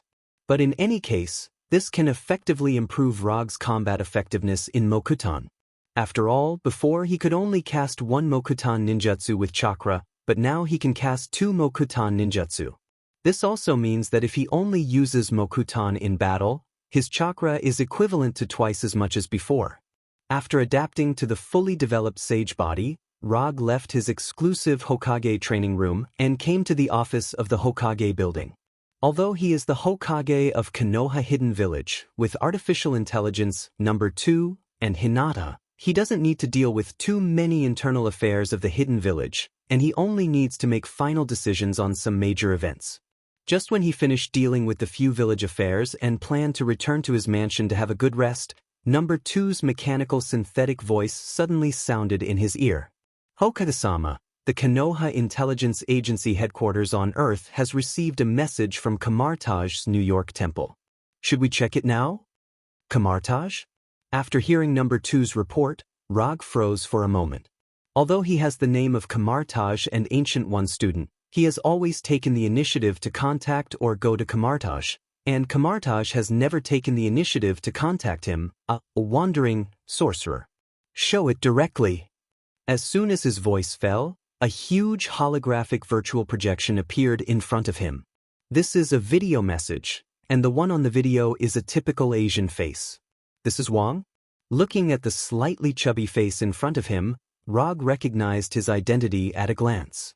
Rog, Ancient One hopes that you can return to Kamartaj as soon as possible. If you are not free, come back as soon as possible. Rog is no stranger to Wang. The current Wang is not the same as he remembered.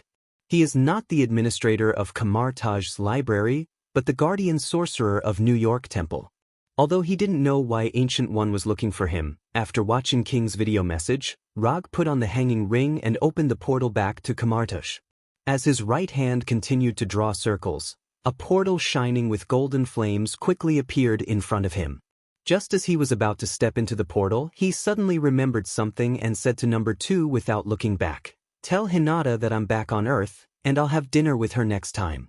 After that, he stepped into the portal and directly returned to Kamartaj from Konoha Hidden Village on Tang. Although he hadn't come to Kamartaj for a while, Kamartaj was still the same as in his memory. Mages Kamartaj, who were dressed in various colors, were cultivating in an orderly manner. There were also apprentice mages who had just joined and were still learning portal magic. There was also a beginner mage who was training in magic weapon combat. There was also a mage wearing a dark red mage robe. His hands were trembling uncontrollably as he flipped through a magic tome that was thicker than a brick under a stone bench in the shade of a tree. Who's this? Although it was the first time he saw him in person, if his memory is correct, this man with a sexy mustache is his junior brother, the future Doctor Stephen Strange. He has come to Kamar. Does that mean that Ancient One is going to? A thought flashed in Rog's mind for an instant. It shouldn't be, right? According to the timeline in his memory, Ancient One did choose to die not long after Strange's arrival and handed over the responsibility of Sorcerer Supreme to Strange. But the problem is that the current timeline is no longer the timeline in his memory. Taking a look at Strange, who was trying to learn by himself, Rog turned and walked towards the hall where Ancient One often made tea. Sure enough, after entering the hall, he saw Ancient One making honey tea. "Sensei, are you looking for me?" Rog sat on the chair opposite Ancient One and asked respectfully. "Yes, try my newly developed tea first. I changed it to honey. See if it suits your taste." After that, Ancient One placed a cup of steaming tea in front of him. Looking at the honey tea with a color similar to Chinese medicine, Rog swallowed his saliva, picked up the teacup and took a small sip. The taste is not bad, maybe it would be better without honey. Rog still doesn't like Ancient One's habit of adding honey to tea. Compared to this kind of honey tea, he still preferred pure tea from China. "When you came, you should have also seen your junior brother Strange. What do you think of him?" Ancient One asked slowly after taking a sip from the teacup. "What do I think of him? He is your chosen successor. What else can I think of him? I just met him for the first time. I don't know his personality very well, so I can't evaluate him." After thinking for a few seconds, Rog gave his answer. "You are lying. You may have met him for the first time, but you are definitely not a stranger to him." Ancient One put down the teacup in his hand and said meaningfully, "That's boring. What's the difference between this and digging into someone's past?" "Teacher, you are right, but since he is your chosen successor, I think he will definitely live up to your expectations." Rog said with a smile and rounded the question. "If it was before you appeared, I would not hesitate to train him as the next Sorcerer Supreme and give him the responsibility of guarding the Time Stone. But now, I am beginning to hesitate on this point." Having said that, Ancient One looked at Rog with a complicated look. "What does this have to do with me? I am just a part-time sorcerer." "Teacher, don't say that you think I am also qualified to inherit the position of Sorcerer Supreme. I am just a part-time sorcerer. This kind of heavy responsibility is better left to those orthodox sorcerers." Although you can get the Time Stone after inheriting the position of Sorcerer Supreme, but compared with the need of Sorcerer Supreme to protect the Earth from the invasion of the multiverse, the temptation of the Time Stone is obviously not enough. To be precise, for Rog, who already has 3 Infinity Stones, the temptation is not enough. He never had the idea of becoming a guardian of the Earth. Compared with this kind of self-sacrifice guardian of the Earth, he wants to be a free ninja. "You think too much. The Time Stone doesn't like you, and your magic talent is far from being comparable to Strange. As you said yourself, you are only suitable to be a part-time sorcerer." Ancient One shook his head with a smile and picked up the bamboo fan that he carried with him. "What do you mean, teacher?" Rog asked. I asked you to come over this time in the hope that you can guide Strange and let him increase some actual combat experience. I heard about the blood race, and I also met with Kane. The current blood race incident in the United States is very suitable to be Strange's first action.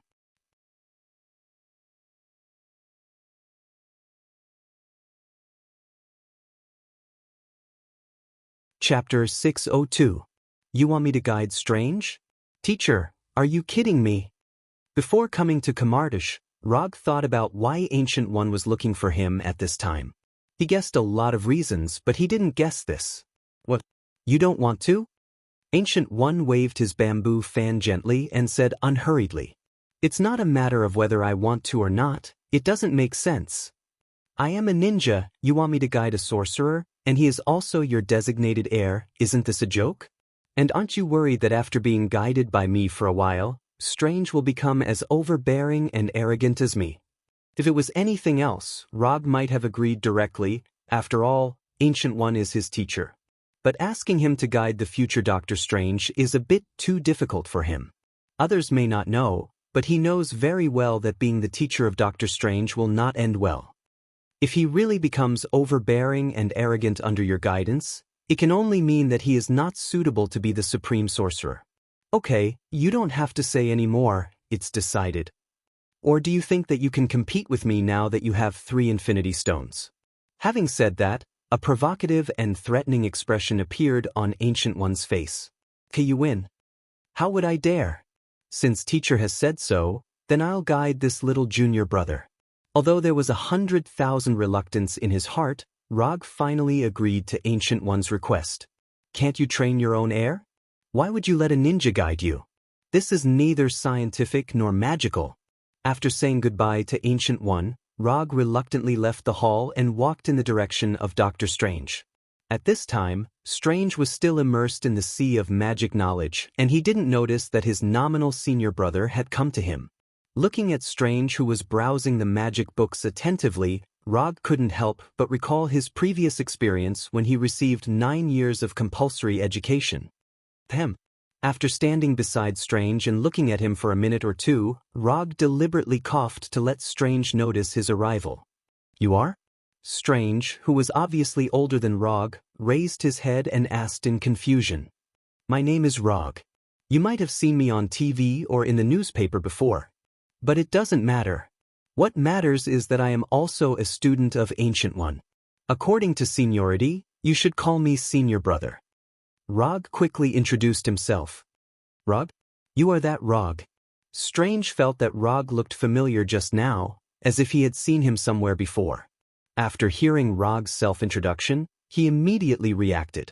The 4th Hokage, the director of Konoha's intelligence agency, the man who destroyed Wakanda. That's right, it's me. Don't look at me like that. I don't eat people, and I'm not a psychopathic murderer. I just told you that I am also a student of Ancient One, and I am your senior brother. Although Strange didn't say it out loud, Rog had seen through his thoughts from his eyes and expression. In fact, Strange can't be blamed for this. It's purely because the impression he left in the minds of the people before was a little too overbearing. What are you looking for me for? Although he was very curious why the legendary 4th Hokage suddenly appeared in front of him and claimed to be his senior brother. However, Strange is also a person who has seen big scenes after all. He quickly calmed down and asked about Rog's intentions. I don't know if Ancient One told you, but she just told me to guide you for a while and take you to deal with the current vampire incident in the United States. If possible, Rog really doesn't want to pay much attention to the vampire's affairs. This is why he has always refused Tani's request to the military. But he didn't expect that Ancient One would actually ask him to deal with the vampire's affairs, and with Strange, the new sorcerer. Ancient One told me that there would be a new sorcerer to guide me for a while, but she didn't say it was you, and aren't you a ninja? When did you become a Kamartaj sorcerer? Like Rog, Strange didn't expect that Ancient One would arrange for Rog to guide him, which made him frown unconsciously. Strange knows that Rog is very strong, and he is a ninja who can fight against the US military by himself. But he also doesn't understand why Ancient One would make such an arrangement. I am indeed a ninja, and sorcerer is just my part-time job. Although I am not a pure sorcerer, I am proficient in magic, and it is not a problem to guide you. Rog doesn't know how much magic Strange has learned now. However, judging from the fact that he is still reading the Sanskrit version of the basics of magic, he won't be joining Kamartaj for too long. Really, that's not necessarily the case. As he spoke, Strange silently closed the book that was as thick as a brick. Then, as if he was performing a finger dance, his hands quickly danced. A few seconds later, golden whips connected to each other appeared between his hands. Light of magic. When Strange just made the first magic gesture, Rog knew what magic he wanted to use. However, he didn't stop Strange. Instead, he allowed Strange to cast the spell. When the golden magic whip in his hands took shape, Strange raised his right hand and tried to throw the magic whip in his hand at Rog. However, at the moment he raised his right hand, Rog's body quickly emerged with magic fluctuations. Hold human spell. In just an instant, Strange's whole body was completely fixed, maintaining the posture of trying to whip Rog with the magic whip. Hold human spell. This is not a compulsory spell for Kamartaj's mages. Although this spell is also collected in Kamartaj's library, there are not many Kamartaj's mages who really learn this spell. He doesn't know if it's because of tradition or the aesthetic of Kamartaj's mages are similar. They all prefer the kind of golden magic. Don't waste your energy. Unless your spirit and magic power are higher than mine, you won't be able to break free from the shackles of this spell. Glancing at Strange, who was trying to get rid of the effect of Hold Human spell, Rog came to the stone bench next to him and sat down straight. Then he lifted the Hold Human spell on Strange. Sit down and talk.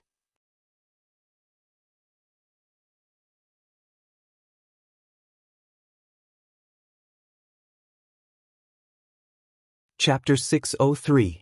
Strange didn't expect that he, who had already stepped into the gate of magic, was still no different from ordinary people in front of Rog. In fact, until now, he hadn't recognized what kind of magic Rog had just used. How are you going to guide me in dealing with the vampires? Isn't this what Konoha's intelligence agency should do? Like others, Strange also regarded these supernatural events as the responsibility of Konoha's intelligence agency. First of all, Konoha will not deal with this vampire incident. Konoha is not the nanny of the police and the military, and it is not interested in intervening in this matter. In addition, it's not how I'm going to guide you in dealing with the vampires, but how you plan to deal with it. I will only give you some advice and guarantee that you won't die in the hands of the vampires. You have to deal with everything else by yourself. Although it was Ancient One's request, Rog still had no interest in guiding Strange. With this kind of effort, he might as well instruct Hinata on how to fight in ninjutsu battle. At least Hinata is much cuter than Strange. I understand, nominally you are my instructor, but in fact, you are just my bodyguard. Strange showed an expression of understanding. You summed it up very well, so now can you tell me, how are you going to deal with the current vampires? Also, let me remind you, you'd better not have the crazy idea of completely eliminating the vampires. This is Strange's first foreign action, and Rog doesn't want his little brother to have the great dream of completely eliminating the vampires. Don't worry about this, I have self-awareness. In the next 10 minutes, Strange roughly described his ideas to Rog. Although he has been staying in Kamartaj recently, he is no stranger to the vampires in the United States. Kamartaj is indeed a mage organization, but this does not mean that Kamartaj will be completely isolated from the world. In fact, Kamartaj has many of this year's latest technological products. Most of them were sent by Konoha under Rog's arrangement. For example, Sony's latest game console. Since you already have an idea, then let's follow your plan. After saying that, Rog put on the ring and drew a circle in front of Strange. In a few seconds, the golden portal back to New York was completely formed. Do you have anything else to pack? If you don't, you can leave now. Before entering the portal, Rog turned around and asked Strange. After Strange put away the magic book on the stone table, he followed Rog into the portal. Rog didn't take Strange to Konoha's New York branch. Instead, he took Strange directly to Konoha's New York temple. This time, it's a private job, so he doesn't intend to use Konoha's power, and he doesn't need to use Konoha's power. The two of them had just passed through the portal and arrived at the New York sanctum when Wang, holding a one-handed staff, hurriedly appeared at the staircase on the second floor. After seeing that it was Rog and Strange, King put away the staff in his hand and walked down from the second floor. Then, he asked in confusion, "Why are you here?" Ancient One arranged some tasks for the two of us. Rog didn't tell King what their specific task was. King is just the guardian sorcerer of New York Sanctum. As long as the blood breeds are not crazy enough to attack New York Sanctum, then this matter has nothing to do with King. Then help yourself. If you want to use any magic tools, you can go to the exhibition hall on the second floor to get them. Of course, the premise is that the magic tool is willing to let the two of you use it. After saying that, King, who had a staff around his waist, walked directly towards the door. It's just lunchtime now, and the Fat King doesn't want to miss any of his lunches. If you go out for lunch, help pack two back. When King was about to leave the sanctum, Rog stopped him and psychically took out his wallet from the psychic scroll. After handing a few $100 bills to Queen, he took Strange to the second floor of the sanctum. After coming to the hall where the magic tools were placed, Rog went directly to the levitation cloak and said to Strange, "Communicate with this cloak and see if you can respond to it." When he first came to New York Sanctum, Rog had the idea of the levitation cloak. But unfortunately, this magic cloak with the ability to fly and self-awareness didn't take a fancy to him. The more advanced the magic tool, the more picky it is towards the sorcerer. And this pickiness has nothing to do with strength, it's purely a matter of fate. In the history of Camargue, there are many cases of beginner sorcerers getting the recognition of powerful magic tools. And obviously, the future Doctor Strange is one of them. When Strange came to the levitation cloak according to Rog's instructions, the levitation cloak, which looked no different from an ordinary cloak, floated up automatically and flew around him a few times. Then, the crimson magic cloak took the initiative to drape itself on Strange's body. When the time came to the early hours of the morning, Rog and Strange, who had a good rest, left the New York Sanctum under the cover of the night. They didn't choose to go through the main entrance, but came to the roof of the sanctum and flew out of the sanctum. After an afternoon of communication and recuperation, Rog roughly figured out the true strength of his junior. Although the future Doctor Strange was proficient in various types of magic, the current Strange could only use one hand to count the number of magic spells he knew.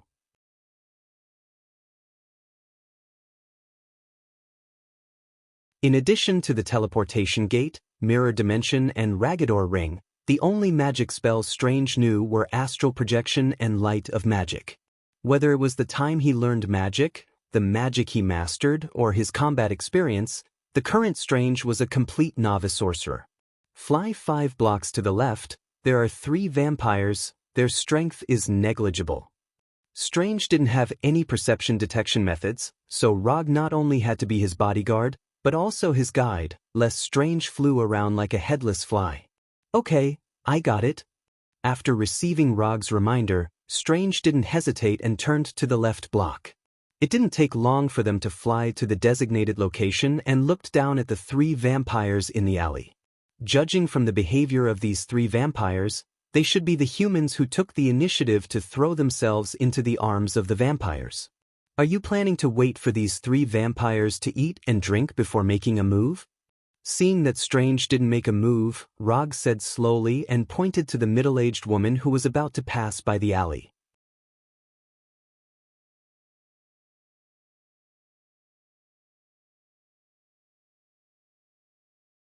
Chapter 604. Strange looked in the direction of Rog's finger and saw a plump middle-aged woman holding a brown shopping bag tightly. Obviously, this is a lady who has just finished her night shift. He doesn't know if those vampires forgot to carry out rookie training, but these newly transformed, newborn vampires like to attack ordinary people who have just finished their night shift in the middle of the night. But after thinking about it, this is quite normal. After all, these newborn vampires can't grow to the point where they are not afraid of the sun in a short time. Therefore, night and early morning naturally become the most suitable time for them to hunt. Will they really attack that lady? Strange asked a very newbie question. Otherwise, or do you think the three of them deliberately gathered in the alley to have a fierce game of landlord? If Strange was not his junior brother, and this was a direct request from Ancient One, Rog really had a plan to turn around and leave. But Strange can't be blamed for this. Although he is now a sorcerer, not long ago, he was a neurosurgeon who saved people with a scalpel in his hand. It was indeed a little too difficult for him to mentally prepare himself to kill right now. According to the walking speed of that lady, you still have 1 minute to mentally prepare yourself. If you still can't make up your mind, that lady will become a corpse that dies of excessive blood loss in front of you. Although vampires suck blood, unless they encounter extreme circumstances, vampires generally do not suck all the blood of the target. And in many cases, vampires do not suck blood to maintain their own survival, but just to satisfy their own perverted desires. For example, they enjoy the look of fear shown by humans before death, or kill humans to prove their strength, etc. I see. After speaking, Strange, wearing a floating cloak, began to fly towards the dark alley where the three vampires gathered. Be careful of being bitten. Rog did not forget to give some safety advice to his junior brothers. When Strange flew towards the three vampires, Rog landed on the roof of a nearby building and sat on the edge of the rooftop to observe Strange. Although Strange was a doctor before, he was now a mage who had received Kamartaj's basic mage education. He did not stupidly land in the alley. Instead, he quickly waved his hands and prepared his first spell. This was the mirror dimension? Not bad, not too stupid. Just by looking at Strange's gesture, Rog recognized the magic he intended to cast. Although Rog wasn't sure why Strange wanted to increase his home field advantage or because he didn't want the next battle to affect the innocent bystanders, he still gave a good evaluation. He didn't get nervous because it was his first battle, and he didn't lose his judgment because he was outnumbered. Just based on these 2 points, Strange was much stronger than the others. Of course, this could also be related to his previous occupation. After all, neurosurgeons were a profession that required absolute calmness. After preparing the spatial mirror in his hand, Strange instantly increased his flying speed and fell into the alley like a meteor. Then he slammed the mirror space magic that he had already prepared on the ground. In the blink of an eye, the unique spatial fluctuations of the mirror dimension swept through the alley like a hurricane and finally enveloped the entire street. When the unique spatial fluctuation of the mirror dimension arrived in front of him, Rog, who was sitting on the roof, reached out his right hand at lightning speed. It was as if he had broken an invisible glass, causing the space in front of him to fold strangely like broken glass. Strange's magic control was good, but at this time, he made a mistake that he shouldn't have made. He isolated his bodyguard, Rog, from the mirror dimension. So Rog could only do it himself and let himself enter the mirror dimension that Strange unfolded, lest he really become a bystander. The three vampires who were waiting for their prey in the alley didn't expect that what they were waiting for was not a prey that could give them a full meal, but a mage with a golden circular magic shield in both hands. Ragador Ring, Kamartaj's compulsory magic. Like the ninja school's three-body technique, Ragador Ring was also a spell that wasn't difficult to learn, but had a large range of use. Watching Strange and the three vampires staring at each other, Rog unhurriedly retrieved a bottle of Iced Fatty's happy drink from his medium scroll and started drinking leisurely. Novice Mage vs Newborn Vampire. This seemed to be a coincidence, but in fact, this was the result of Rog's deliberate choice.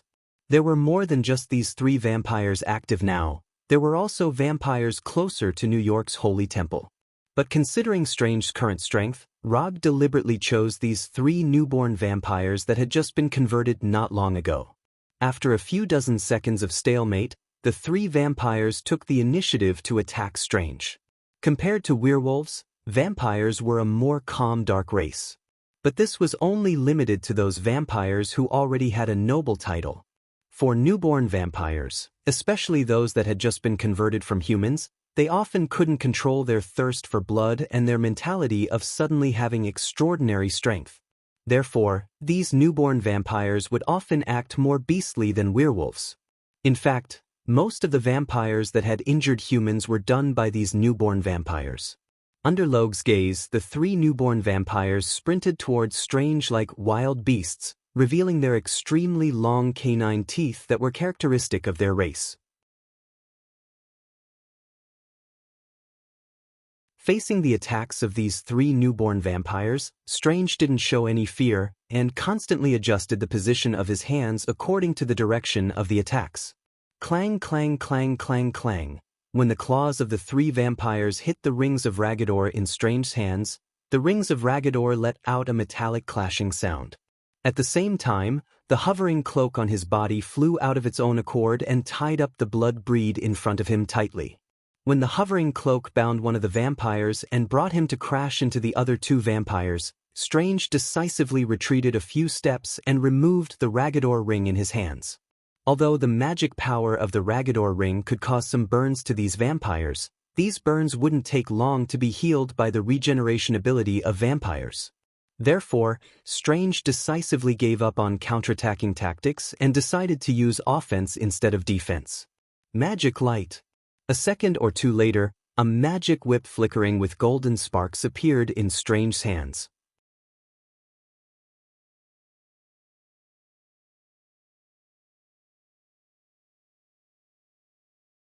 Chapter 605.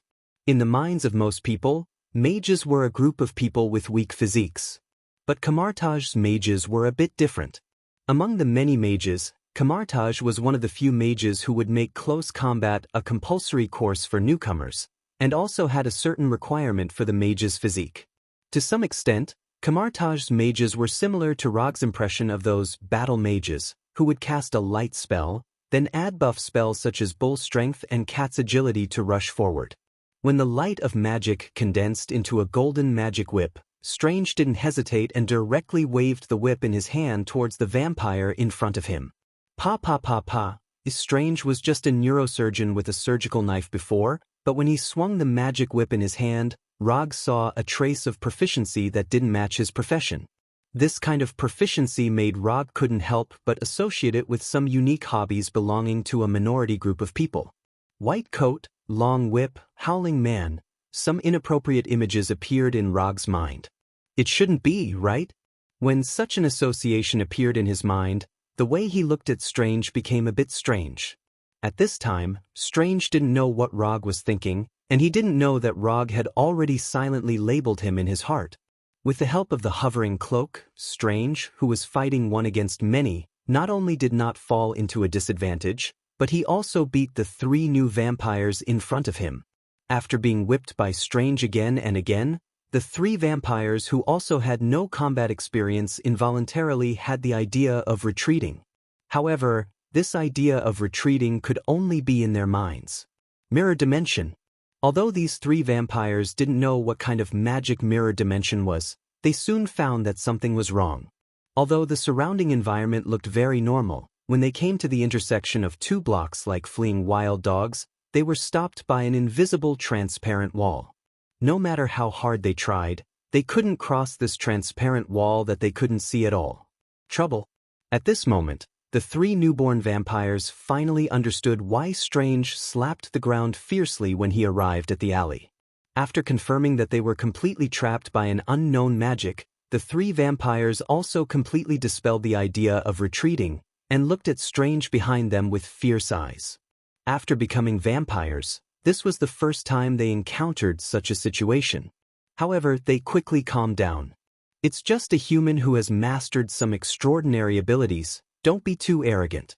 Vampires are the strongest. After exchanging glances with each other, the 3 vampires attacked Strange again. Although the magic whips condensed from the light of magic would make them feel a burning pain, it was far from threatening their lives.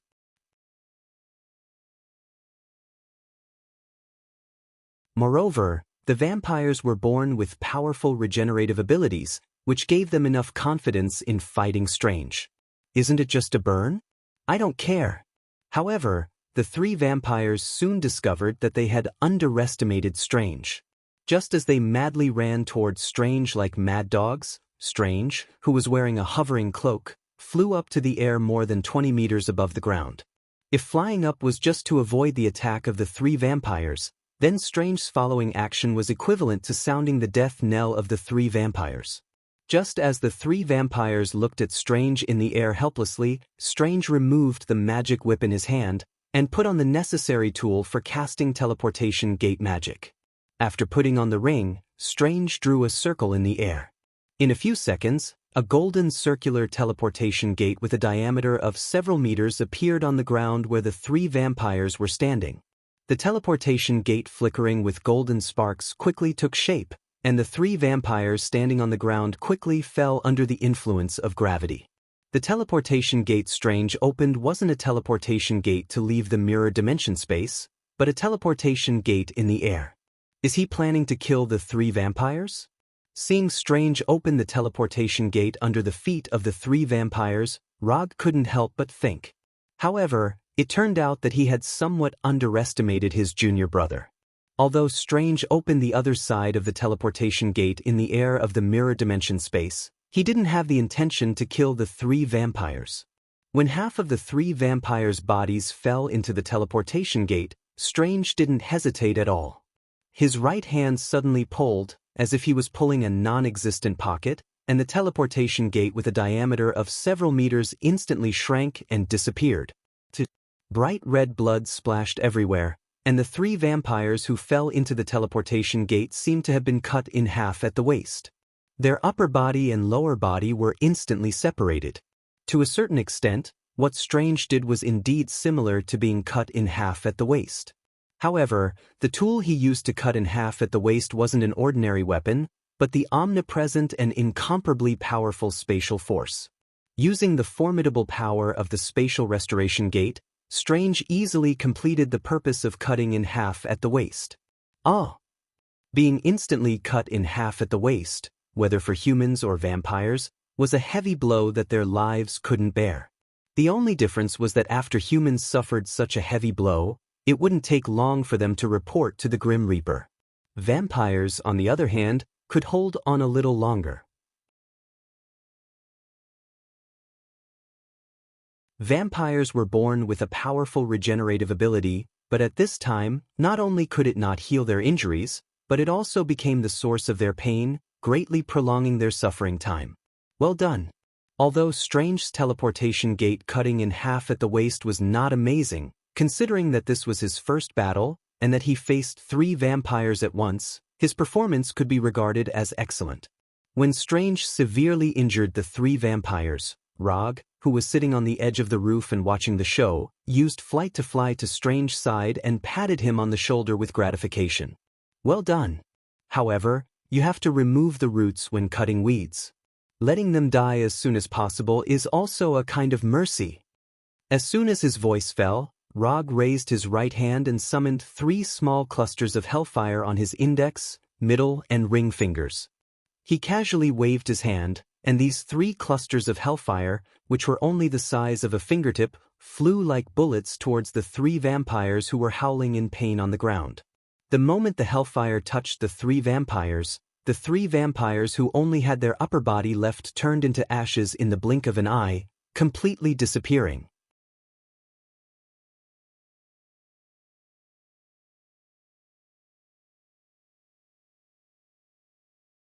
Chapter 606. Where are we going next?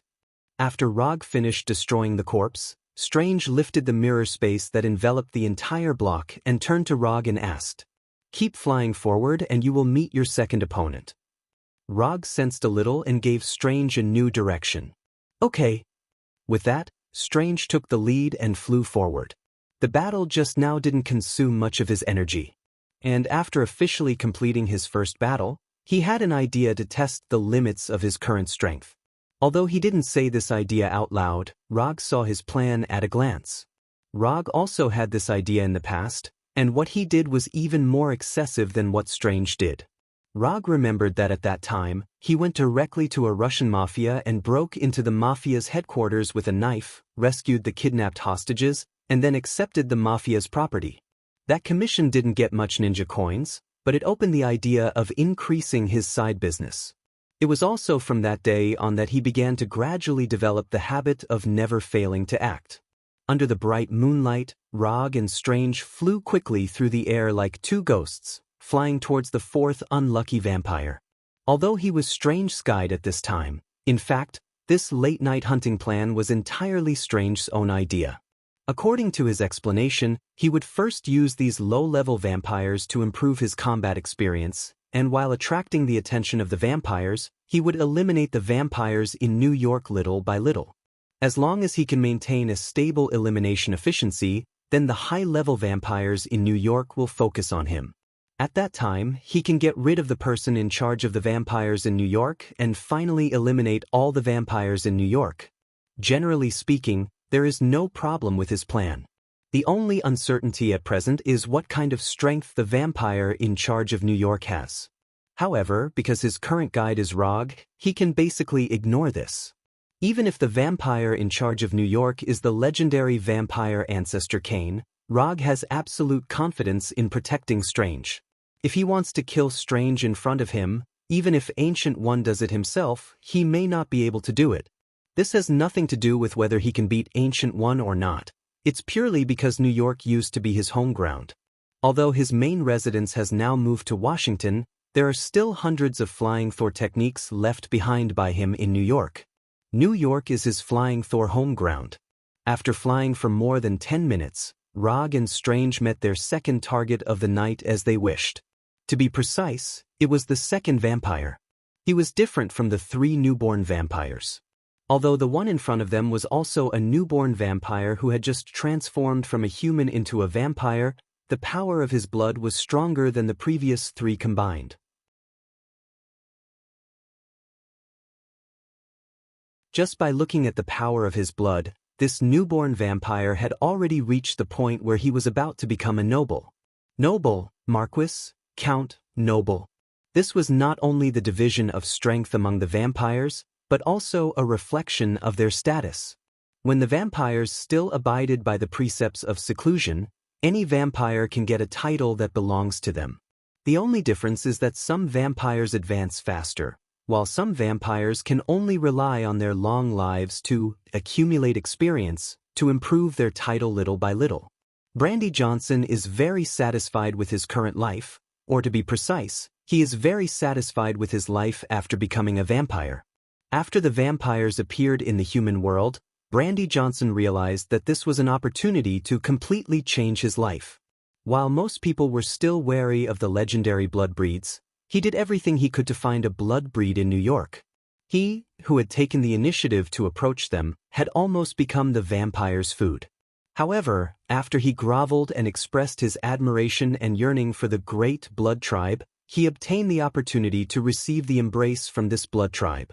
To some extent, he can even be regarded as the first human in New York to take the initiative to embrace the vampire. Although it was shameful to give up the identity of a human, his sacrifice allowed him to see the hope of changing his life. After accepting the embrace and becoming a blood breed, he displayed an extremely high talent. In just a few months, he grew from the lowest level of vampire to only one step away from becoming a baron. Even his father, who gave him the embrace, was shocked by the talent he displayed. As long as he maintained his current hunting and feeding efficiency, it would take him at most half a month to raise the blood power in his body to the point where he could be promoted to a baron. He would become a true noble vampire with a title and be recognized by the clan. Yes, as long as a vampire had a title, he would be recognized by the clan. He would not be seen as a servant or slave. Before he became a vampire, Brandy Johnson had been a young man who had a bright future ahead of him. However, real life taught him a lesson time and time again. If you didn't have a prominent background, if you didn't have the absolute talent to look down on others, if you didn't have the support of a superior, then, no matter how hard you try, you will never be able to break those invisible, intangible, but real, unspoken rules. Brandy Johnson also fantasized about using hard work to change his not-so-outstanding background and family background. Unfortunately, in a capitalist society where money was paramount, the harder he worked, the faster his boss could get the latest Ferrari. Not to mention the fact that his credit had been stolen by his flatterer colleague, and that his longtime girlfriend had thrown herself at his sports car driving friend, and a series of melodramatic but real events, he was in despair. However, just as he was considering whether to take the initiative to end his clown-like life, the vampire appeared. Although a few months had passed, he still couldn't forget the scene when he became a vampire. His fat boss and flattering colleague knelt in front of him and begged for mercy. He also couldn't forget the fear and regret on his ex-girlfriend's face when he sucked her blood dry. Of course, he also couldn't forget the scene of the sports car friend who he once regarded as a confidant, but who appeared on his girlfriend's bed, crying in pain when he broke all 4 of his limbs. That cry was extraordinarily pleasant to hear. Thinking of this, a morbid smile appeared on Brandy Johnson's face.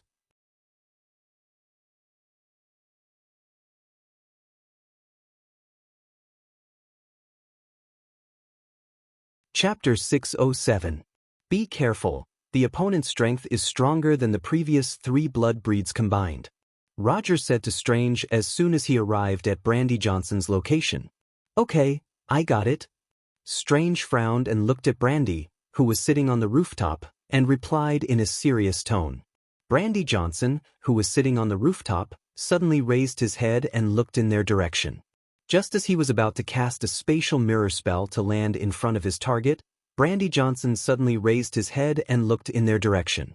Good hearing. Rog wasn't surprised that Brandy Johnson was able to discover his and Strange's arrival in advance. Any vampire with a noble title possessed senses that were far sharper than ordinary people. When Brandy Johnson raised his head, Strange was stunned for a moment. His hands maintained the gesture of the mirror dimension as he floated in the air. This, Strange, who lacked enough experience, didn't know whether to continue landing or not. Just as Strange was considering if he should rethink his strategy, Brandy Johnson suddenly stood up and looked at Logue, who was floating in the air in disbelief. Fourth Hokage? Why is he here? Although Brandy Johnson hasn't been officially recognized by the clan, he already heard about the grudge between Rog and the vampires from his father who gave him the embrace. How is this possible? Why would the 4th Hokage specifically come to find me, a little vampire? Brandy's face was covered in cold sweat. There were many vampires who knew about the grudge between Rog and the vampires, but there weren't many who really cared about this news. Even some of the less intelligent vampires, after hearing this news, had a crazy idea to fight with Konoha. But these vampires didn't have time to carry out this crazy idea, as they were killed by their father. If it's not necessary, don't provoke Konoha. Especially Rog, the 4th Hokage of Konoha. Although this wasn't an official order, those vampires who dared to violate it didn't live to see the moon the next day. After confirming that the person floating in the air was Rog, Brandy Johnson didn't hesitate and turned to run. Rog sighed helplessly as he looked at Brandy, who was running away like a frightened stray dog. Although he didn't know how the vampires trained the vampires, from Brandy's actions, they obviously reminded the vampires to pay special attention to some things. What do we do now? Strange dispelled the spatial mirror spell that he had yet to cast and flew back to Rog. Follow him, maybe I can have some extra relaxing activities tonight. After saying that, Rog took the lead and flew toward Brandy. Brandy's running speed was far faster than ordinary people and the escape route. But in front of Rog, who has the ability to fly and chakra, his escape was declared a failure. Rog and Strange followed behind him, like 2 hunters stalking their prey. How could this be? Could it be that they found out that I tortured and killed my ex-girlfriend and friends? Didn't they say that as long as I don't provoke Konoha, Konoha's people won't come?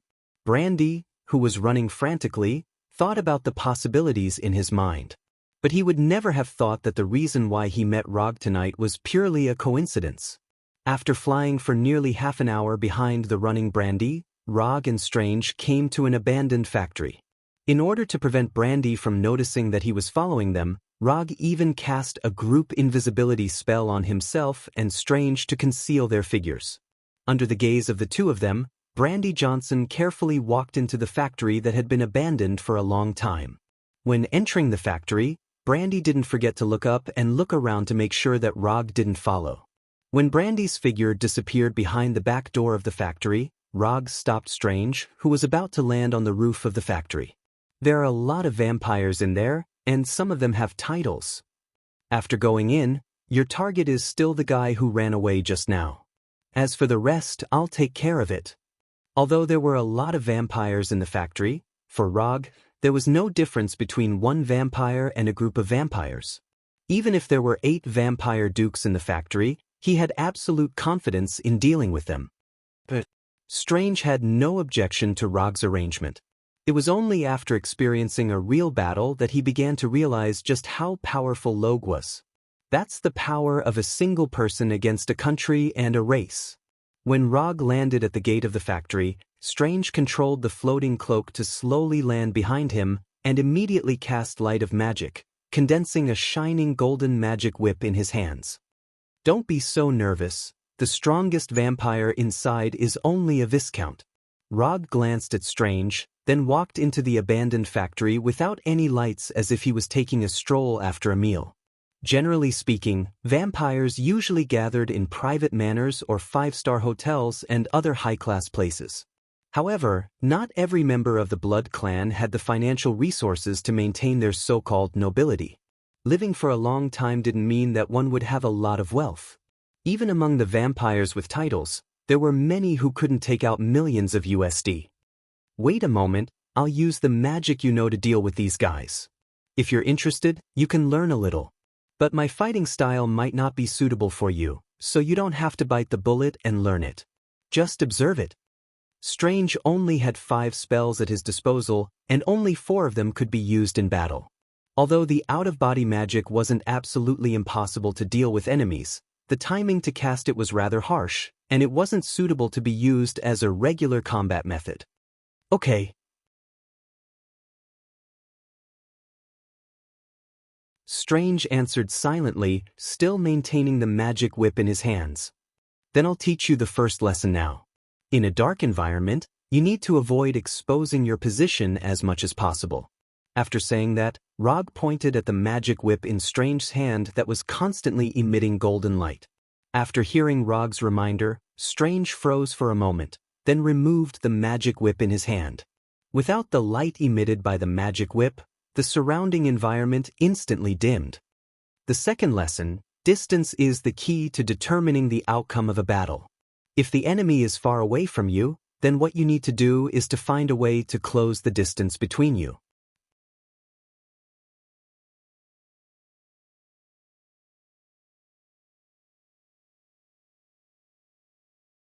Chapter 608. Distance. Strange repeated, and then nodded, indicating that he understood. Although he already gave a reply, Rog felt that he still didn't understand. Since this was the case, then he would use an actual case to prove it. Rog put on the ring and began to cast a portal in front of Strange. Unlike the previous portals, the portal he opened this time wasn't big, only a few dozen centimeters in diameter.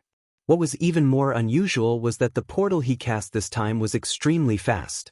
In less than a second, he opened up a portal above his right hand. Looking at this unreasonably small portal, a puzzled look appeared on Strange's face. However, he soon understood Rog's plan. Almost at the moment when the portal was formed, a vampire standing in a corner of the factory fell into the portal that suddenly opened under his feet. *CK. The vampire didn't realize what happened and fell into the portal as if he fell into a lake. The entrance of the portal was set by Rog at the feet of the unlucky vampire. And above his right hand was naturally the exit. When the unlucky vampire fell from the portal that was only a few dozen centimeters in diameter, Rog stretched out his right hand and grabbed the vampire's neck. Then, his right hand suddenly exerted force. Crack! The crisp sound of bones breaking was heard. This vampire with amazing recovery ability didn't even have time to see Rog's face before his neck was broken. If this was a vampire with a noble title, then even if his neck was broken, he wouldn't die on the spot. The power of blood in his body was enough to repair the wound on his neck. Unfortunately, this vampire was just a newborn vampire, and the power of blood in his body was so weak that it was almost negligible. This is actually similar to the 3 vampires you used the portal to cut in half. The key is that the casting speed is fast enough, so fast that the target can't react in time. Your casting speed is not bad. Without increasing your casting speed, reducing the size of the portal can effectively reduce the time it takes to form. After throwing away the lifeless vampire in his hand like garbage, Rog turned his head and explained to Strange. Strange is someone who will become a supreme mage in the future. His magic talent is far above Rog's. But when it comes to killing, Rog is at least several levels higher than him. Although the vampire whose neck was broken by Rog was just a newborn vampire, Strange was still shocked by Rog's understatement. For some reason, in his view, the scene of Rog killing the vampire just now had an indescribable casual and natural flow, as if it was drinking water and eating. Is this the difference between a professional and a non-professional? Strange couldn't help but think. The use of the portal is far more than what the book said. If you're interested, you can study it yourself, Rog said as he walked inside the factory.